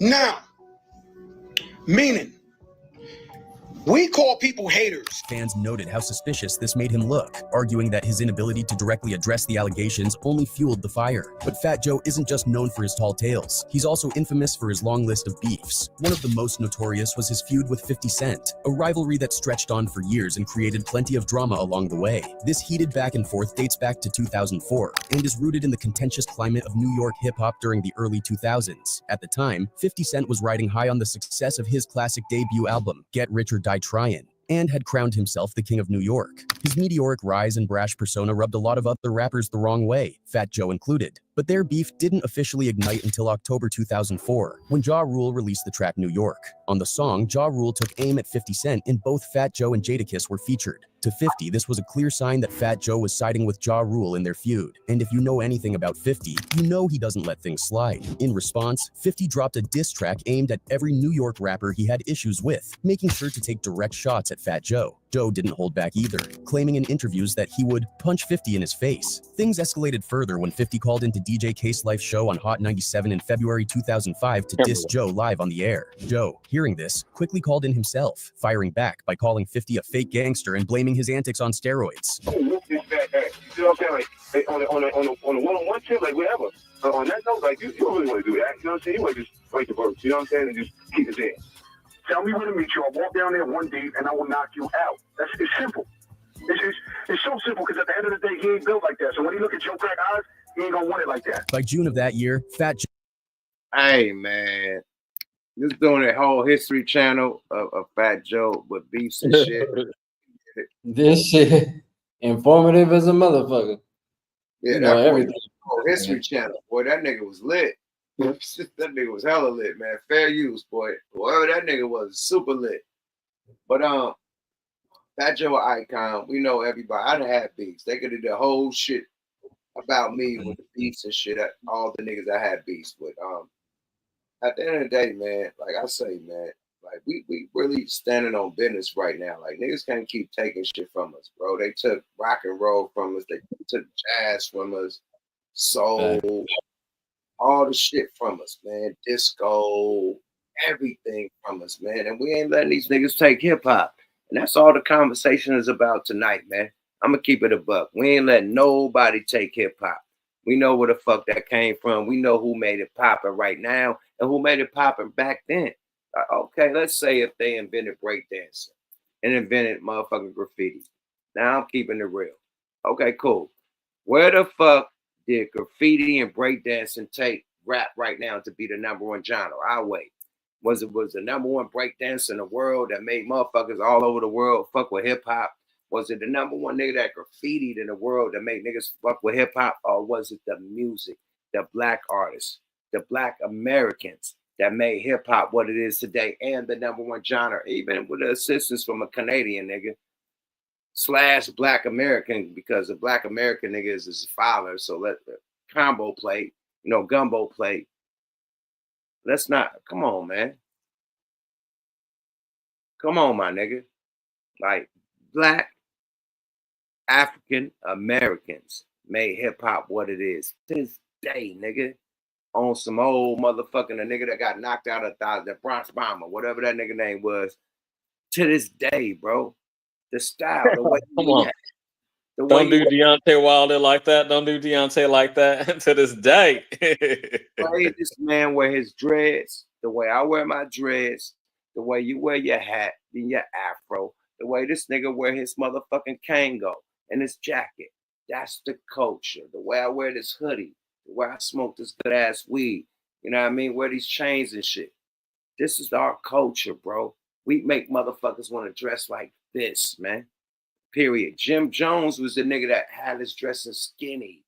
Like, it was all over baggy shit. Jim Jones and Lil Wayne and them start rocking Ed Hardy and make us start slimming up and shit, going into the European style of fashion. You know what I mean? But still, it took African Americans to make that cool in America. It wasn't no nigga that like, yo, man. No. It took a African hip hop nigga to make that cool, make it the swag, make it the, you know what I mean? How niggas rock. Okay, I got a wallet chain. Okay, I got some Ed Hardy, some, you know what I mean? I got some motherfucking motorcycle shit looking on. You know what I mean? Fuck it, tighter shit. My pants is tighter. It ain't extra baggy right now. Fuck it. You know what I mean?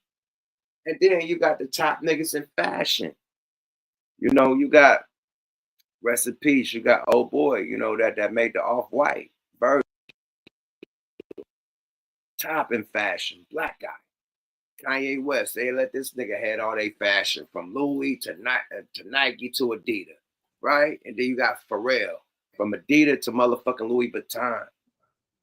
Where's my Latin nigga that's creating swag? You got Dapper Dan that made the Dope Boys, the D-Boys, all that Eric B and Rakim shit you see on the cover, all that BDP, KRS-One, you see them rocking with that, you know what I mean? The motherfucking MGM shit and the Louis Vuitton shit and the Gucci shit custom, you know what I mean? Velour shits with the leather on it. Dapper Dan, this nigga got a position at Gucci right now. Where's your man's at? Where's your man's that created hip hop at? And these big shit that runs the game of hip hop from fashion to music. Where's your man's? Now we can get more to the small hats because they hired us and whatnot. And we could give shit to them as far as breakdancing. They leveled up breakdance. They was the best breakdancing in all the movies that we had. But rapping and music, we sampled James Brown, Parliament, funk. We never sampled like, come on, man. Let's stop playing, bro. Let's stop fucking playing around, my nigga. This the only disagreement I got with Fat Joe. He know this shit started with black people, but he gonna hold it down. You're supposed to hold your race down. Here, you got it. But he know this shit started with us. But he don't even hold it down for the Puerto Ricans like that. I've heard him talk shit about them publicly. There's clips out there of this nigga saying them Puerto Ricans ain't shit. So really, he just fake all around. That nigga's just a troll, bro. He's not to be taken seriously. Yo, I know Yuck ain't gonna agree with that. I don't know the nigga personally, so I can't speak too much on it. All I know is, again, from what the evidence I've seen, Black Americans created this shit, and we deserve credit for being the most musically, really, on the planet, the most musically innovative motherfuckers ever. Because when you look at rock and roll and jazz and blues and hip hop, goddamn, who created so many so many great genres of music. But I'm gonna land on this because I feel like Yuck about to wrap it up. I appreciate the history, Yuck, what you told us, the people you put on, and didn't expect a percentage, a point, or even a finder's fee, like a flat fee, for putting niggas on. Man, it ain't about competition; it's about cooperation. So you find yourself in a position to put someone else on to better their situation, then you did that. You did what you could, man, and that's kind of where my heart is at, man. That's how I try to live my life. Obviously, I ain't in the same position as you, but what I can do for people, I do for people. I hope everyone had a great Christmas, man. I've been real busy, that's why I ain't been up quite as often lately. I'm about to move tomorrow. Just got to make some moves to better my situation for myself and mama. But yo, shout out Killer, man. I always enjoy your random ass stories, bro. You keep me entertained. Obviously, shout out Yuck for having me up here. If I see you in the chat on Red Supreme, I'm gonna bring you up. I'm gonna make sure you get on. And the young dude in Vietnam, what's your name again, homie? Bando Kev. Bando Kev. Hey, shout out to you. You said you from LA. All right, it's Cali. It was a Cali panel tonight, man. So salute to all your brothers. It was good conversation. And on that note, I'm out. Y'all have a good night. Appreciate you, bro. Yada, happy holidays, champ. You feel me?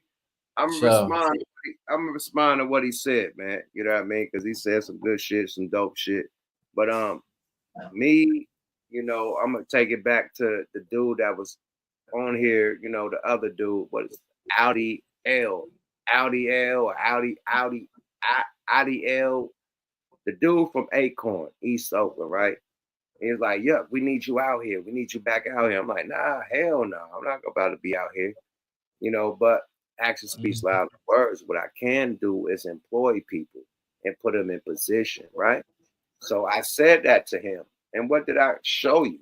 Like, I didn't just say it. Like, I just showed what I do. Like, I put niggas in position like, yo, get your bread. If the door is open, it's open for you too. Period. We could walk over here. We could eat. We could drink water over here. We ain't gotta be starved. We ain't gotta be like Death Row is sinking, man. You can get off that ship and come over here to Rap a Lot and eat. And then the Outlaws threw an alley-oop right back in my lap on some independent shit when I had my record label. You know what I mean? They got me one of my first record label deals. And that record label deal spawned me to get a record label deal at Rap a Lot. You know what I mean? It catapulted. So, we all share resources and shit. You know what I mean? Because at the end of the day, if that play didn't pay, the play that they bought to the table paid. They bought a $200,000 play to me. Straight, wow. You know what I mean? So whatever I didn't get from them coming to Rap a Lot, they like, yuck, here you go. I got some shit over here. Shout out to G, the Outlaws, man. They manager at the time, man. He shot that right back. You know what I mean? I think they got a $500,000 at Rap a Lot. He came back and shot me 200,000 while on the deal. That's how you work. It ain't about keeping score. You know what I mean? It ain't about keeping score. It's about putting niggas in position so they can put you in position. You feel me? So once you know what I mean? We can start playing with the money. But you gotta get in position first to even get a nigga in a position to get some money, right? So that's how we've been doing this shit, man. Do y'all shout outs, man, before we get the fuck up out of here, man. Happy holidays, man. Appreciate you. Man, yeah, happy holidays, man. Shout out to the Black Americans, man. And I appreciate you, Yuck Mouth, for the platform, bro. Yeah, I'm lit. So, man, y'all take care, man. I'm out of here. Peace. Appreciate you, bro. Yada Bando Kev, yada. Go lock in with them Asian bitches, man. Have fun in the Asian sun. You dig? Hey, Killer, you my nigga if you don't get no realer. You feel me? What's up with you, man? What's your shout outs, Playboy? for these holiday seasons.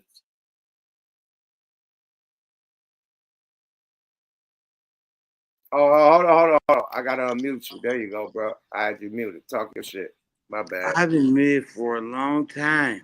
Yeah, because you got an echo in your shit. When niggas talk, you got a back, like, it's an echo in your shit, man. So. What the hell? Let me turn my air conditioner off. No, you good right now. You good, but when we all in the chat and your mic is on, it echoes. When we see, it's echoing right now. You feel me? So your shit echoes, bro. So talk your shit. Let me fix that. Hold on. Regardless, you got the most lavish stories ever, man. I like your storytelling, man. They be all real too. Your stories, bro. Your stories is mainly your shit, bro. On mama. Shit, and then they are real. I'm not lying about it. Nigga, yo, we used to hang together. When I first came to LA, we had all the bitches, right? Yeah.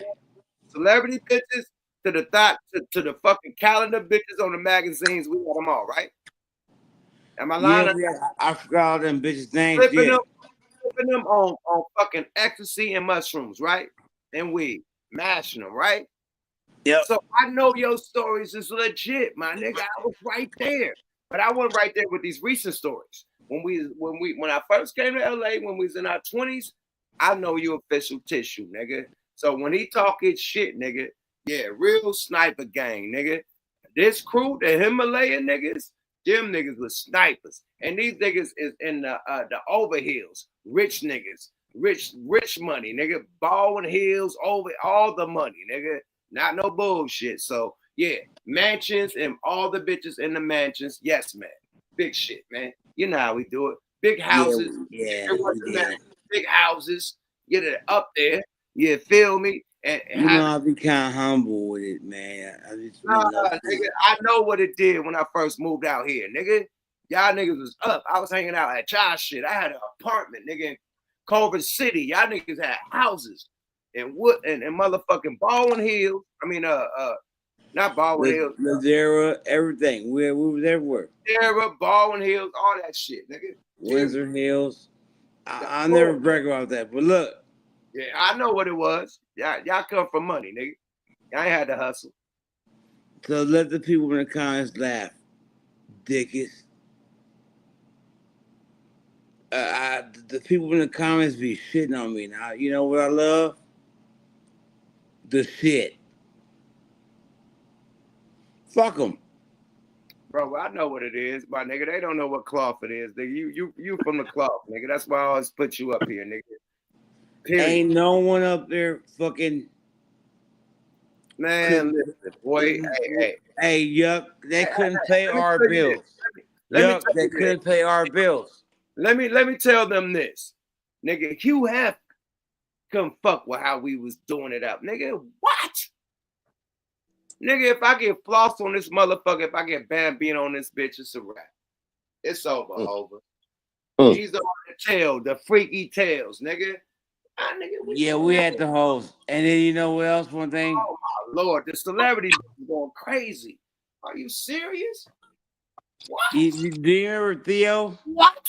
They don't know. We gonna keep it cool and calm and collective. When this nigga tells stories, it's real story. He telling new stories. Back in the day, stories was wilder than them shits. I'm gonna take a piss right now, right quick. But my nigga Calico in the building. Talk your shit, nigga. Happy holidays. Chatting with the motherfucking fire-breathing dragon and killer the dealer, man. What's going on? What's up with my niggas, man? What it do, Barry? Oh man, a whole lot, man. Shit, salute to y'all brothers, man.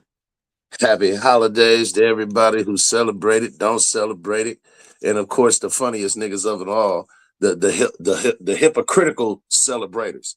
You know the motherfuckers. Everybody got a homeboy that right around these holidays they get extra black on you and want to get all historical. Man, I don't celebrate them pagan ass white people holidays, but could you make me a plate?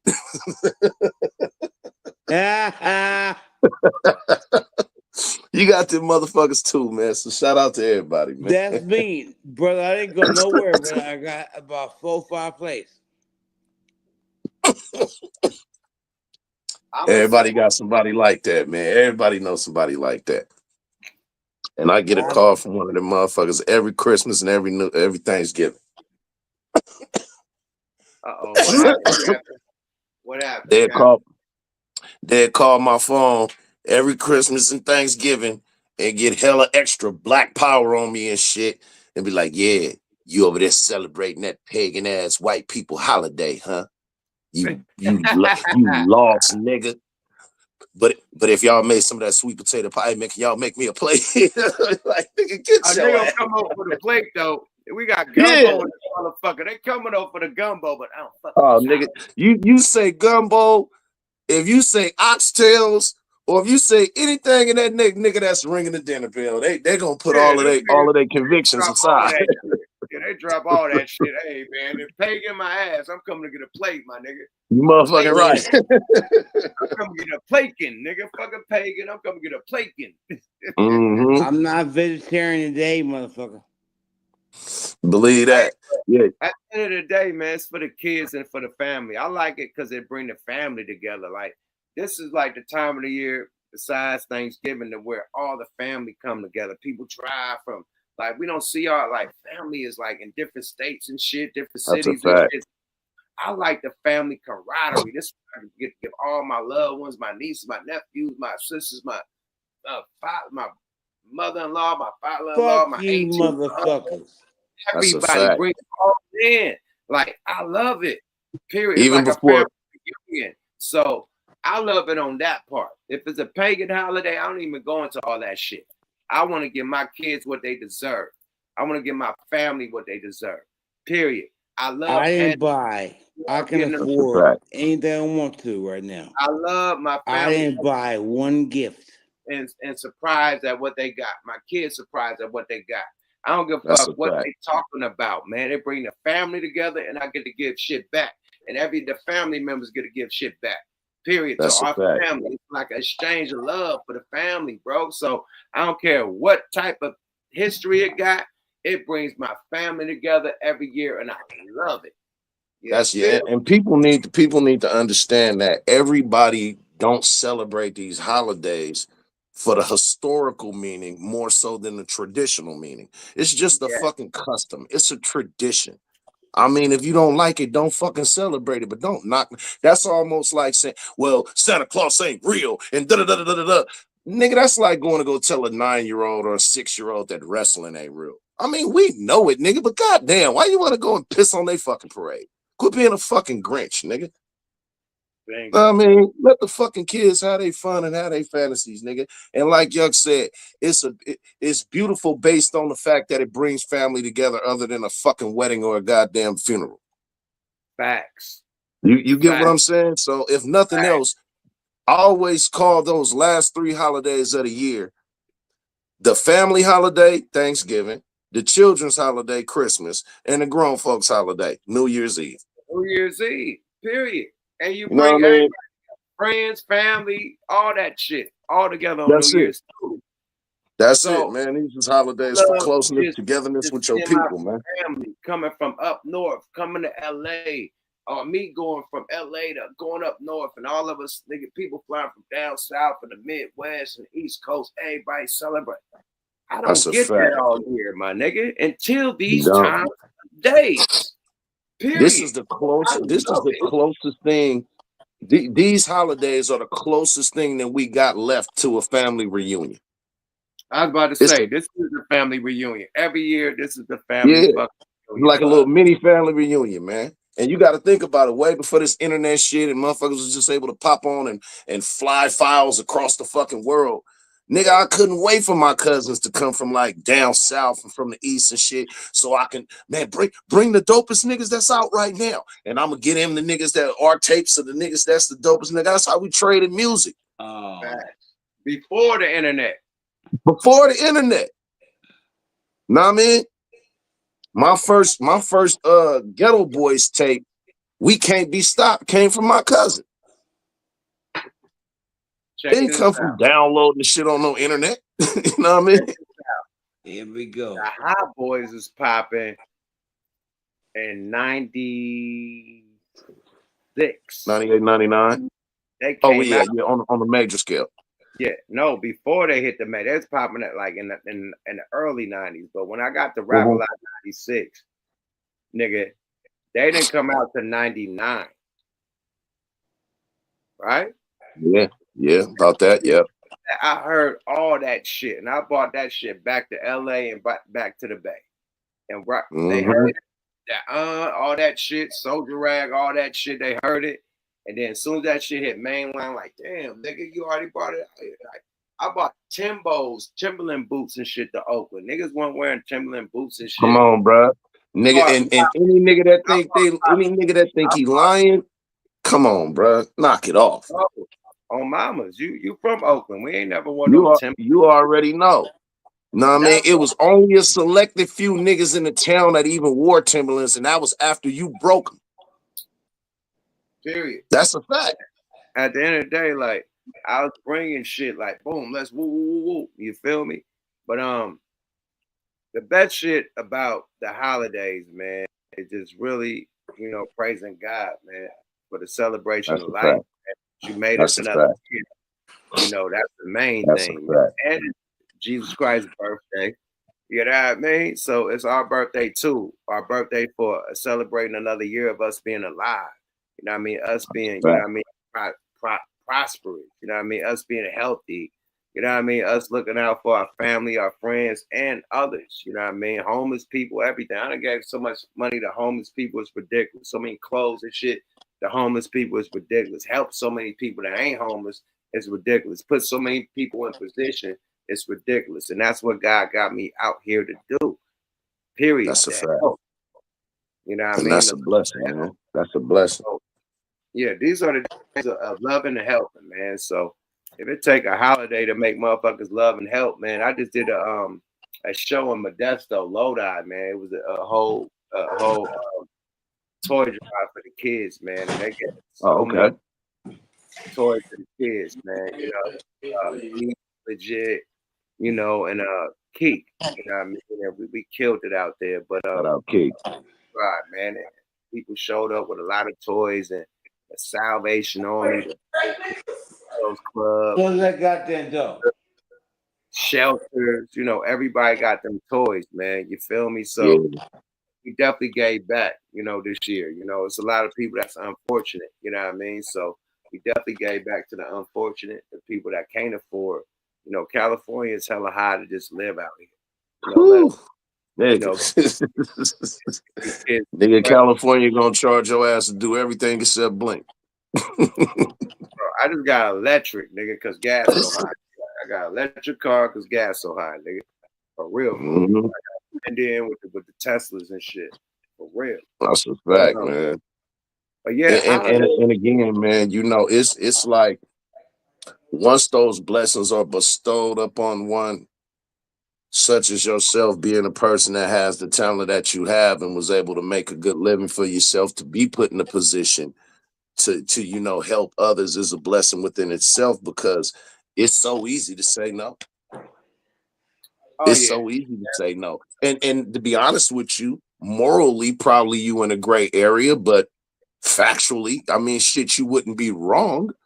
You just to be fucked up in some people's eyes, but you got motherfuckers that'll step over a motherfucker starving in the street, holding baskets and bundles of food, and won't give a fuck. So it takes a special type of person to understand, first, I recognize the blessings that I've been given by God, and this is how I'm going to return those blessings and play it forward to the next person who maybe isn't fortunate enough. And outside of the ones who aren't fortunate enough, also put motherfuckers who do have this talent that I see in them, put them in a position like he was talking about earlier. You know what I'm saying? And this is old language from the domino table, man. Players don't keep score. We don't. We just play the game. Not at all. You feel me? So if you able to put a nigga in a position in order for him to go further, hell, that's like giving a motherfucker a fishing pole instead of a fish. Hello? But bro, I come from Section 8 welfare. Talk about it. food stamps, brick cheese, government cheese and shit, free lunch. Thanksgiving and Christmas boxes and shit. Like all that shit, bro. Like the most struggle you could have. Like niggas not having a big wheel. You gotta like build some motherfucking wood and take We was groceries talking about it, and right? shit.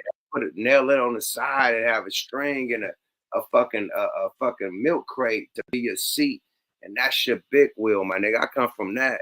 You know what I mean? The niggas having to flip on the inner tube and shit to do their Come on. gymnastics. You feel me? Like, so I come That's a from all fact. that, be blessed to be having all this. So when you say that somebody stepped over a bum and don't even look at them, we was them bums on the streets that they stepped over, bro. You know what I mean? I didn't do it. You know, my mama, me, my sister, we was them people that was homeless at one time, Hell sleeping on yeah. had to be at the Salvation Army, free shelter and food. So we St. was Vincent de Paul's and some more shit. So yeah. So when I see them people, man, if I got money in my pocket, because it's a card game right now. But if I got money, I'm empty my pocket in them, man, because I was once them, and that's what Exactly. God is here for, man. Like we gotta look like this is spiritual college, my nigga. Period. You That's a can't fact. get past spiritual college being a nigga that's felon. Like the same blessings that was bestowed upon you, you're supposed to bestow them upon others. The same knowledge Absolutely. that was bestowed upon you, you're supposed to bestow that baton, give that to others. Each one teach one. You know what I That's a mean? fact. Like That's the golden rule. I love what the Mexicans do. You know what I mean? The Indians do. Like you'll see them like they have a 4-bedroom. It's about 8 of them in one house, and they all stack and they all got luxury cars and shit. And then one to level up and they get another house, and then boom, it's just a grandma and then the kids in that house, and then boom, they get another house. But they all working together, bro. It's like That's a at the end of fact. the day, like more of the story with this hip hop shit, man. We just trying to bring this hip hop shit back to like, yo, like this is us, bro. And even if y'all think that we didn't create it, it's us now. We made it the flavor it is now. From dressing to the slang to anything music wise, from the beats, it's all us right now. It ain't nothing nobody else trying to claim nothing. It's us right now. So if it's us right now, let's lean on that. Let's support that. You know what I mean? Let's not have It's always been us. let's not argument. What they gotta have their arguments, they can feel how they want to feel. But we know what it is because history repeats itself, right? What history That's a saying right fact. now? What history saying right now? That niggas got. I get to, and to touch on what Number the one nigga content. right now. Who Billboard said the number one rapper of the year? A nigga, Kendrick Lamar. Let's stop playing, my nigga. What it is right now? Bust up what it is right now. But what it is, that's a motherfucking fact, man. What it is But right we've always set the tone on anything that has to do with popular culture because we are the template of what others desire to be, rather they admit it or not. I don't give a motherfuck if that wasn't the case. Show me historically where it isn't. In any genre of music that you can thumb through or file through, we were the ones who created it and invented it, and that's a fact. Anything that was done outside of the shit that we didn't care about inventing was nothing but a subgenre of what we already invented. So would you say that black people played a big hand in, let's say, heavy metal, gore, rock and roll music? No, but we invented rock and roll. So whatever subgenre that you ventured off into and did that on your own, no different than mumble rap or with fast rapping and whatever subgenre that you did on your own, you still got to pay homage to the motherfuckers that invented the template for what you niggas all copy. And it's a fact. It's always been that way. You always try to borrow, include yourself, or water down what we did simply based on the fact that you didn't have a hand in the creation of it. And it's been shown all through history. You can't have the motherfucking the Jackson 5 without the Osmonds. You can't have fucking New Edition without New Kids on the Block. You can't have Usher without fucking Justin Timberlake. You can't even have a Nicki Minaj without a fucking Iggy Azalea. You got Nicki Minaj without Wayne. You fucked that one up. But I like No, it no, a no. little. But point that I'm making is that they always I got have to include themselves in order to either water down what we're doing in our eyes or try to include themselves to make themselves look like they had a hand in helping invent what we did. You didn't. it ain't. You're It a ain't. guest. I think it's just this 50 years of hip hop, and then it just became a debate of who created hip hop on the 50 years of hip hop, and it's a debate that's going down. So, Well, if the debate has to do with them trying to tie it to Cool Herc, but my Cool thing is Herc this: wasn't fuck that Cool Herc nigga. wasn't a rapper. But still, right? Fuck him stretching the album, stretching the beat. He Right. wasn't a rapper, bro. Nigga, you wasn't a rapper. He wasn't a fucking rapper, bro. Period. I mean, if you're gonna give it to any OG, it should go to somebody like. No. Let me ask this question: why they want to give it to everybody but us? That's the question. Like, why it's so hard to say, yo, they invented this shit. They culture is still the culture that's going on to this day. Anything they do, they can walk down the street a funny way. That's gonna be the new meme or the new TikTok. Like anything they do is the cool shit. That language, the way they dress, the way they wear their chains and their jewelry, the way they talk, the way they rap, the way they do their beats. That is the whole culture of hip hop. Why can't nobody say that? It's like, what the fuck, bro? Okay, even if that was it, we not looking like Puerto Rican niggas right now. We're not dressing like them. We're not talking like them. We're not talking like Spanish niggas. We're not talking like Mexican niggas. We're talking about niggas from the block, the hood. This is the language. This is the slang. My sheezy, my kneesy. That's nigga shit. That's not Puerto Rican. Right. That's Spanish. Nigga, word up, son. You know what I mean? That's nigga shit. Right. That's Spanish shit. You feel me? Whoa there. You know what I mean? Hey, That's some hood. South shit, right? You feel me? You go up to down south, they say what they say nah, in the Midwest they call you what they say dirty. What up, dirty? Nah, in the Midwest they call you something in Chicago, but it ain't Puerto Rican. Oh, Chicago, they're gonna call you what? Slim, Joe. They're gonna call you Joe in Chicago. They're gonna call you Joe in Chicago, right? Oh fuck, what your name is, nigga? You finna be Joe in Chicago. It's not Spanish, right? Mm-hmm. So it's like, come on, the language and the slang, like it's all nigga shit. Like I Right, said and that's earlier, not the knock our Spanish brothers. That's not the knock Puerto Rico or none of these other places. It's just simply to say we are the motherfuckers that built the house that you have a room in. That's all. And I take it back to pimping and hustling. The whole early rap age came from either funkadelic, pimping, and hustling, my nigga. Them niggas was dressed like funkadelic, right? Or they was dressed like pimps, or they was dressed like hustlers. All them chains and shit and leather coats and shit, all that furs and shit and cars with the motherfucking Louis Vuitton and Gucci shit. That came from D-boys. That didn't come from rappers. Rapper imitated the streets and made that the rapper image. That's a D-boy image. That's a hustler image, nigga. Let's So not when you mistake talk about teeth, all that shit, a hustler image, nigga. MGM, custom shit from Dapper Dan, hustlers, nigga. Rappers right, after what? dope When money, they got some money, when rappers got some money, dope money. when the rappers got some money, they start dressing like the fucking hustlers, bro, and the pimps. Mm-hmm. That's where it comes That's from. it. Let's not act That's like an action packed fact. code that we do today. It was the hustlers and the pimps. Let's stop. That's a fact.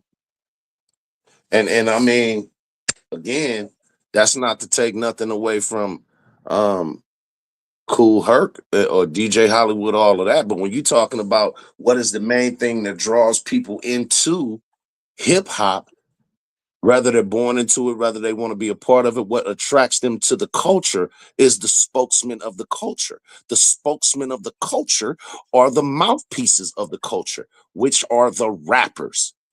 It doesn't matter. I mean, I get it. Yeah, you have the music, you have the art, you have everything. But what draws you into all of that is the main motherfuckers that go out and promote it, the rappers, because we are the actual voice to the shit.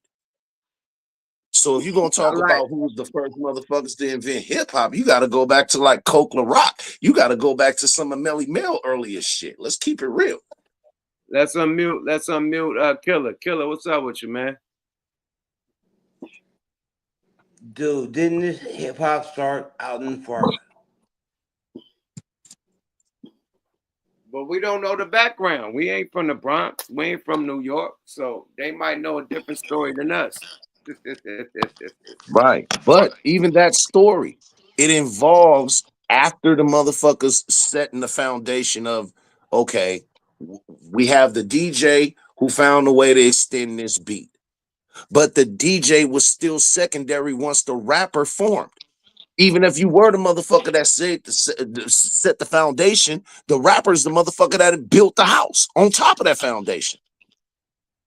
And we are the motherfuckers that are the voice to hip hop. We bring people to hip hop. We keep people in hip hop and involved in it. Our voice, what we're able to think of, how we're able to manifest these fucking stories and put them together in high-powered fucking poetry. Hold on, man. Curtis Mayfield was rapping before rapping was rapping. I'm your pusher man. I'm your mama. I'm your daddy. I'm that nigga in the alley. I'm your pusher man. Brother, what you need? Got some coke, got some weed. You know me, I'm your friend, your main boy, thick and thin. I'm your pusher man. Come on, man. Curtis Mayfield. Come on. Yeah, Right. they was rap, jiving and talking man. shit. Fuck it. Let's go to Muhammad Ali. I float like a butterfly, sting like a bee. Like he was rhyming every time he talked. Rumble, young man, rumble. Let's go That's a to fact, man. let's go to Rudy Raymore. You know, Black Dynamite. You know what I mean? Way down in the jungle deep. Badass line stepped on the signified monkey's feet. The monkey said, motherfucker, can't you see? You standing on my goddamn feet. Come on. Niggas is rapping before rapping was called rapping. Yeah, man. We are the all that architects. stuff right there, you know? Diving. You jive turkey sucker, motherfucker. That ain't a That's rhyme. $35,000, right? $35,000 cash money. No, plus the one I gave you. No, you gave me 6 though, right? $35,000 and 1 and 6 is 7, right? Motherfucker, can you buy that?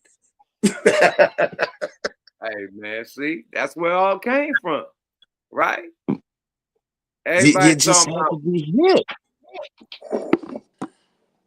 And all that right there came from Jamaican. Talk about the Donald Goines books. It comes from that. Donald Goines, the Mac. You know what I mean? Hustling. Yeah. You know, it comes from that. These niggas is imitations of the street. Still to this day. What goes on the street is what these rappers is doing. Never forget that, my nigga. It started in the streets. Can I ask you one more question, Yup? What the hell started that question that made Fat Joe fuck up? I don't know the question. I have What the hell was that?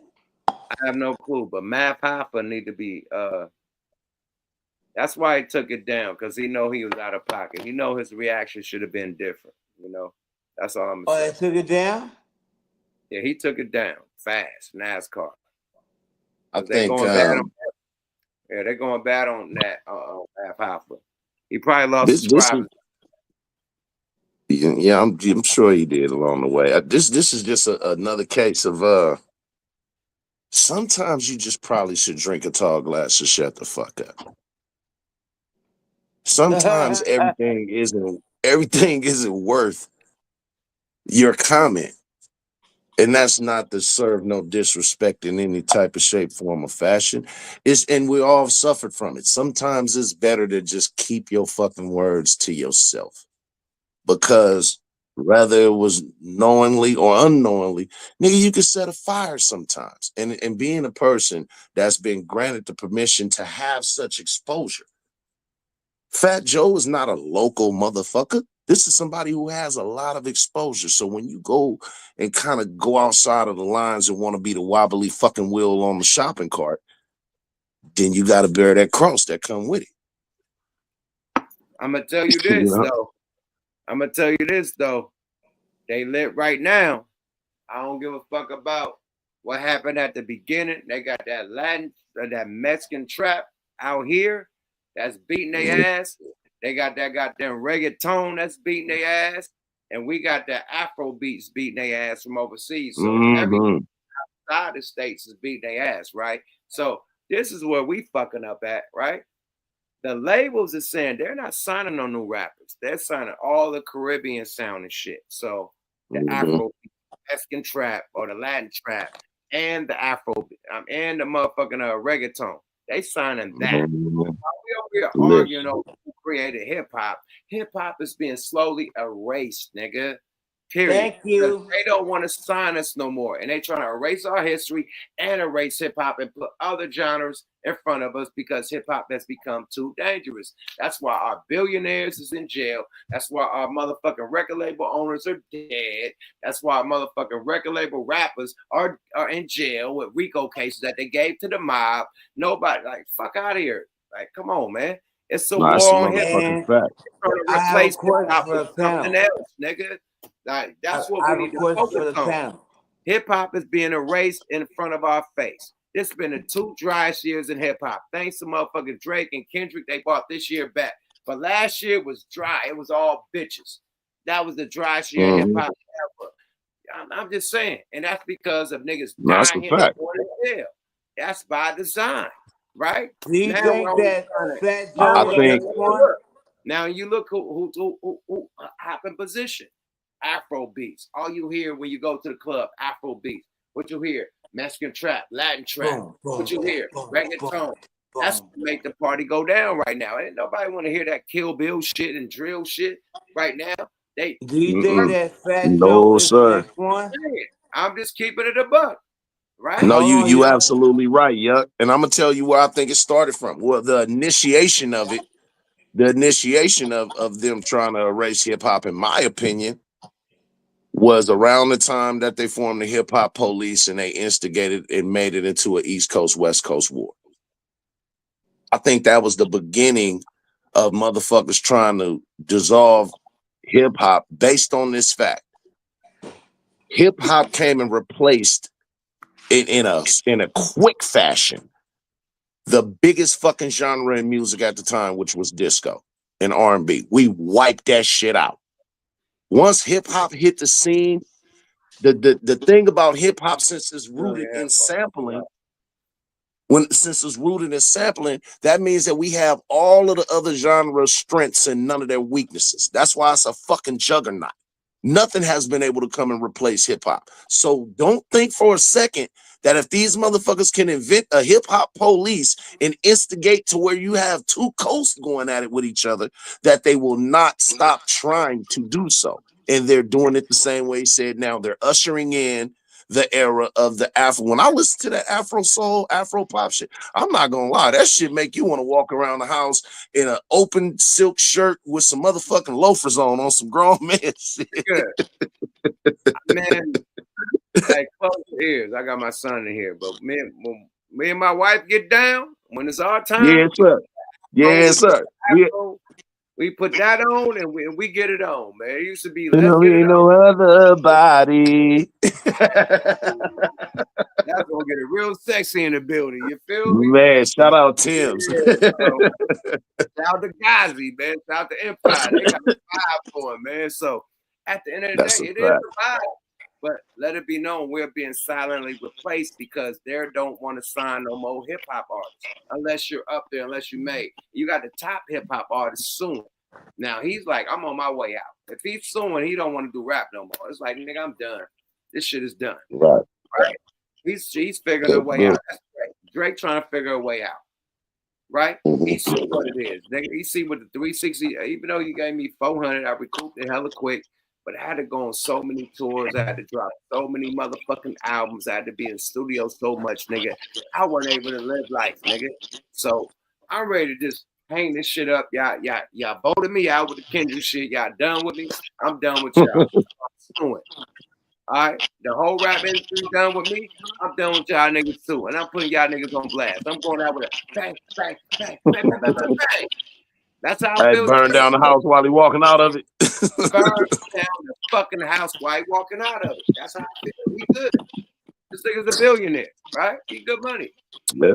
The other rappers that's trying to come up, it's the rap. And then where's it going?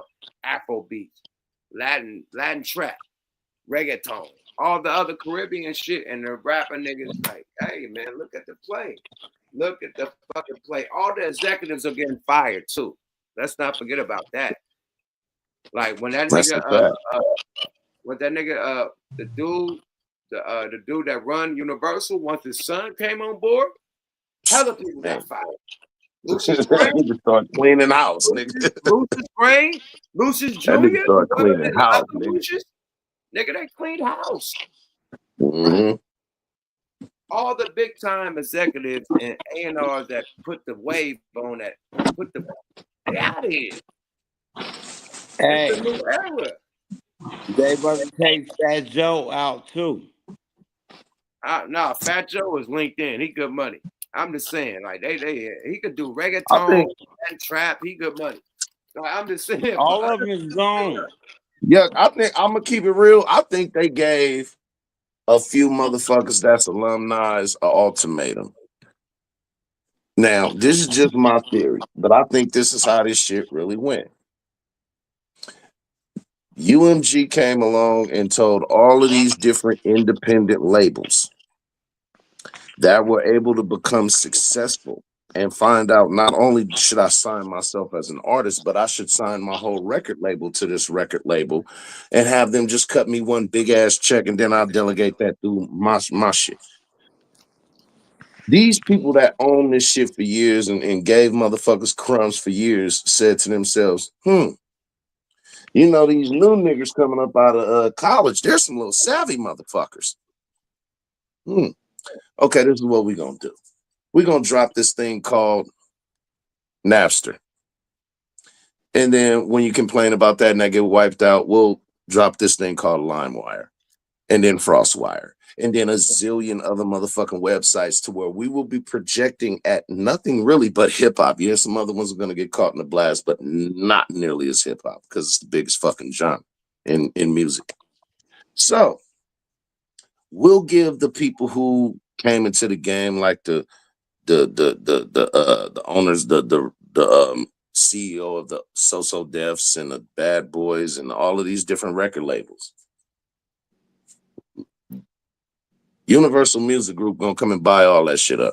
If you go and look up a list of the motherfucking record labels that Universal Music Group own, nigga, they own damn near every fucking record label in the game. So it's almost a set place. So they told these motherfuckers, you sell out now, we'll cash you out, and then you go live your life and be happy. Because if not, you finna get caught in the storm. We finna have every nigga in every hood in front of every liquor store and barbershop selling your shit for $5, and you ain't getting a cut of that. We finna disassemble hip hop. I think that hip hop became so popular that they trying to take it from us. Period. That's it. They want to. Right, but since they don't have the talent to take it from us, they'll just. Look, you broke it. Let me land. You broke it down. We did jazz, we did soul, we did rock and roll, we did blues, we did all that, and they took it from us. They told us that Elvis was king of rock and roll when it really was Little Richard, right? That's a fact. Then after that, Mike, right? So they made pop. We made pop, nigga. Michael Jackson made pop music. Then they all started doing that. We made disco. They started doing all the disco shit, right? We made rap. Came with Rapture, with a white rap woman rapping Rapture. Bye, Freddie. Won't you play that song? Forgot about that white girl with the rap. Blondie. She got more claim to hip hop than a lot of niggas. Like, yeah, you talking about Blondie? Blondie got more claim than any niggas, baby. All night, right? So they gonna always have their imitation, right? Yes, sir. And eventually, ADJ was the first song. Oh my God, that was a hit. Eventually, they take it over, right? And then we're erased. Little Richard was erased from. And they were dancing like us, yuck. Let me land, you motherfucking liquor mouth nigga. They were dancing like us too.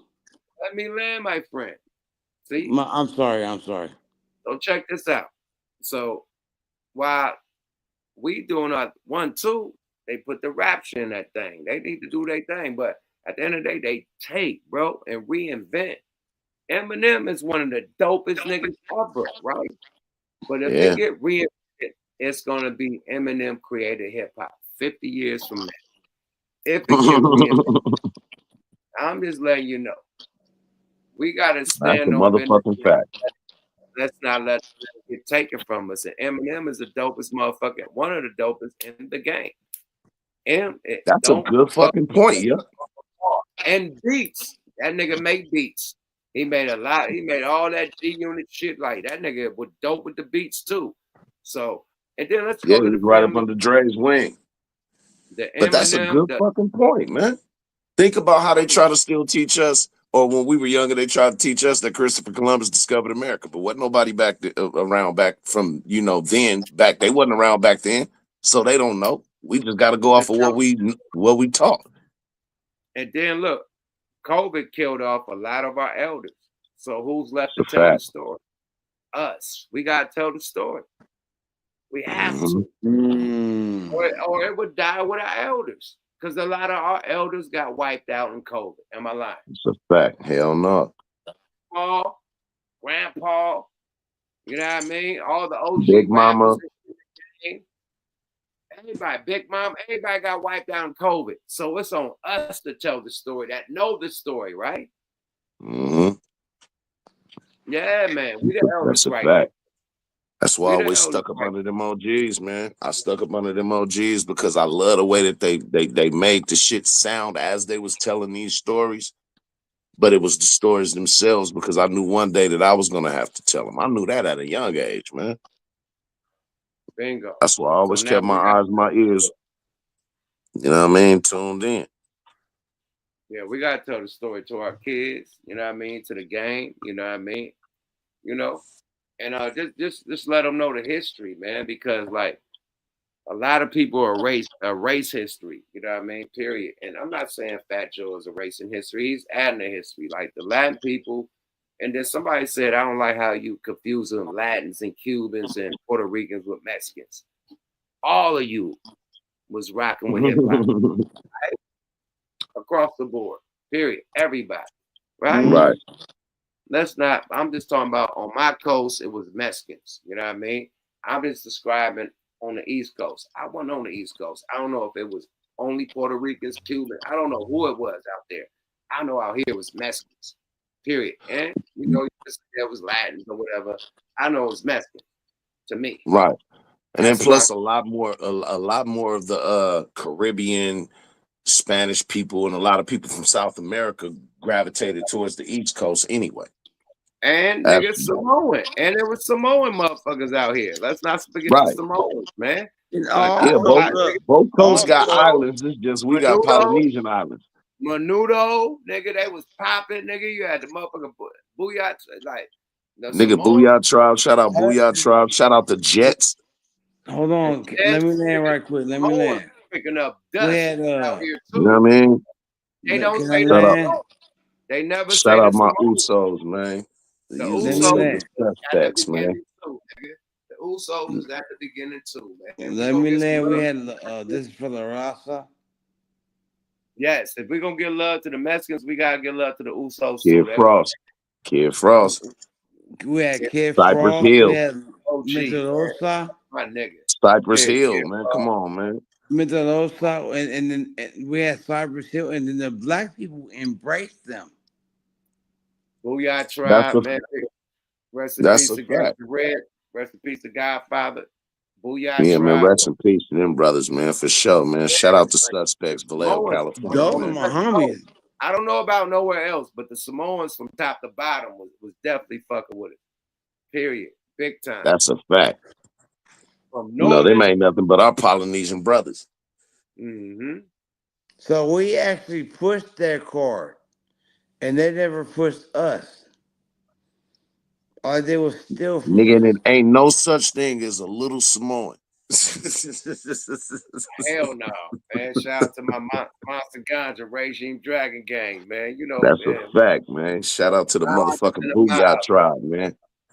Whole lot of mob shit, man. But hey, like I say, man, they was involved too. Nobody give them no respect. Nobody give them no That's love. a fact. Man, when they came to Vallejo and was chilling with the suspects, man, shout out to the suspects, man. And you know what I'm saying? That's like my second family, bro. And shout out to all my Usos, man. Man, we had a ball, man. I'm talking about these niggas, these niggas go to Safeway to go shopping to get food for a barbecue, nigga. It ain't, they not going in there and getting a basket and going around to see what they gonna want. Every individual nigga is getting a basket. Yeah. Basket. Big boy shit. Nigga, you talk about, nigga, you will get fed till you pop fucking with them Usos. Hey, man, listen, man, they are not playing when it comes to that food game, but they good people. Solid. Good people. Solid. Solid, my nigga. Super solid. You know, they ain't gonna cross Just you unless you out. That's you a know fact. I mean? And you better be ready for them problems. You better be ready. Not. No. You don't want them type of issues. You better be ready for them problems, brethren. That pack a lot of weight. Them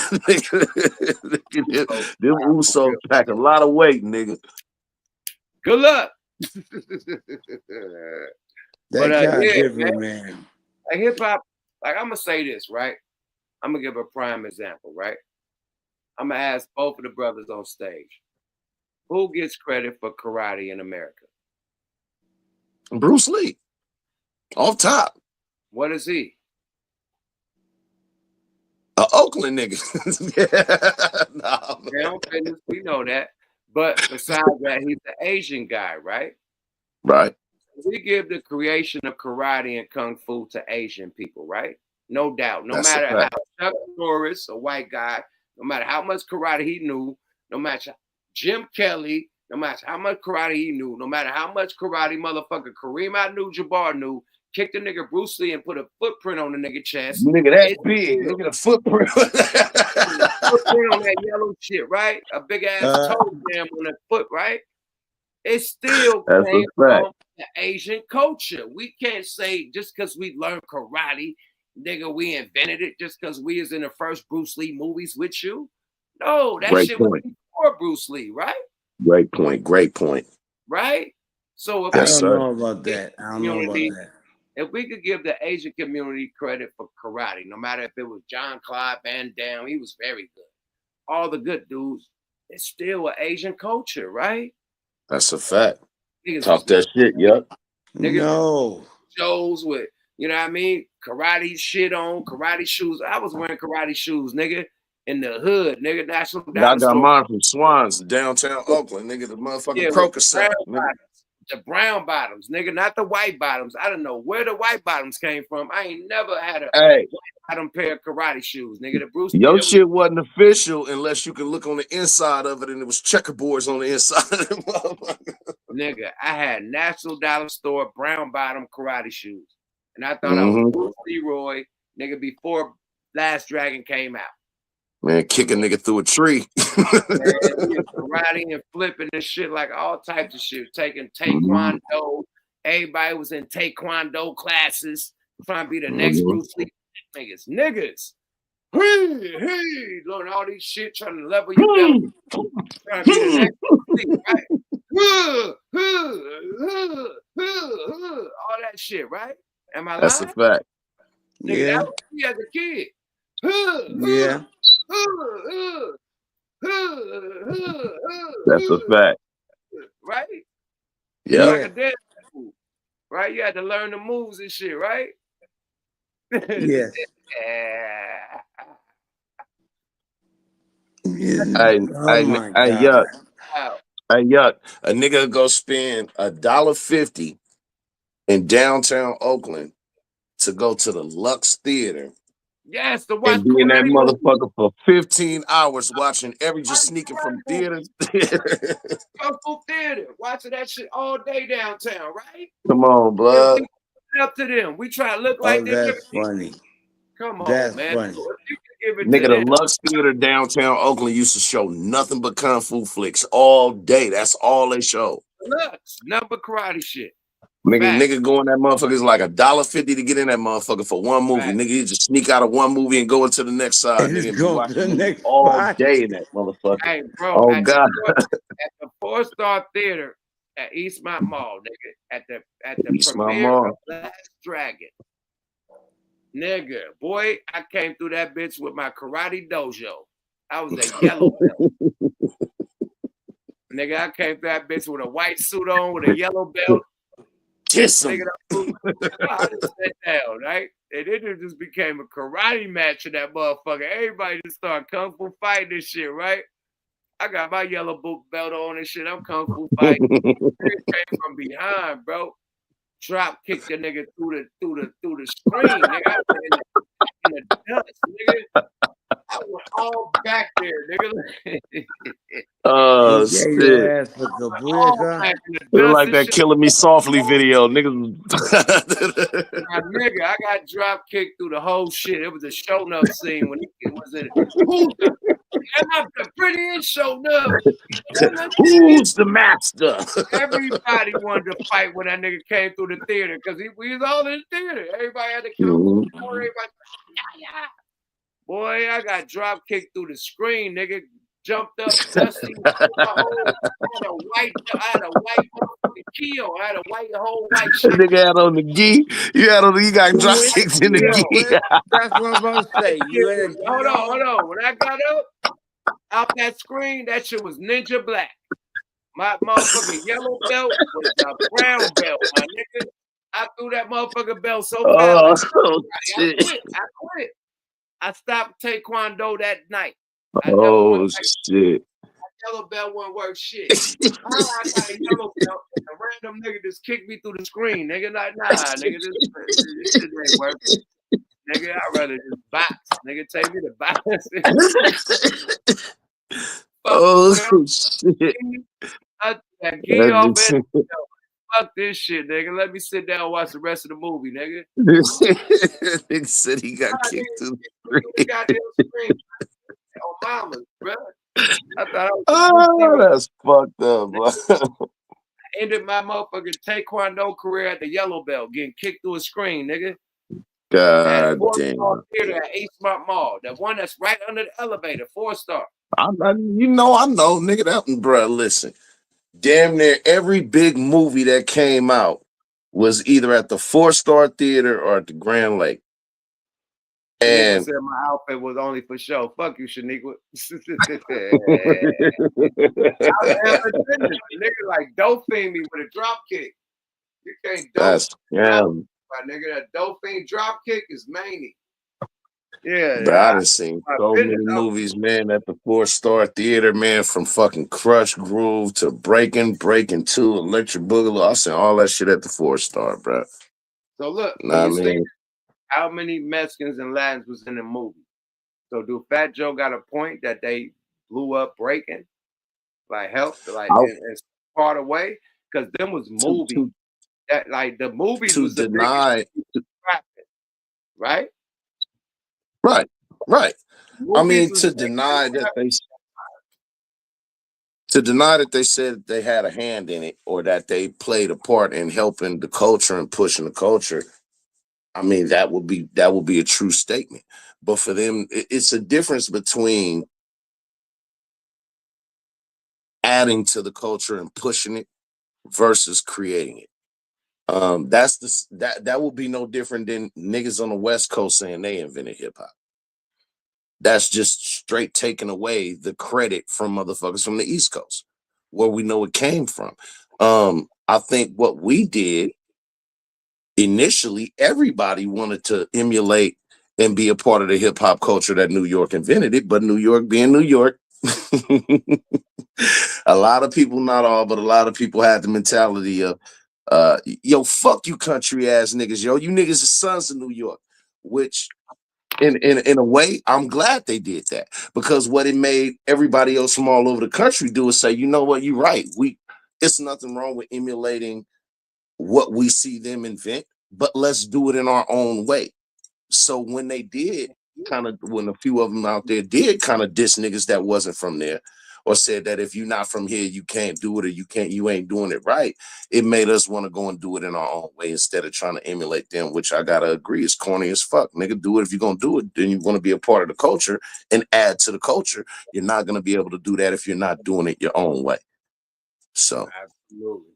Well, at the end of the day, from the breakdancing movies, they definitely was a part of that. I just want to see what the origins. If they said they was the first niggas rapping and soul clapping, show me that.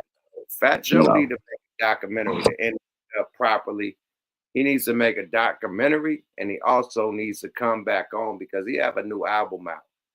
So this is a fuck up. Do you think that can be? Do you think that can have something to do with the inflammatory statements to kind of garner the attention his way? Do you think that may have something to do with it? Because I mean, artists from time to time have been known to pull, crazy ass stunts in the media in order to draw and drum up attention if they have a project coming out. I think that if that was a play for purpose, it would have still been online. They took that shit down ASAP. No Rocky. I mean, but that in itself is going to cause a conversation. That in itself. So I mean, it's a. But that's a backlash. That's not nothing good. Like it's a backlash. What a backlash gonna make you do? But we're living in the age. We're living in the age of. I think it's this. What a backlash gonna make you go listen to somebody's album? You want all, you know what I mean, 10s and 9s and 8s. You don't want no 2s and 3s. And the backlash is 2s and 3s on your dismount, right? You're in the gymnastics, you flip and you do your 1-2. You probably had a 10. But the backlash, they just hate you because you from this state or whatever the hate is. You got a 2, right?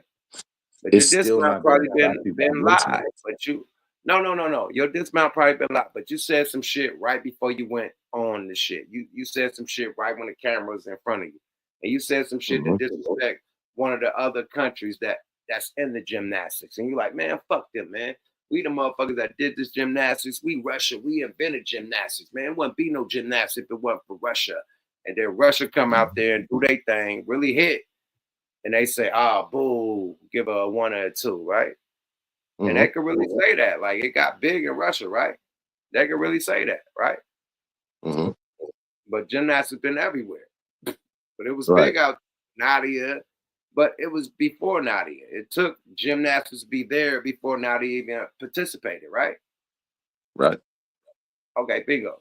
But if Nadia came out, it'd been backlash.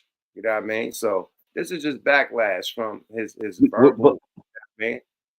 But yeah, we're living in the age of. I think you don't think he need to come out. You don't. Hold on.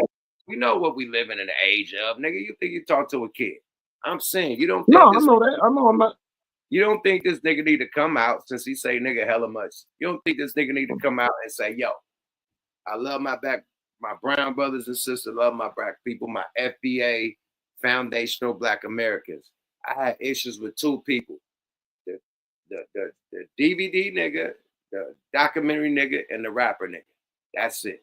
That energy was aimed towards them. You don't think he need to clear that shit up and put a name on it? Absolutely. But a lot of people now.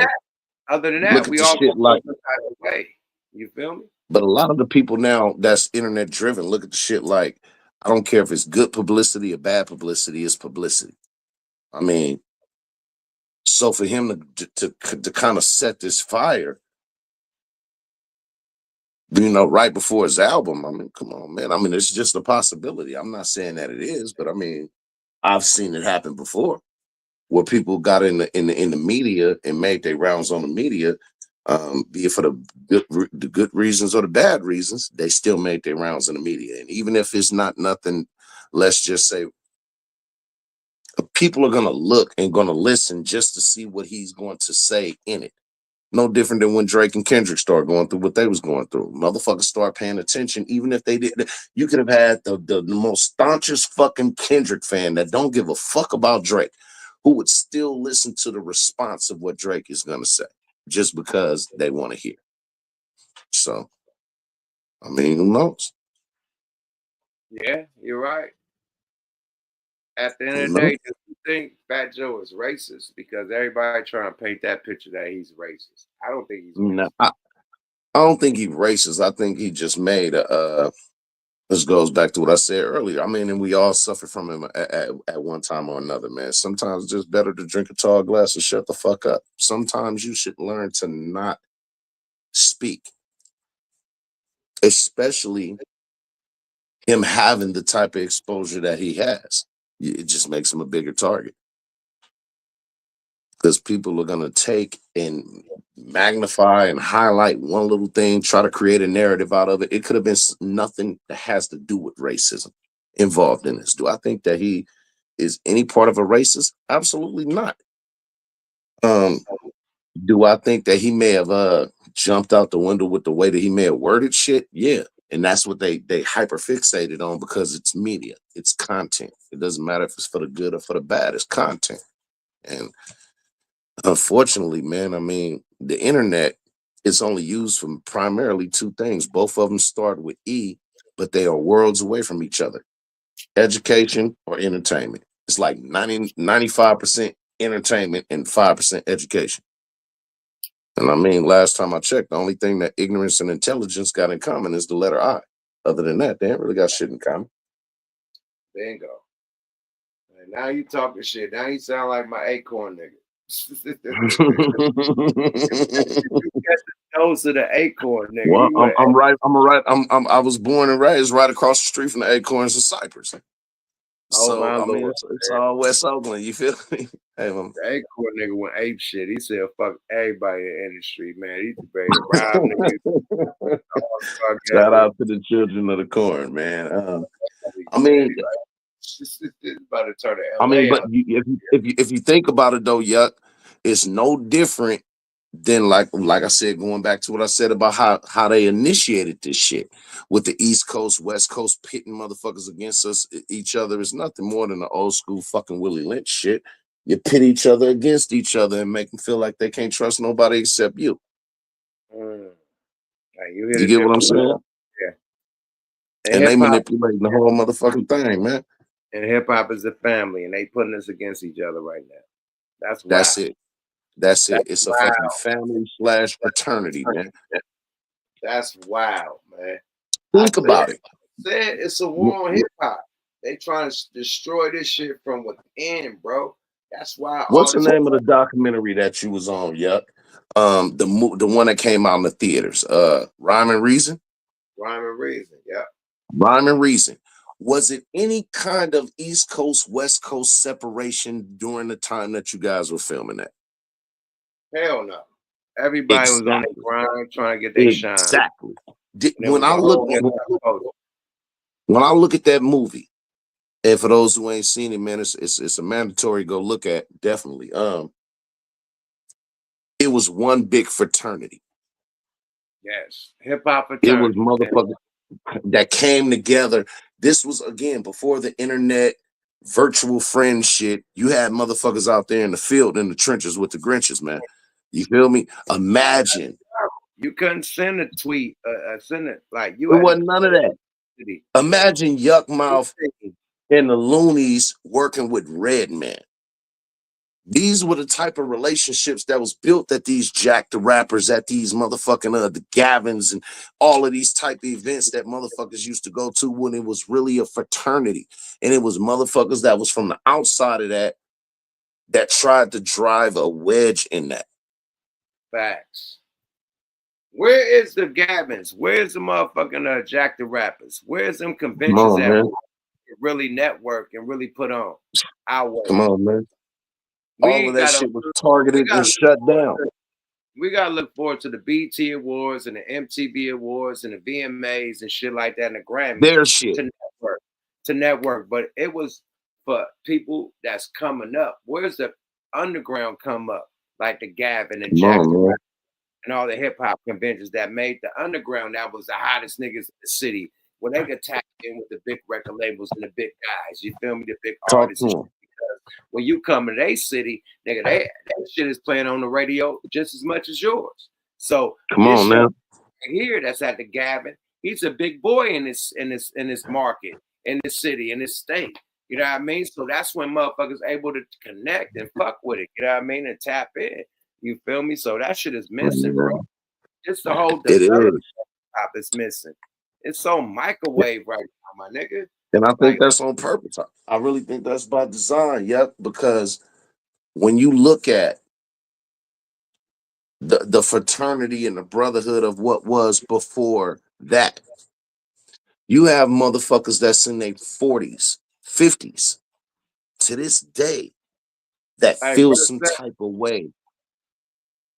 That feels some type of way about the East Coast because they from the West Coast, or vice versa, based on what an outside entity has came and manipulated and instigated. It's a famous quote that goes like this, and it's so fucking sad but true as well. It's easier to fool a motherfucker than it is to convince them that they've been fooled. I'm gonna say that again for the people in the back. It's easier to fool a motherfucker than it is to convince them that they've been fooled. That's sad. That's sad. that's what's going down with hip hop right now. This shit is being taken from us from the bottom to the top, bro. And you wonder why you We all got, brothers in this, man. you wonder why you got these, I don't know, bro, but I ain't know when it was cool to talk street shit on the internet, man. When you got these interviews that turn into interrogation rooms, first 48 interviews and shit, man. That ain't how the Source magazine did it. That ain't how Double A did it. Like Time magazine did it. Like this These new niggas. journalism is Whew. interrogation rooms. It's first 48. So A police department don't even need a detective no more. You're doing the work for them. podcasters is solving cases, nigga. Period, man. Niggas do interview and get arrested right after the interview. Oh my God. That's nasty work, nigga. So they gotta be careful That's out there, man. and you know what, yeah, I'm gonna keep it 100 with you, man. And I'm not saying we the only ones because of where we come from, but what I will say is that we do come from that. I am thankful of the age and the era and the area and the era that I grew up in. And versus somebody that's in their 20s. Amen. Let's do an amen of Versus that. somebody that's Let's in do an their amen 20s. of that. The cloth we come Who from have, is not available no more.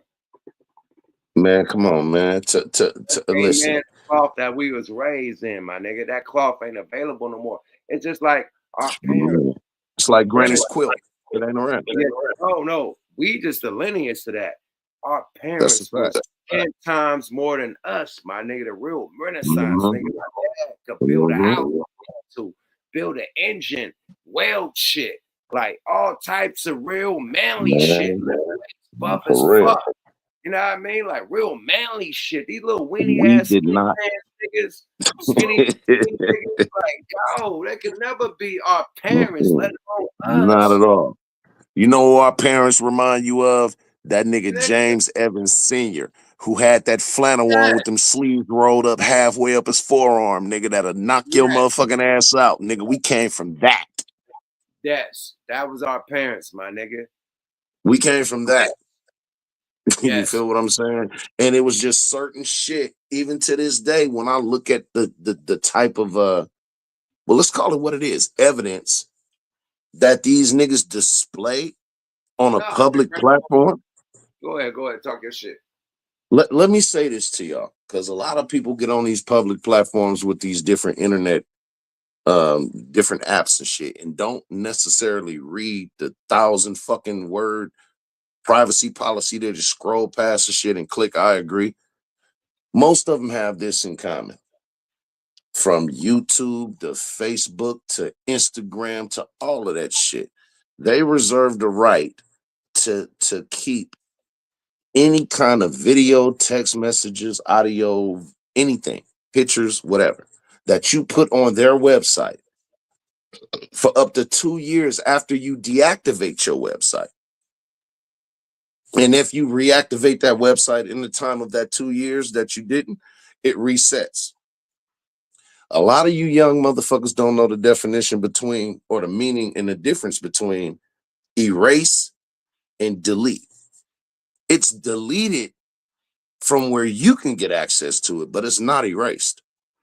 And they also reserve the right to share this information, any information, again, videos, text messages, voicemail, any kind of whatever you put on their website. They reserve the right to share that with any third party they choose.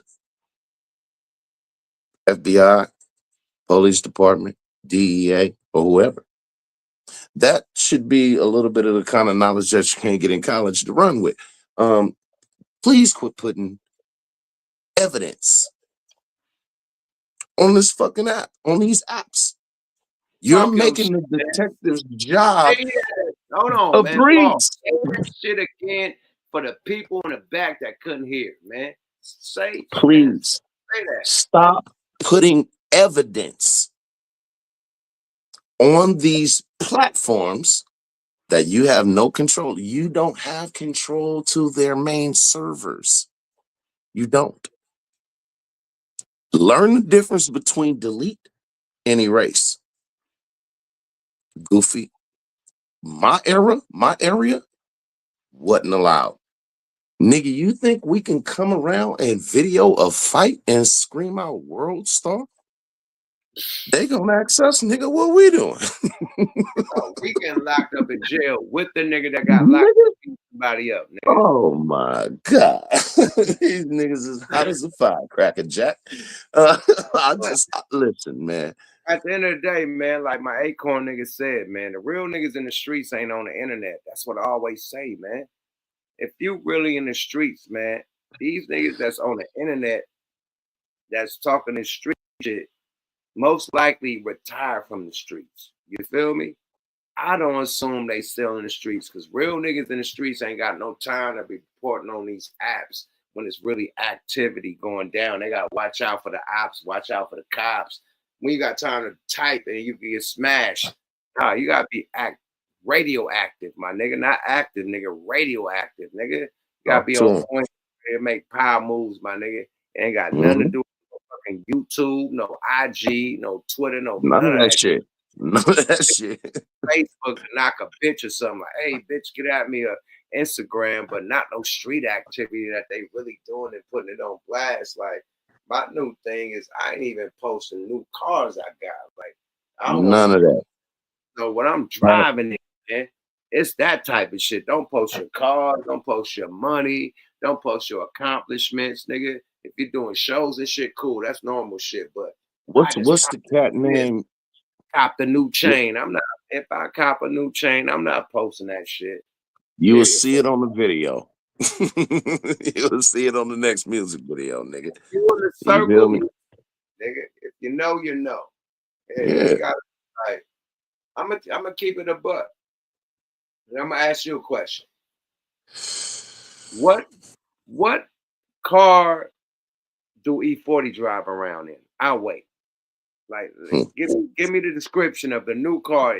He got a Rolls Royce, or what car he drives in? I'll wait. Before I give you the answer to that, I can point you to the nearest Ferrari commercial. They don't exist. You don't know, cuz you gotta be like that. You have to. What do Michael Jackson drive around in? What car? We don't know. Right? We That's could for go a to the reason. old school album covers and said he had that, that car that was on the drop top that was on the album cover, but that's his daily driver? Or is he pulling up and showing that? Where can you follow E40 his car? You can't. Right? Steph Curry. You really What can't. car does Steph Curry drive in? I don't know. You won't know. You won't know. You won't You know. won't know. Right? And They that's on don't purpose, post man. things. Why would you post your car on the internet to let niggas know what to follow you on the way home? Because, I mean, It's sad to say, but the only thing worse than a bitch ass nigga is a nigga ass bitch. And what they both got in common is like these motherfuckers is trading matrices with each other. I mean, come on, goddamn. You I'm got not men. showing shit no more. It ain't safe to show nothing. Men You'll be shouldn't have the starting. mind of a diva. Let's just say that first. Men shouldn't have the mind of a diva. You shouldn't. Talk your shit. It doesn't matter. That shit is irrelevant. A lot of the times that men go out and buy nice things, we do that for our own personal pleasure or to say it's a plateau that we reach. That's a personal goal for us. Men that's in their 40s, the worst shit is when you're an old ass teenager. 40s and above, that means you have a child that's in their late teens or damn near in their 20s. And this is the example that you're setting for them. Facts. Okay. All of the OGs, the big names, the motherfuckers that's from the Oakland that I come from. I was born in the 70s, childhood in the 80s, smoking and fucking and drinking years in the 90s. That's when it was our Pepsi generation, the 90s. Floss, What I the see you. fuck I'm gonna tap you in. Floss, let him land. I'm gonna tap you in right now. For sure. What the Floss, let fuck my do nigga I land. look like being 40 years old arguing with a nigga that's 23 on the block about who knock is it? Like, nigga, get the fuck out there way. All the OGs that come from where I come from the town ain't in the town no more. The thing that the OG niggas taught us, you have a spot in the town, that's normally the trap. But where you lay your head, nigga, every nigga's goal was to get an out of town spot in a nerdy ass bitch. Nigga, get to Tracy, get to Sacramento. Man, come on, bro. Niggas is getting out the way, nigga. Way out the way. You'll drive an hour and 30 minutes out the town to drop Man, off back, nigga. come on, man. How don't they know this? But if the king We living in an age where niggas will shoot a nigga and be in a 3-mile radius of where they shot the nigga. No, projects. No, next door, nigga. I'm in the projects. Nigga, next door neighbors shooting each other, nigga. The man. Nigga went from borrowing sugar and bread from each other to shooting each other, nigga. I come from that. Man. And that's a fact. Every first nigga, and we all got each other from the 1st to the 15th, nigga. You would hear that knock on the door. Hey, here, my mama said, here goes 2 sticks of butter and 5 eggs. Give her 2 Newports and a cup of milk and some sugar. Nigga, we was bartering in the hood, nigga. Pure trade. Like, yo, Floss, bartering, nigga. Floss, What what's up? what it do to you, Salute, G? brethren. Salute, brethren. Salute. Killer was mad at you earlier, man. Who? Hey, I told the nigga you better squash it, man. We about to be at motherfucking Havasu, you know, going from boat to boat, float to float. Hey, Havasu, man. Yeah, man. that pop moves, man. You feel me? Talking Yo. shit, boss, man. Oh man, it's how I'm out here, so I see it, but y'all shit about to be the biggest shit to come out here and have a suit, man. This shit is nothing but snowbody central out here. Lost. What it do? But see, that's another thing they shut down, nigga. Barry Esser back in the days. Nah, they did it like recently. They did it recently. But look, Lost. What up? Tell these niggas, when we was in motherfucking Ladera and shit and Baldwin Hills and shit, tell them like, nigga, let them know. We ran. First of all, Yuck coming from the Bay. Yuck came from the Bay and fit in with niggas. You feel what I'm saying? You got to realize that song, my nigga. That song, I got 5 on it. Like I knew y'all shit was about to be what it was when I seen y'all niggas on the Apollo. I caught that shit on the Apollo. I was like, that shit is huge. This shit is huge. Blew up. They watched the whole shit. We was out there living in LA in apartments, nigga. I was before Numb came out there. But Yep. Shit. Man, I'm talking about that song, bro. right Hey, next but to you know them. what? Hey, but you know what, Yuck? I'm reiterate on that shit y'all was talking about as far as when what kind of car E40 in and all that type of shit. Let me tell you something. I remember seeing Snoop. Snoop used to be in a Dodge Ram, nigga, a regular Dodge Ram with Super 10 on it, so he can ride around. Cause if not, niggas are trying to kill you. Like real talk, niggas are trying to kill you just for the name of it. That's a fact. This around the time when Snoop got into it with Suge, and right there where the Renaissance is, the Renaissance Hotel, where everybody before that shit, that's when that shit first got there. Snoop was petrified. I ain't even know, no line. That nigga was petrified. But the nigga pulled up in a armored truck. That's how cold the shit was. Now look, peep this. Speaking of armored trucks, right?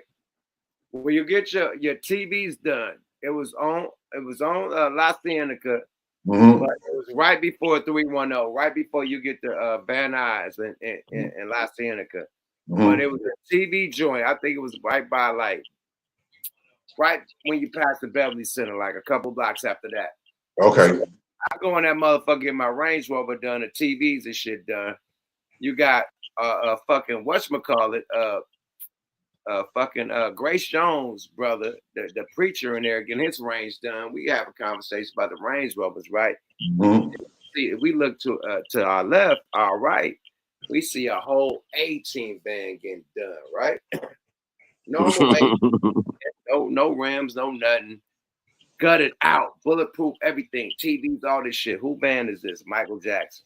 He need a normal band to ride around in. You know what I mean? But got all this shit up in the inside. All cushion in that motherfucker. Hey, dude, that nigga Michael Jackson. Michael Jackson was the man. Let me tell you something. That same shit they doing right now, the Diddy, they doing the Diddy and Jay-Z and all them. That's the same thing they was doing to Michael Jackson. But they went harder on Michael Jackson. The police, they made Michael Jackson get naked and take pictures of him because they said the kids, you know what I'm saying, said his body was different colors and all that shit. They railroaded him. The shit that's going on now in this world is crazy. The AI and all that, how they trapping niggas, that shit is crazy, man. Is it a war on hip hop? I want to ask you that because, like I Hell said, yeah. Mike had to ride around in the undervan. That shit had no rims or nothing. It was a regular motherfucking van with tents, but in the inside it was a limousine, nigga. Period. Wow. You had to cut it out. Scooby Doo van. Yeah, it's a war on Mystery hip hop. machine, nigga. Yeah, it's a war on hip hop right now. You see, the only people they messing with is Kanye, Jay-Z, and Diddy. The billionaires. The billionaires. That's what I was saying. I'm like, you don't think that it's white people that's running around like, okay, I don't got $1 billion. You know what I'm saying? And these niggas running around. I think Diddy was doing all that toasting and black excellence too soon. They not ready to see all that right now. I think they both bit the hand that feed them, all three of them niggas. Yeah, they did. Kanye started going against the small hats. That nigga Puff sued that Duce niggas. Yep. And he sued his liquor niggas. And they all won. You know, yeah, they all won. That's what the problem was. They won. That's what the problem was.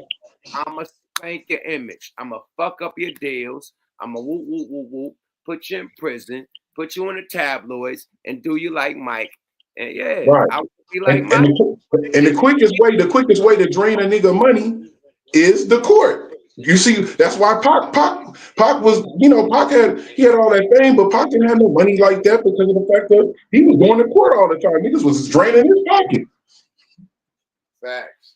And that's what they want to do. Drain your pockets. Take it. They can stretch this shit for years. That's why when I had my issues with record labels and they had more money than me, I was a little boy in the game. Mm-hmm. This shit forever, man. And they can file Chapter 11. You know what? I'm going to take the best deal I can get to get out this shit and wiggle. Because I know how they play.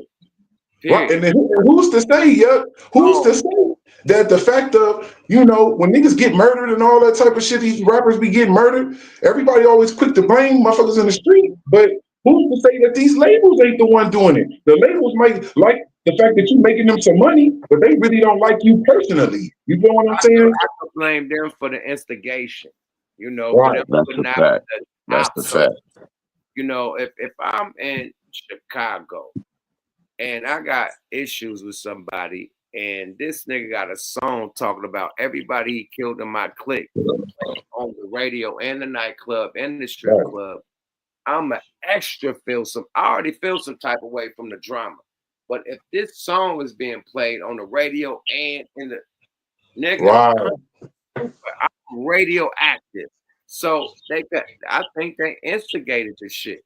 To me, I mean, because if you look at Drake shit, it's no reason. The reason why Drake should be mad about nothing as rich as he is, but the fact of it is that he know what's up. He know that they doing all that shit. He know them companies they was doing it for him. Shit. because I think what it is. They all making money off the drama. Both them niggas signed to UMG. Well, Kendrick got a distribution deal, and Drake is signing a 360 deal, and he about to renegotiate. So they making money off the beef, period. And that's like, you either make money off the beef or you make money off the death. The record labels make money off Biggie and Pac death and Pac. Believe it. Mm-hmm. Bad Boy leveled up. You don't think other record labels leveled up from them deaths and beefs? They all did. And they niggas like Juice WRLD. You know what I'm saying? I looked at it is no reason why that you should be on a plane and you got that stuff and you taking it and die. Like I would just face the consequences on what's gonna happen. I'm on a label. Shit, they got paper, they giving it out. You know what I'm saying? Like Gooch the Great in the building, man. Hit the link, Gooch. Salute to the motherfucking great name, Gooch, man. Shout out to you, brother. Link, nigga, but at the end of the day, bro, and then the new rumor is that they're not signing hip hop artists no more. They want the Afro beats. They want the, the Latin trap. They want the, the Caribbean sound shit because that's what's lit in the club, right? The Bad Bunnies and shit, right? So now it's making it hard for a hip hop artist to get a deal right now, let alone they killing off or, putting our people in jail, the big dogs. So if our big dogs is locked up and Kanye in China and shit, like I'm done with this shit. Diddy in jail. Right. Everybody's part of the program. I don't know what Jigga doing, but Super Bowl about to stand out the way. See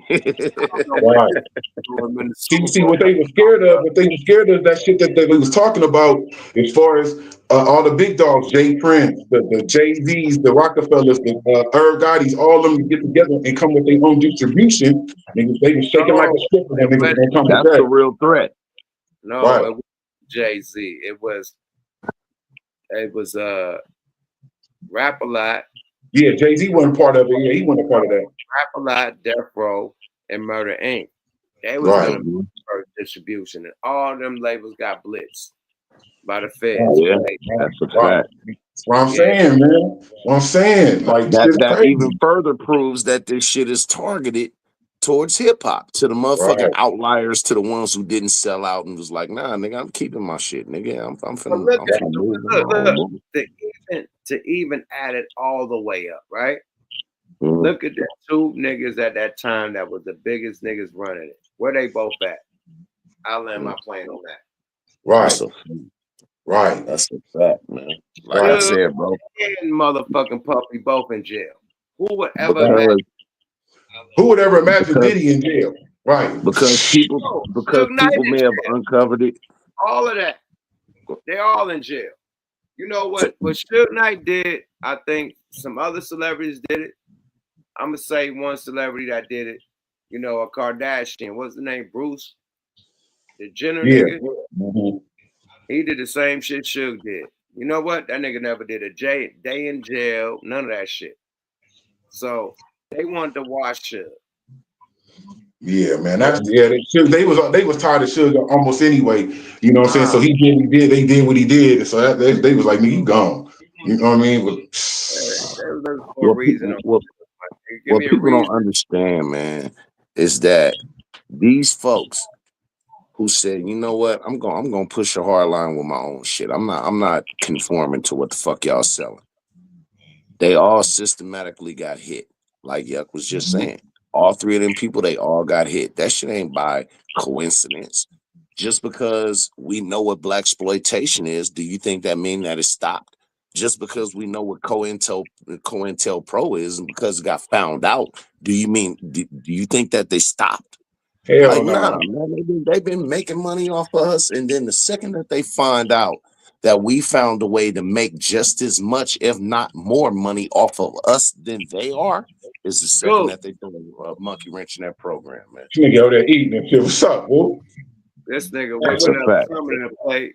You I want to say happy holidays to everybody. This is going to be the first time.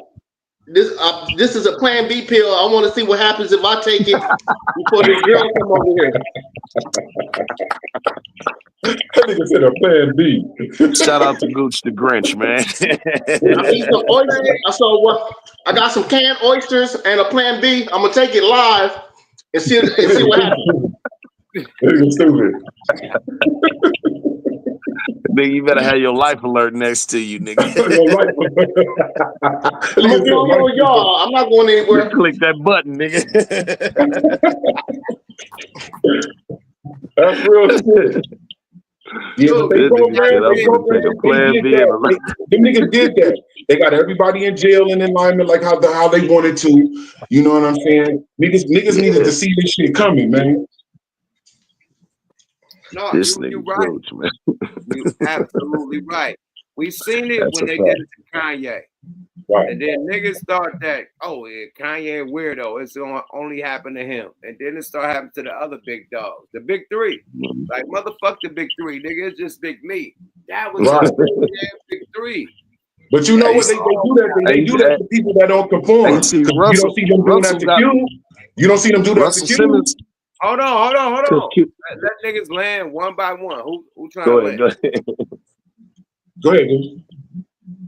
Motherfuck the big three, nigga. It's just Plan B. It's Plan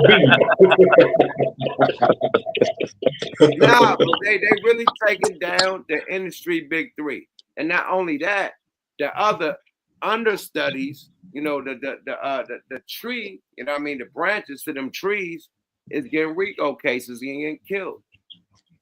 And they done drag Jennifer Lopez in the shit. And then Nancy Grace talking about how Jennifer Lopez, she couldn't be doing nothing like that. And she's innocent and all that. I'm like, man, please, people had a life before she got on.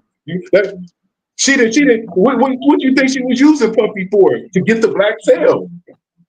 What the nigga, somebody from Living Color said before she was J-Lo, she was J-Ho. She was Hey-Ho. Better believe it. Better believe For it. real talk. She was using all the black, she was using Puppy in them. I want to say Jamie Foxx said that, but Jamie Foxx did say that. It was Jamie Foxx. Who was it? It was Jamie Foxx. You gotta realize she wasn't no actress on there. She was a dancer and then balled out more than all of them. So then when they try to say something to her like, hey, she was acting Bougetto. They was like, hell no. Right, that's real shit. Chris Pander said he got robbed in Baldwin Hills tonight, man. You gotta watch some bitches you hang with, man. She lured Hey, you. we already knew who the real jackers in LA is. I ain't gonna get into it. When my nigga Magic, that nigga Magic from 8-7. Hey, not on my podcast, man. Hey, look, I don't know if the nigga doing that, man. That nigga used to be busy. Collar popping, man. Stop it. Oh, yeah. Slow down, Turbo. Anyway, he got robbed in Baldwin Hills, man. Watch out for them bitches, man. You know, man, you got to, man. Niggas like, I was coming from the Magic Johnson Friday, and these niggas been got me. Goddamn. I'm gonna tell you a cold one. I'm gonna tell you a cold one that they put me up on, right? Is that these bitches be going out spotting these niggas that look like they got some paper. And you go out and go and take these bitches out on a date and all of that shit, nigga. They will drop their earbud in your car on the side of the seat and track your ass back to where you live at and had a baby daddy and 2 of his cousins and 3 of his partners come strip your ass because they didn't found their way back to where you at. All getting their fingers cut off though. All off the earbud, nigga. Y'all niggas better watch yourself out there. Watch these hoes, nigga. Watch these hoes. Feel me? Old savage. Nigga, I seen some shit where Drake had to wear a costume to go to court. That nigga had to wear an old man costume to come support the bitch. This was the baddest bitch ever. Oh man. These bitches God. niggas right now, man. Yeah, man. Rihanna said it, man. They savage, my nigga. You better watch out. You better know it, man. They Young Thug said these whole feed and the peas right now. They got OnlyFans, they got IG. They don't even need a pimp right now. They can pimp each other. You can have a stud. Hey, this nigga Goose is stupid. Buddy. They got like a stud, buff ass That stud. pimping shit, boy. These bitches is on the internet by themselves. Nigga, all they need is a Wi-Fi connection and a motherfucking camera, and they gonna have a nigga from 3 states over swiping it for $10.99 a minute. Real talk. No pimp involved, nigga. Nigga, I was swipe for a couple bitches like pop, pop, pop, pop. My wife let me You just feel? so I'm a visionary. I can visionary ass and shit. So boom, I want to see a pussy though. Boom. So I want Shout out Bernie. Shout out Bernie Spurgis, man. Dildos with they pussy and all types of wild shit. Spurs, I ain't see that on your Twitter. Okay, cool. I'm trying to tell you. So hey, it's I know niggas who got money just for that. They got their light bill money. They niggas got this bill money. They got their pussy bill money. Niggas got money just for that. Check this out. I be on the road, right? I can't fuck bitches, so my wife know I gotta have subscriptions to jack off. So I be jack off Tony, so I gotta have my little subscription. She let me get a couple of subscriptions a month. Yeah, she know. Well, that's a cold day when you married. You in the right day when you married. I got cheap Pamela. You feel me? Hannah and Pamela.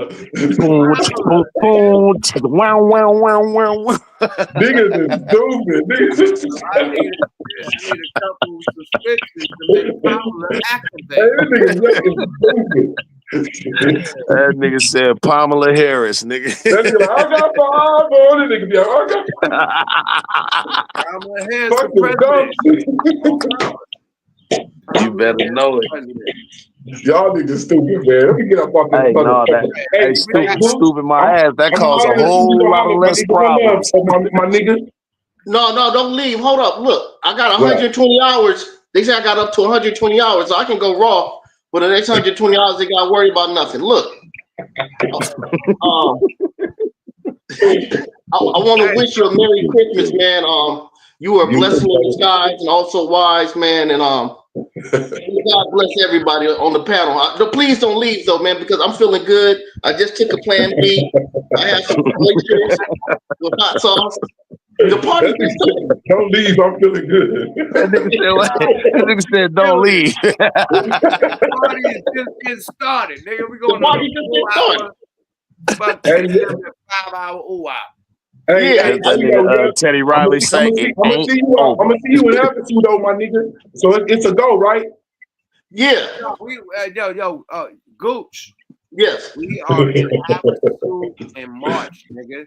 It's a go turbo. Havasu, Lake Havasu, and AZ. Oh, I'm gonna have a bag of Plan B for everybody then. That's stupid. Hey, dude, that's where I stay at. Come out to the show. Okay, so in March, right? Mm-hmm. Yep. I'm there. Look, I'm gonna give you my word. Look, Yuck gonna fuck with me. He like, cause Yuck. Let me tell you something about Yuck. Yuck is an ornery motherfucker, right? He spent time with his family. He cut his phone off during the holidays. If you call Yuck during the holidays, it's going straight to voicemail. Don't ever think you're gonna talk to him during the holidays, right? When you call the nigga, it's gonna go straight to voicemail. Then you're gonna get a message back saying, "I'll call you back." You ain't getting no call back. No, nigga. Tell them my real message. My message is in Spanish.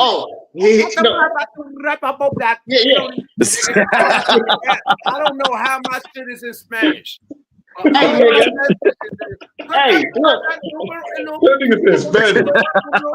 Hey, look, I called a nigga one day. It goes straight to voicemail. I had to get Google Translate to play the message. That nigga be out the Mexican on the shit.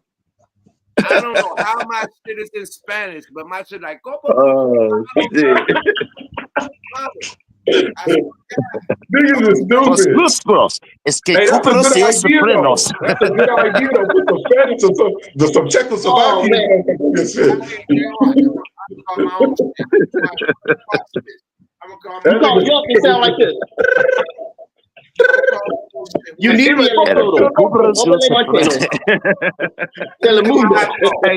Hey, nigga be only understanding one word out of that shit. Es que Cooper's Los Angeles.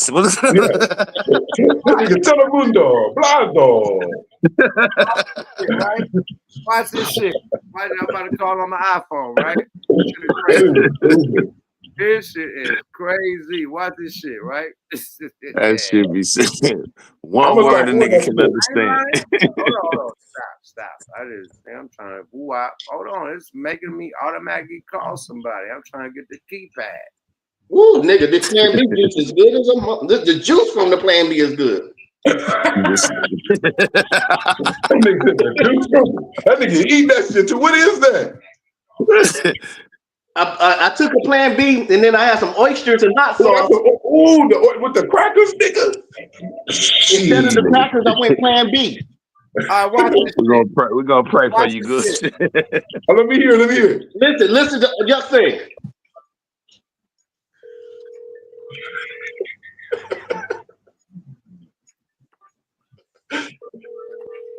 Watch when it pick up.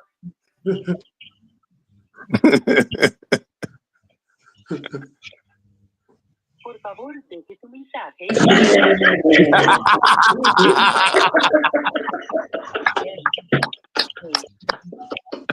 What the fuck? Hey, that nigga is stupid. Hey, a nigga gonna understand one word out that shit. Nigga, yuck mouth. Hey, that shit is stupid.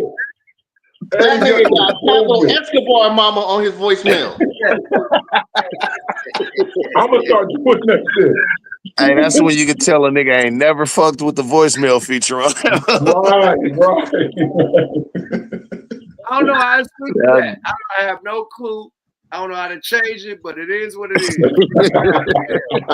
That nigga left it like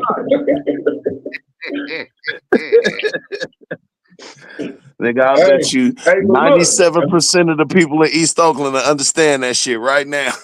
Right, real talk. Hey man, I'm out this motherfucker. But listen, I'm gonna see y'all niggas in March. I'm gonna talk to you. I'm gonna talk to y'all before that. But I'm gonna see you. Come out here, dudes. Come out here in March. I'm coming, nigga. All right, good. My nigga, woo. All right, my niggas, I'm gone, G. Hey, call me. Let me know what's up. Hey, hold on, before you get the fuck up out of here. Right. Tell them how much of a motherfucking sniper we was when I first moved out here hanging with you niggas, the Himalaya players. Let them know. That nigga, I seen you. The hotel naked off ecstasy. Oh man, come on, man. What's that hotel we used to be? We used to be at all of them, the Montrose, La Mondrian, nigga. Come on, bro. The old Nico across the street from the Fat Burgers and all that shit. All that luxury shit, right? Nigga, the fly shit. Bitches taking ecstasy pills. The Tupac party. Oh man, come on, man. When I had the room at the Mondrian. At the Mondrian. And motherfuckers CJ Mack and all the niggas showed up and the 60s showed up. It was an event. It was an event. No, Popeye and the niggas showed up. Popeye. Oh man. Little. When them niggas, dude, we knew all the gangster niggas. We knew all the gangster niggas from both sides. I didn't know. Nigga, Jodeci knew. And they got the fuck up out of there. Oh man, that nigga Casey and JoJo was in this nigga Yuck room, and Casey, all he was talking about was Case. That nigga was mad at Case because Case was fucking with Mary J. Blige. That nigga was mad as somebody. I said that nigga Casey kept going, yeah. I was talking about Case that night. I forgot about that. Nigga, Casey and JoJo was in y'all room, nigga, and the room got flooded. Nigga, remember the room got flooded. Gonzo will fuck the bitch in the bathroom and broke the toilet. Yo, in the room got flooded. Nigga, Lamadrion was so mad at Yuck and them. They was mad. The water was leaking into the people up under they shit was leaking into they shit. I had to pay for all that, right? So the bitch that Gonzo was fucking. God damn. The bitch that Gonzo was fucking, right? Rest in peace, Yeah. Gonzo. Rest in peace, Gonzo, man. Gonzo was a real sniper. So boom. Oh man. Gonzo knocking the bitch down in the bathroom. He broke the whole back of the toilet, nigga. The whole backboard. Man, that shit was crazy. Then the bitch he was fucking, the 60s took her money and took her purse. So the bitch had a see-through jelly purse. Right. That bitch had like bandana in the see-through. That's red flag number one. So you got, I don't know who we let in our room, but we had motherfucking nigga the boy, nigga, yeah. So that bitch out. Them niggas left out with her. And man, it was going up. We looking out the window downstairs in valet, and I watch a Dirty Harry get pulled on this bitch. I'm talking about a 350. For real. Nigga, that fofo long, nigga. To all you out of town niggas, from out of town, first of all, nigga, don't come to Hollywood. Hollywood is just like the hood. Don't think that shit is sweet and all that. You see landscape and grass and all that. Them niggas will get your ass robbed in Hollywood. Nigga. Sunset Boulevard. For real. In the hotel lot, right there where they pull the ballet. Strip. Right. Dirty Harry looking down like, damn. Took her chain and her see-through purse with the money in it, hopped in they shit and did. That bitch was like, I don't care. So what? I don't care. Them niggas is give it here because them niggas is out there. Yo, look, God is good. No disrespect to the lady, but they was there to rob us. That's what I think also. Right? They could have cleared the room out. They sure could have, and they didn't.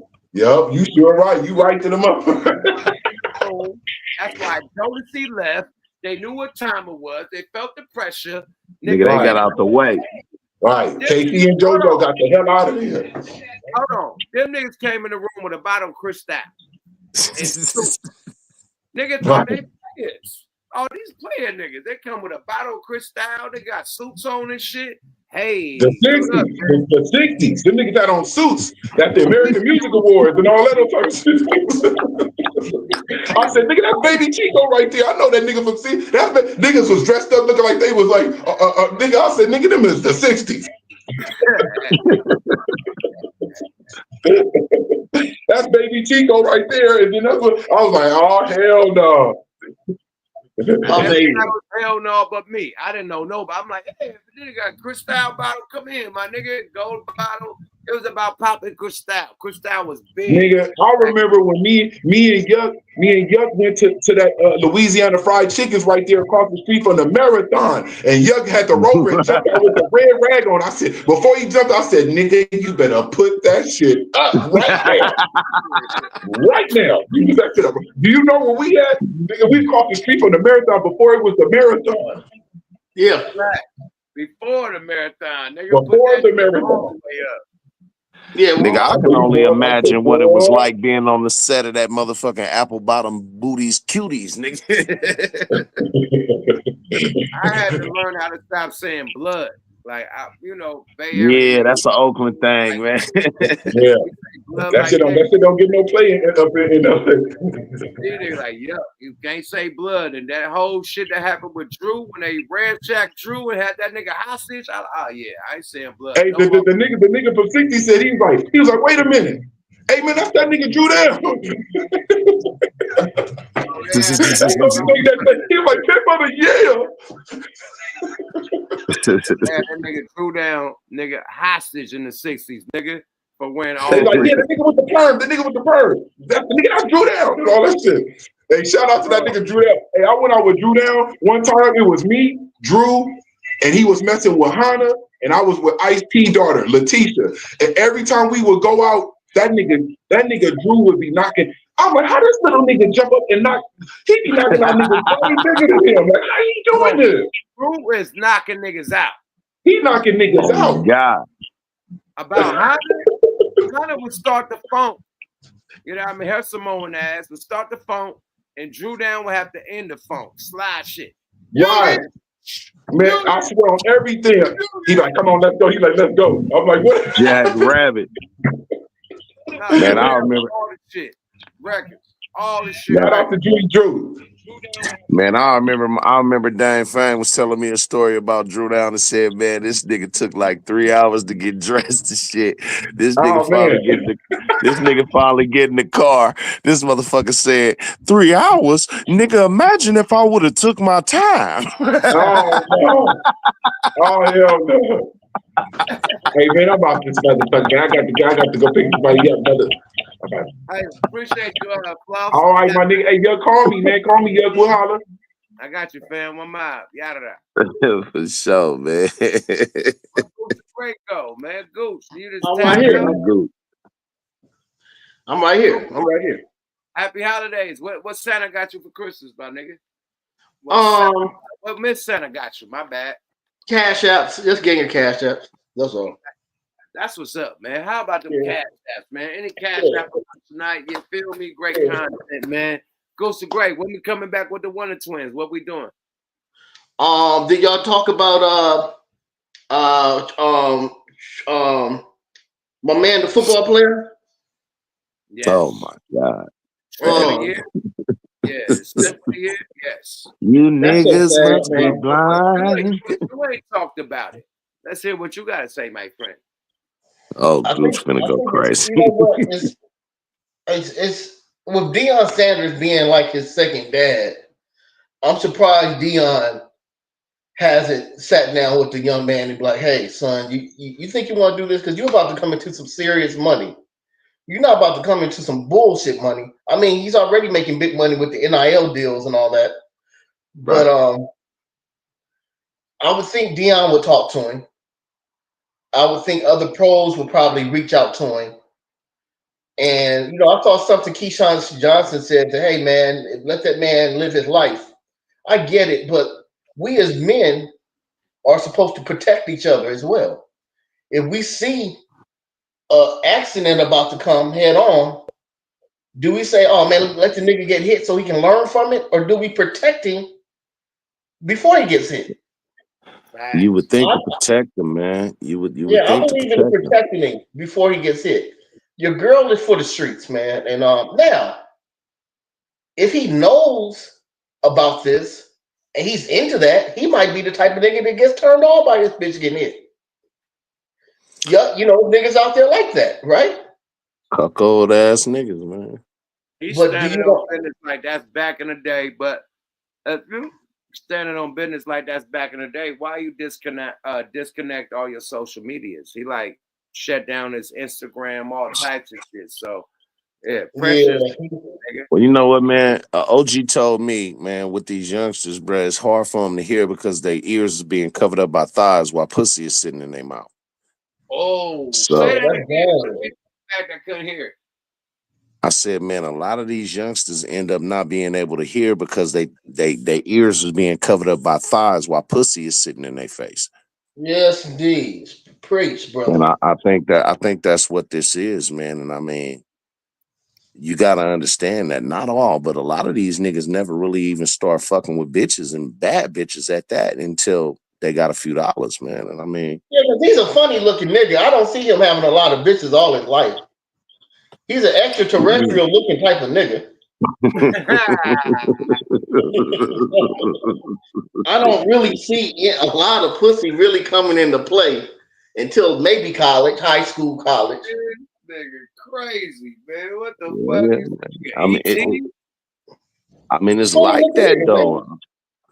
I mean, you got to think about it, Yuck. Like, a lot of these niggas got the. I mean, a lot of them don't have the kind of knowledge that you can't get in college, and a lot of these niggas is college-minded niggas who never really got the He said they experience look of like it. him. Man, you know that. Yeah, it's Travis Hunter. That's a Travis Hunter piece. Some niggas don't believe it ain't tricking if you got it, and other niggas believe it ain't tricking if you got her. And I mean, it is a difference, man. And I mean, unfortunately, I mean, shit, this is another Jordan Poole episode. But I'll tell you what's going on. Listen. Pac fell down on that. Pac, like, this is disrespectful. That nigga Pac fell down on my head. Nigga, like, nah, this nigga tripping. Hey, man. Let me tell you something, man. It getting to the point now. Now, I don't wish bad on anybody. I want the man to have a great career. But he's so anti-player.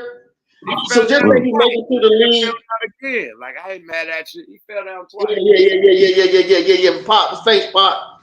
But he's the type of player now. He turned himself into, like, just say he got an injury, his first play in the NFL. Niggas wouldn't even feel sorry for him now because, like, oh, you suck at. You know what I mean? So I don't know, man. Travis, I don't know, man. Your bitch ain't shit, too. MC, we call you. Nah, nigga, you ain't sire, boy. It's at the end of the day, man. This is a lick.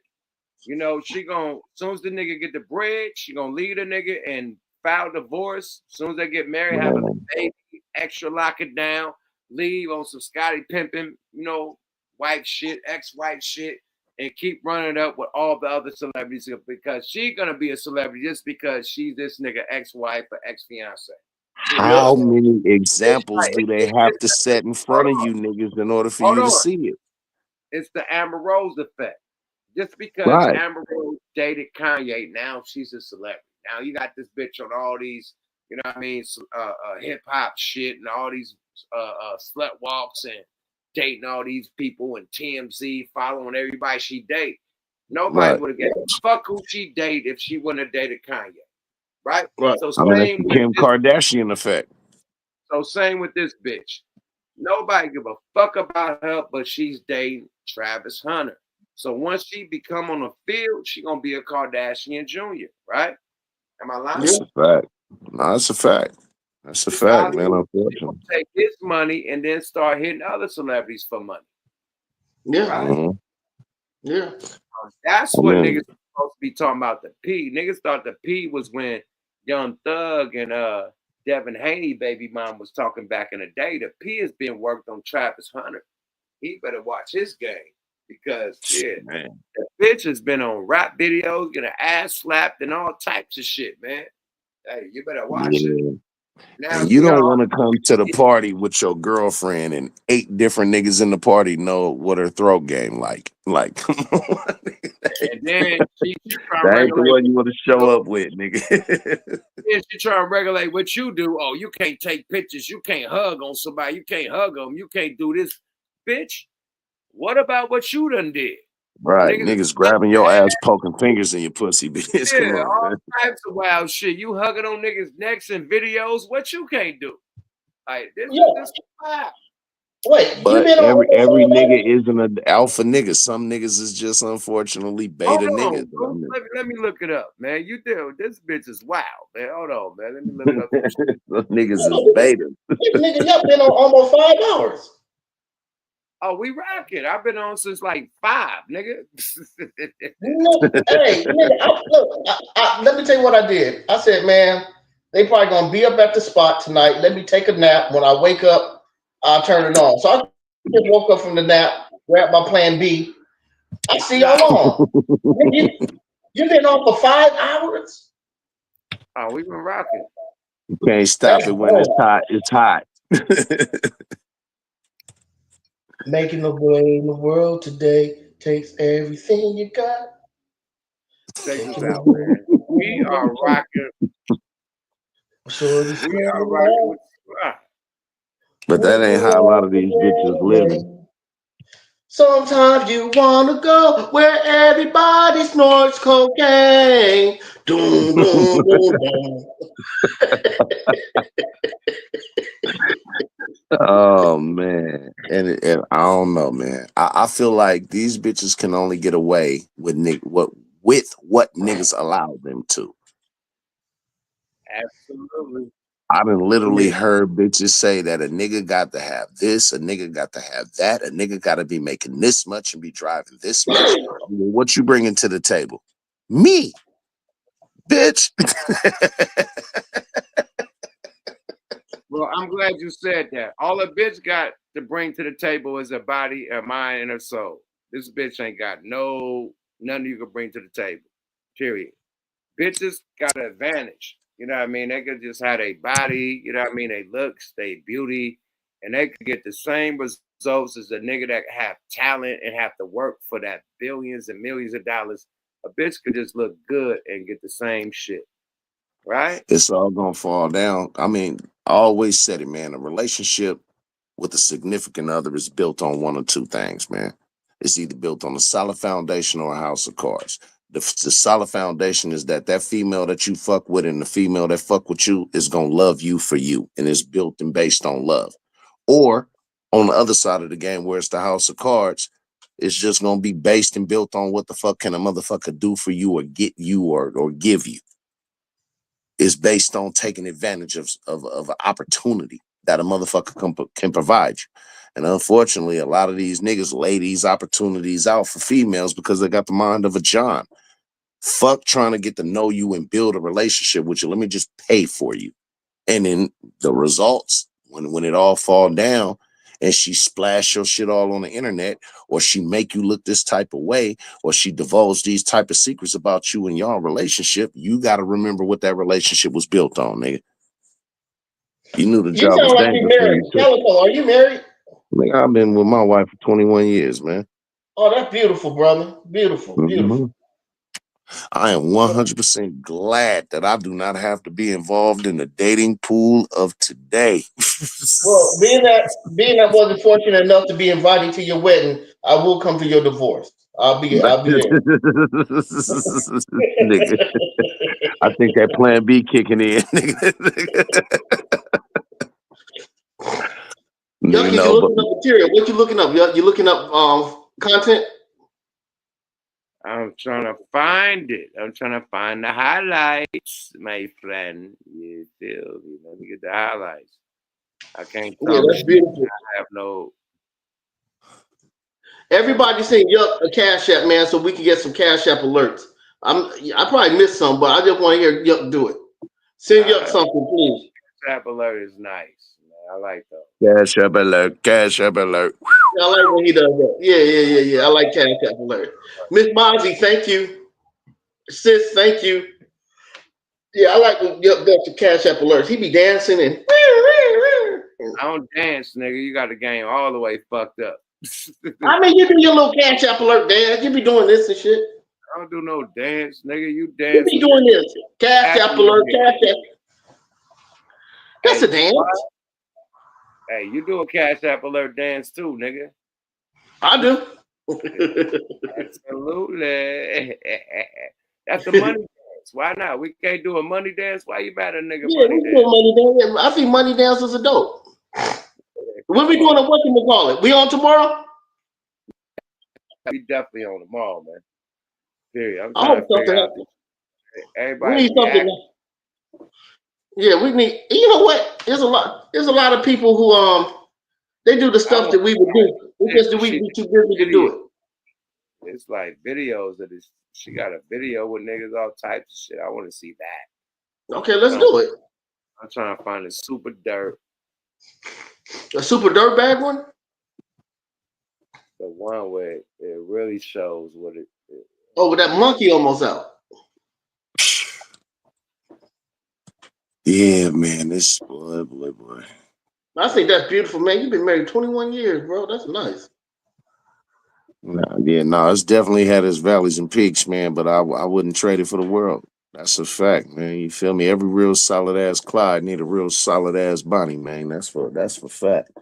Um, I mean, I'm just so disconnected to how these motherfuckers connect now. It don't make sense. I done been at Roof Chris with the wife and looked over at another table with these youngsters that sat there for 45 minutes and didn't say one word to each other. Both these motherfuckers looking down at their phone.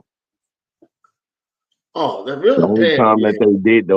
that they did say something when one of them looked up, they just looked at the other one and said, "Did you see this video yet?"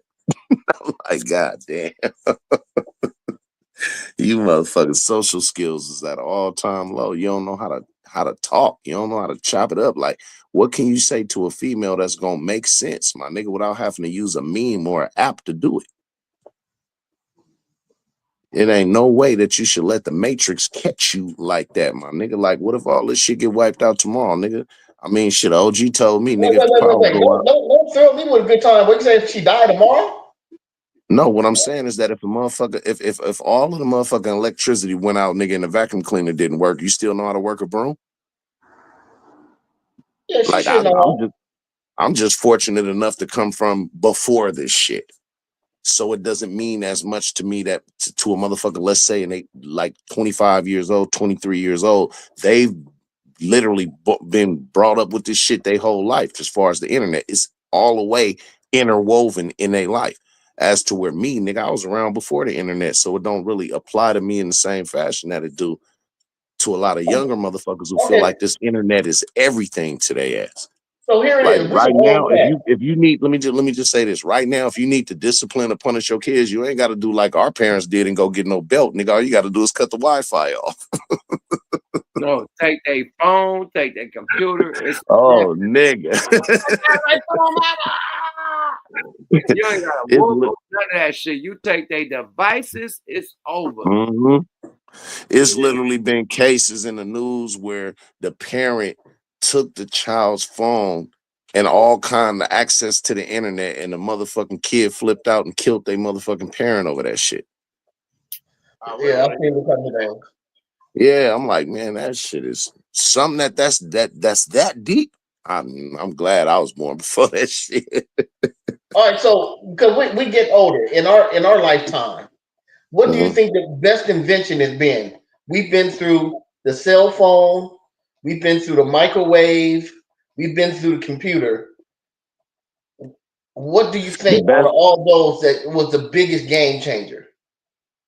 GPS. GPS far as from niggas from my generation, because it just took away having to eliminate and having to use a fold up ass map. But other than that, nigga, yeah, other than that, I mean, shit, it's not nothing that the internet can really provide to me that I couldn't do without the internet. I mean, GPS is a convenience, but other than that, I mean, shit. Uber Eats. Uber Eats a bad motherfucker. Uber. We definitely didn't have that, nigga. We had to actually go to the pizza order, like we had to call, and the pizza had to deliver. And it's only pizza spots. We couldn't get soul food spots, restaurants, and shit.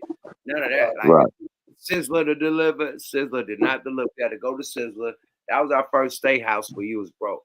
Broke niggas' first steak was Sizzler. Period. Believe it. And Cheddar Bay biscuits, nigga. He leveled it up to like the fucking Red Lobster. Leveled up to Red Lobster. And boom, okay, cool. But at the end of the day, niggas, bro. I'm just saying, man. I'll let y'all in. I don't know, GPS man. and The porn microwave site. was a big game changer, man. I say video games because everybody making money off video games, and niggas is like, I play video games right now. Video games is a nice past hobby to do when you ain't got shit to do. But when you got business to do your thing. But niggas is making millions of dollars off Twitch and Kick playing video games. Man, shout out T What Grizzly. game do you play, Yuck? Shout out to T Grizzly. You know what I mean? Yeah. Like hella money off Eating off that shit. Like he ain't got to rap again. Like nigga, LeBron's son, Bronny, making money off this shit. Like he's a big streamer making money. So Yeah, video games is making money right now. So So I what say, do they do? Niggas just pay to watch them play video games? yeah, to play, sign up to play against them. You know? Oh, well, okay. If you're playing Call of Duty, you're all in the room together. It's not just you and him. It's hella people in that Call of Duty room. Okay. And y'all all filming it on Twitch and y'all playing together, talking shit. Yeah, that's swag. Okay.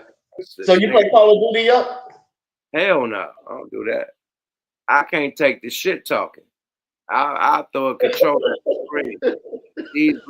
These youngsters, these young Caucasian Americans, They be play talking shit more than us. And they would, with the ER on it, and they would shit on you behind a controller. You can't do nothing. And they're shooting you and blasting you and putting your suit on fire. They shooting the shit out you. Nigga, get out of here. Like, oh, yeah, I can't do that, man. Okay, so where can I watch this? I can go, like... I go on Twitch. Watch them young white boys. Like, that's funny.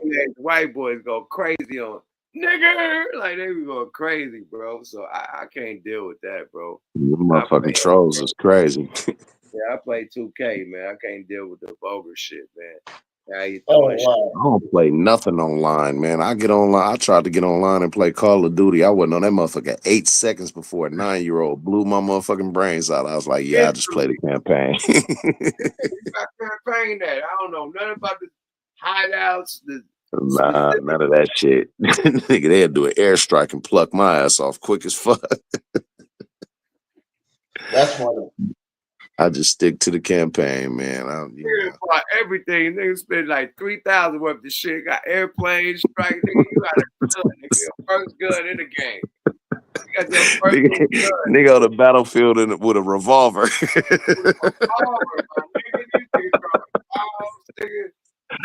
These niggas got remote control cars with bombs on them and shit.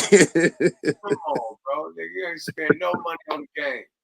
You gotta spend $1,000 to even compete, nigga. I'm good. You better believe it. Yeah, you ain't gonna get that from me. I'm good. So they really got it to where you gotta really step your game up. Hell You gotta yeah. spend for the guns. Every gun you buy, you gotta buy that shit. That's how they make their money, my nigga. Like, the game is just, they gonna get their money mainly off the game, but how they get their side money after selling the game, it be all of the little downloadable shit that come along with the game. That without it, yeah, you gonna your climb to the top of the mountain finna be long and rough, my nigga.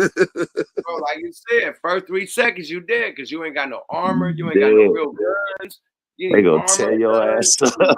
you need tanks, you need nigga vehicles, you need motherfucking bombs, like you need motherfucking helicopters.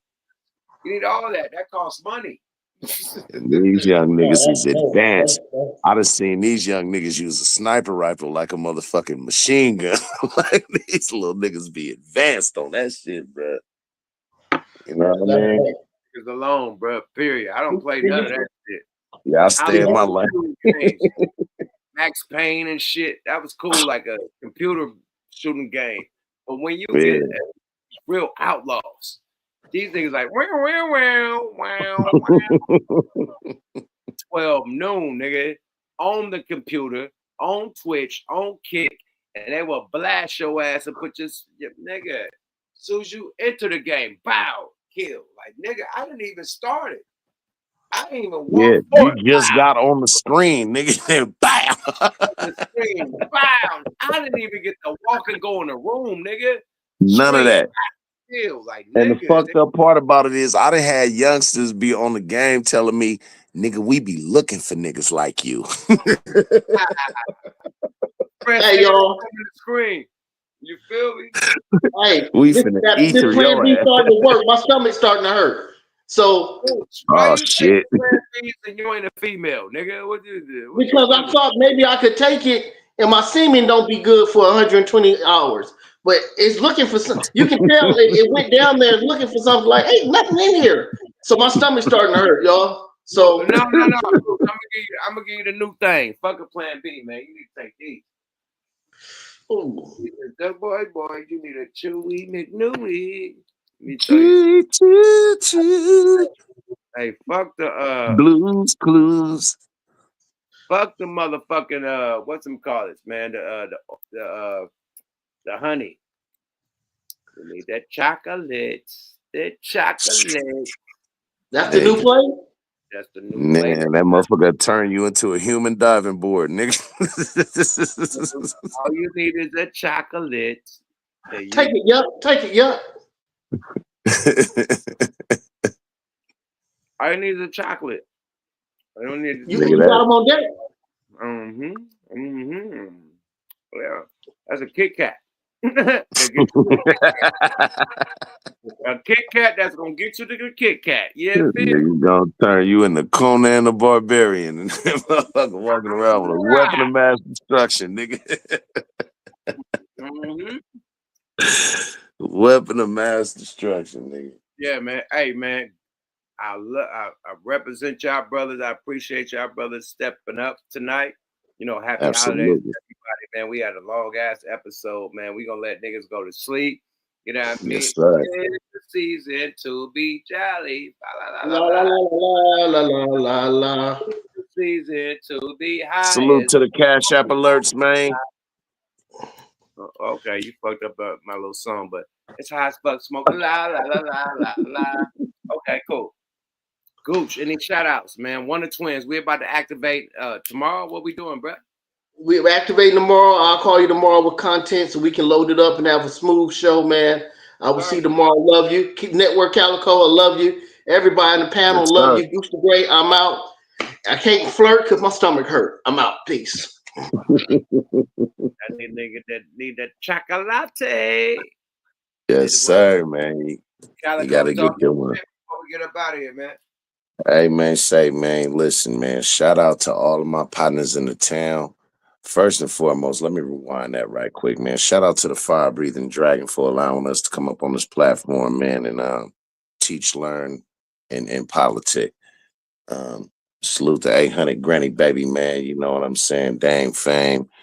Salute to motherfucking all of my Usos and Vallejo, man, the suspects, man. Salute to the motherfucking DGR, my motherfucking cousin out there representing Crown Heights, man, in New York, Brooklyn, in the motherfucking building, man.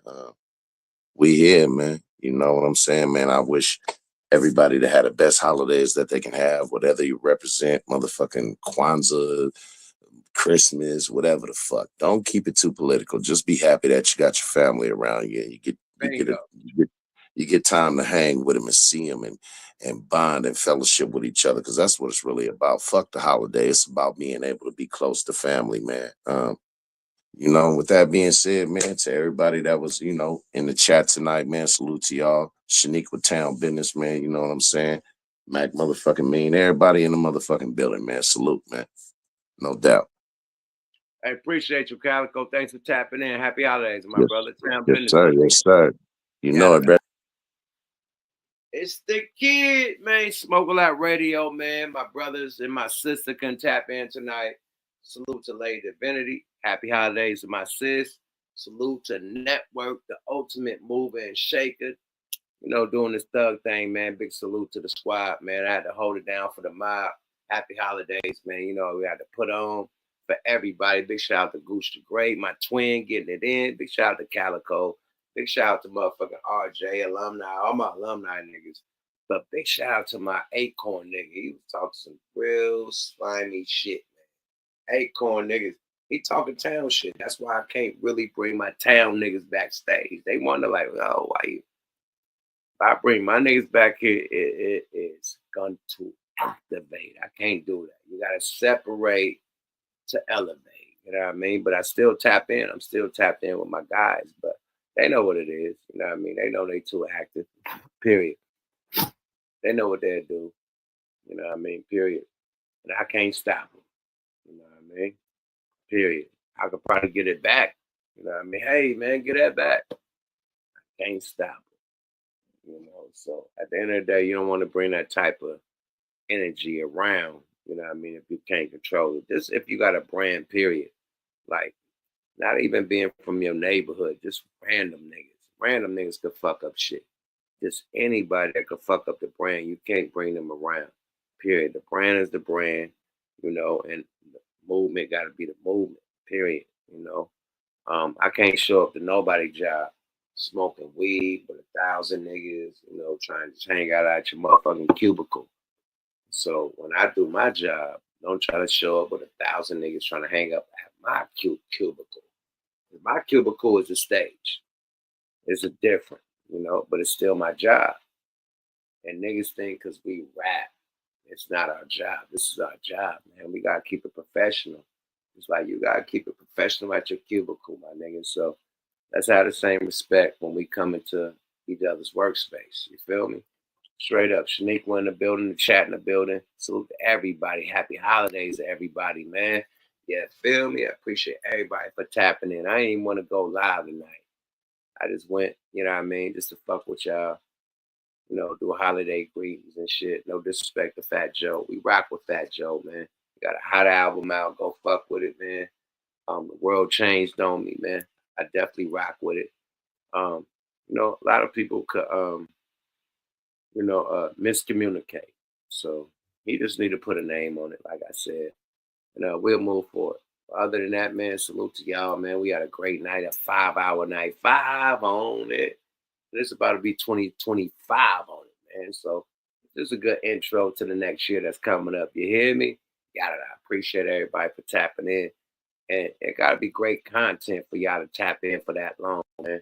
You feel me? Appreciate the whole chat. Everybody in the building, the gang, the SID committee. Y'all been turning up, showing the fuck out. There ain't no Yuck Mouth TV without y'all. There ain't no Smoke a Lot Radio with y'all.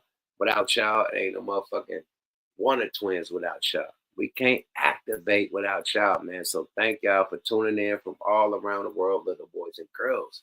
We out this motherfucker, man. Go get the new comic book, Yuck Mouth, The Legends of Yuck Mouth, Part 2 and Part 1 with a soundtrack on versecomics.usa.com. Go get that right now.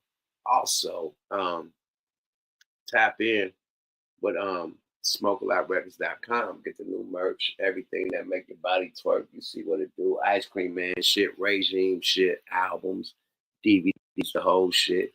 You know, support the mob, man. And if you really appreciate the conversation, make a donation, man. We love y'all, man.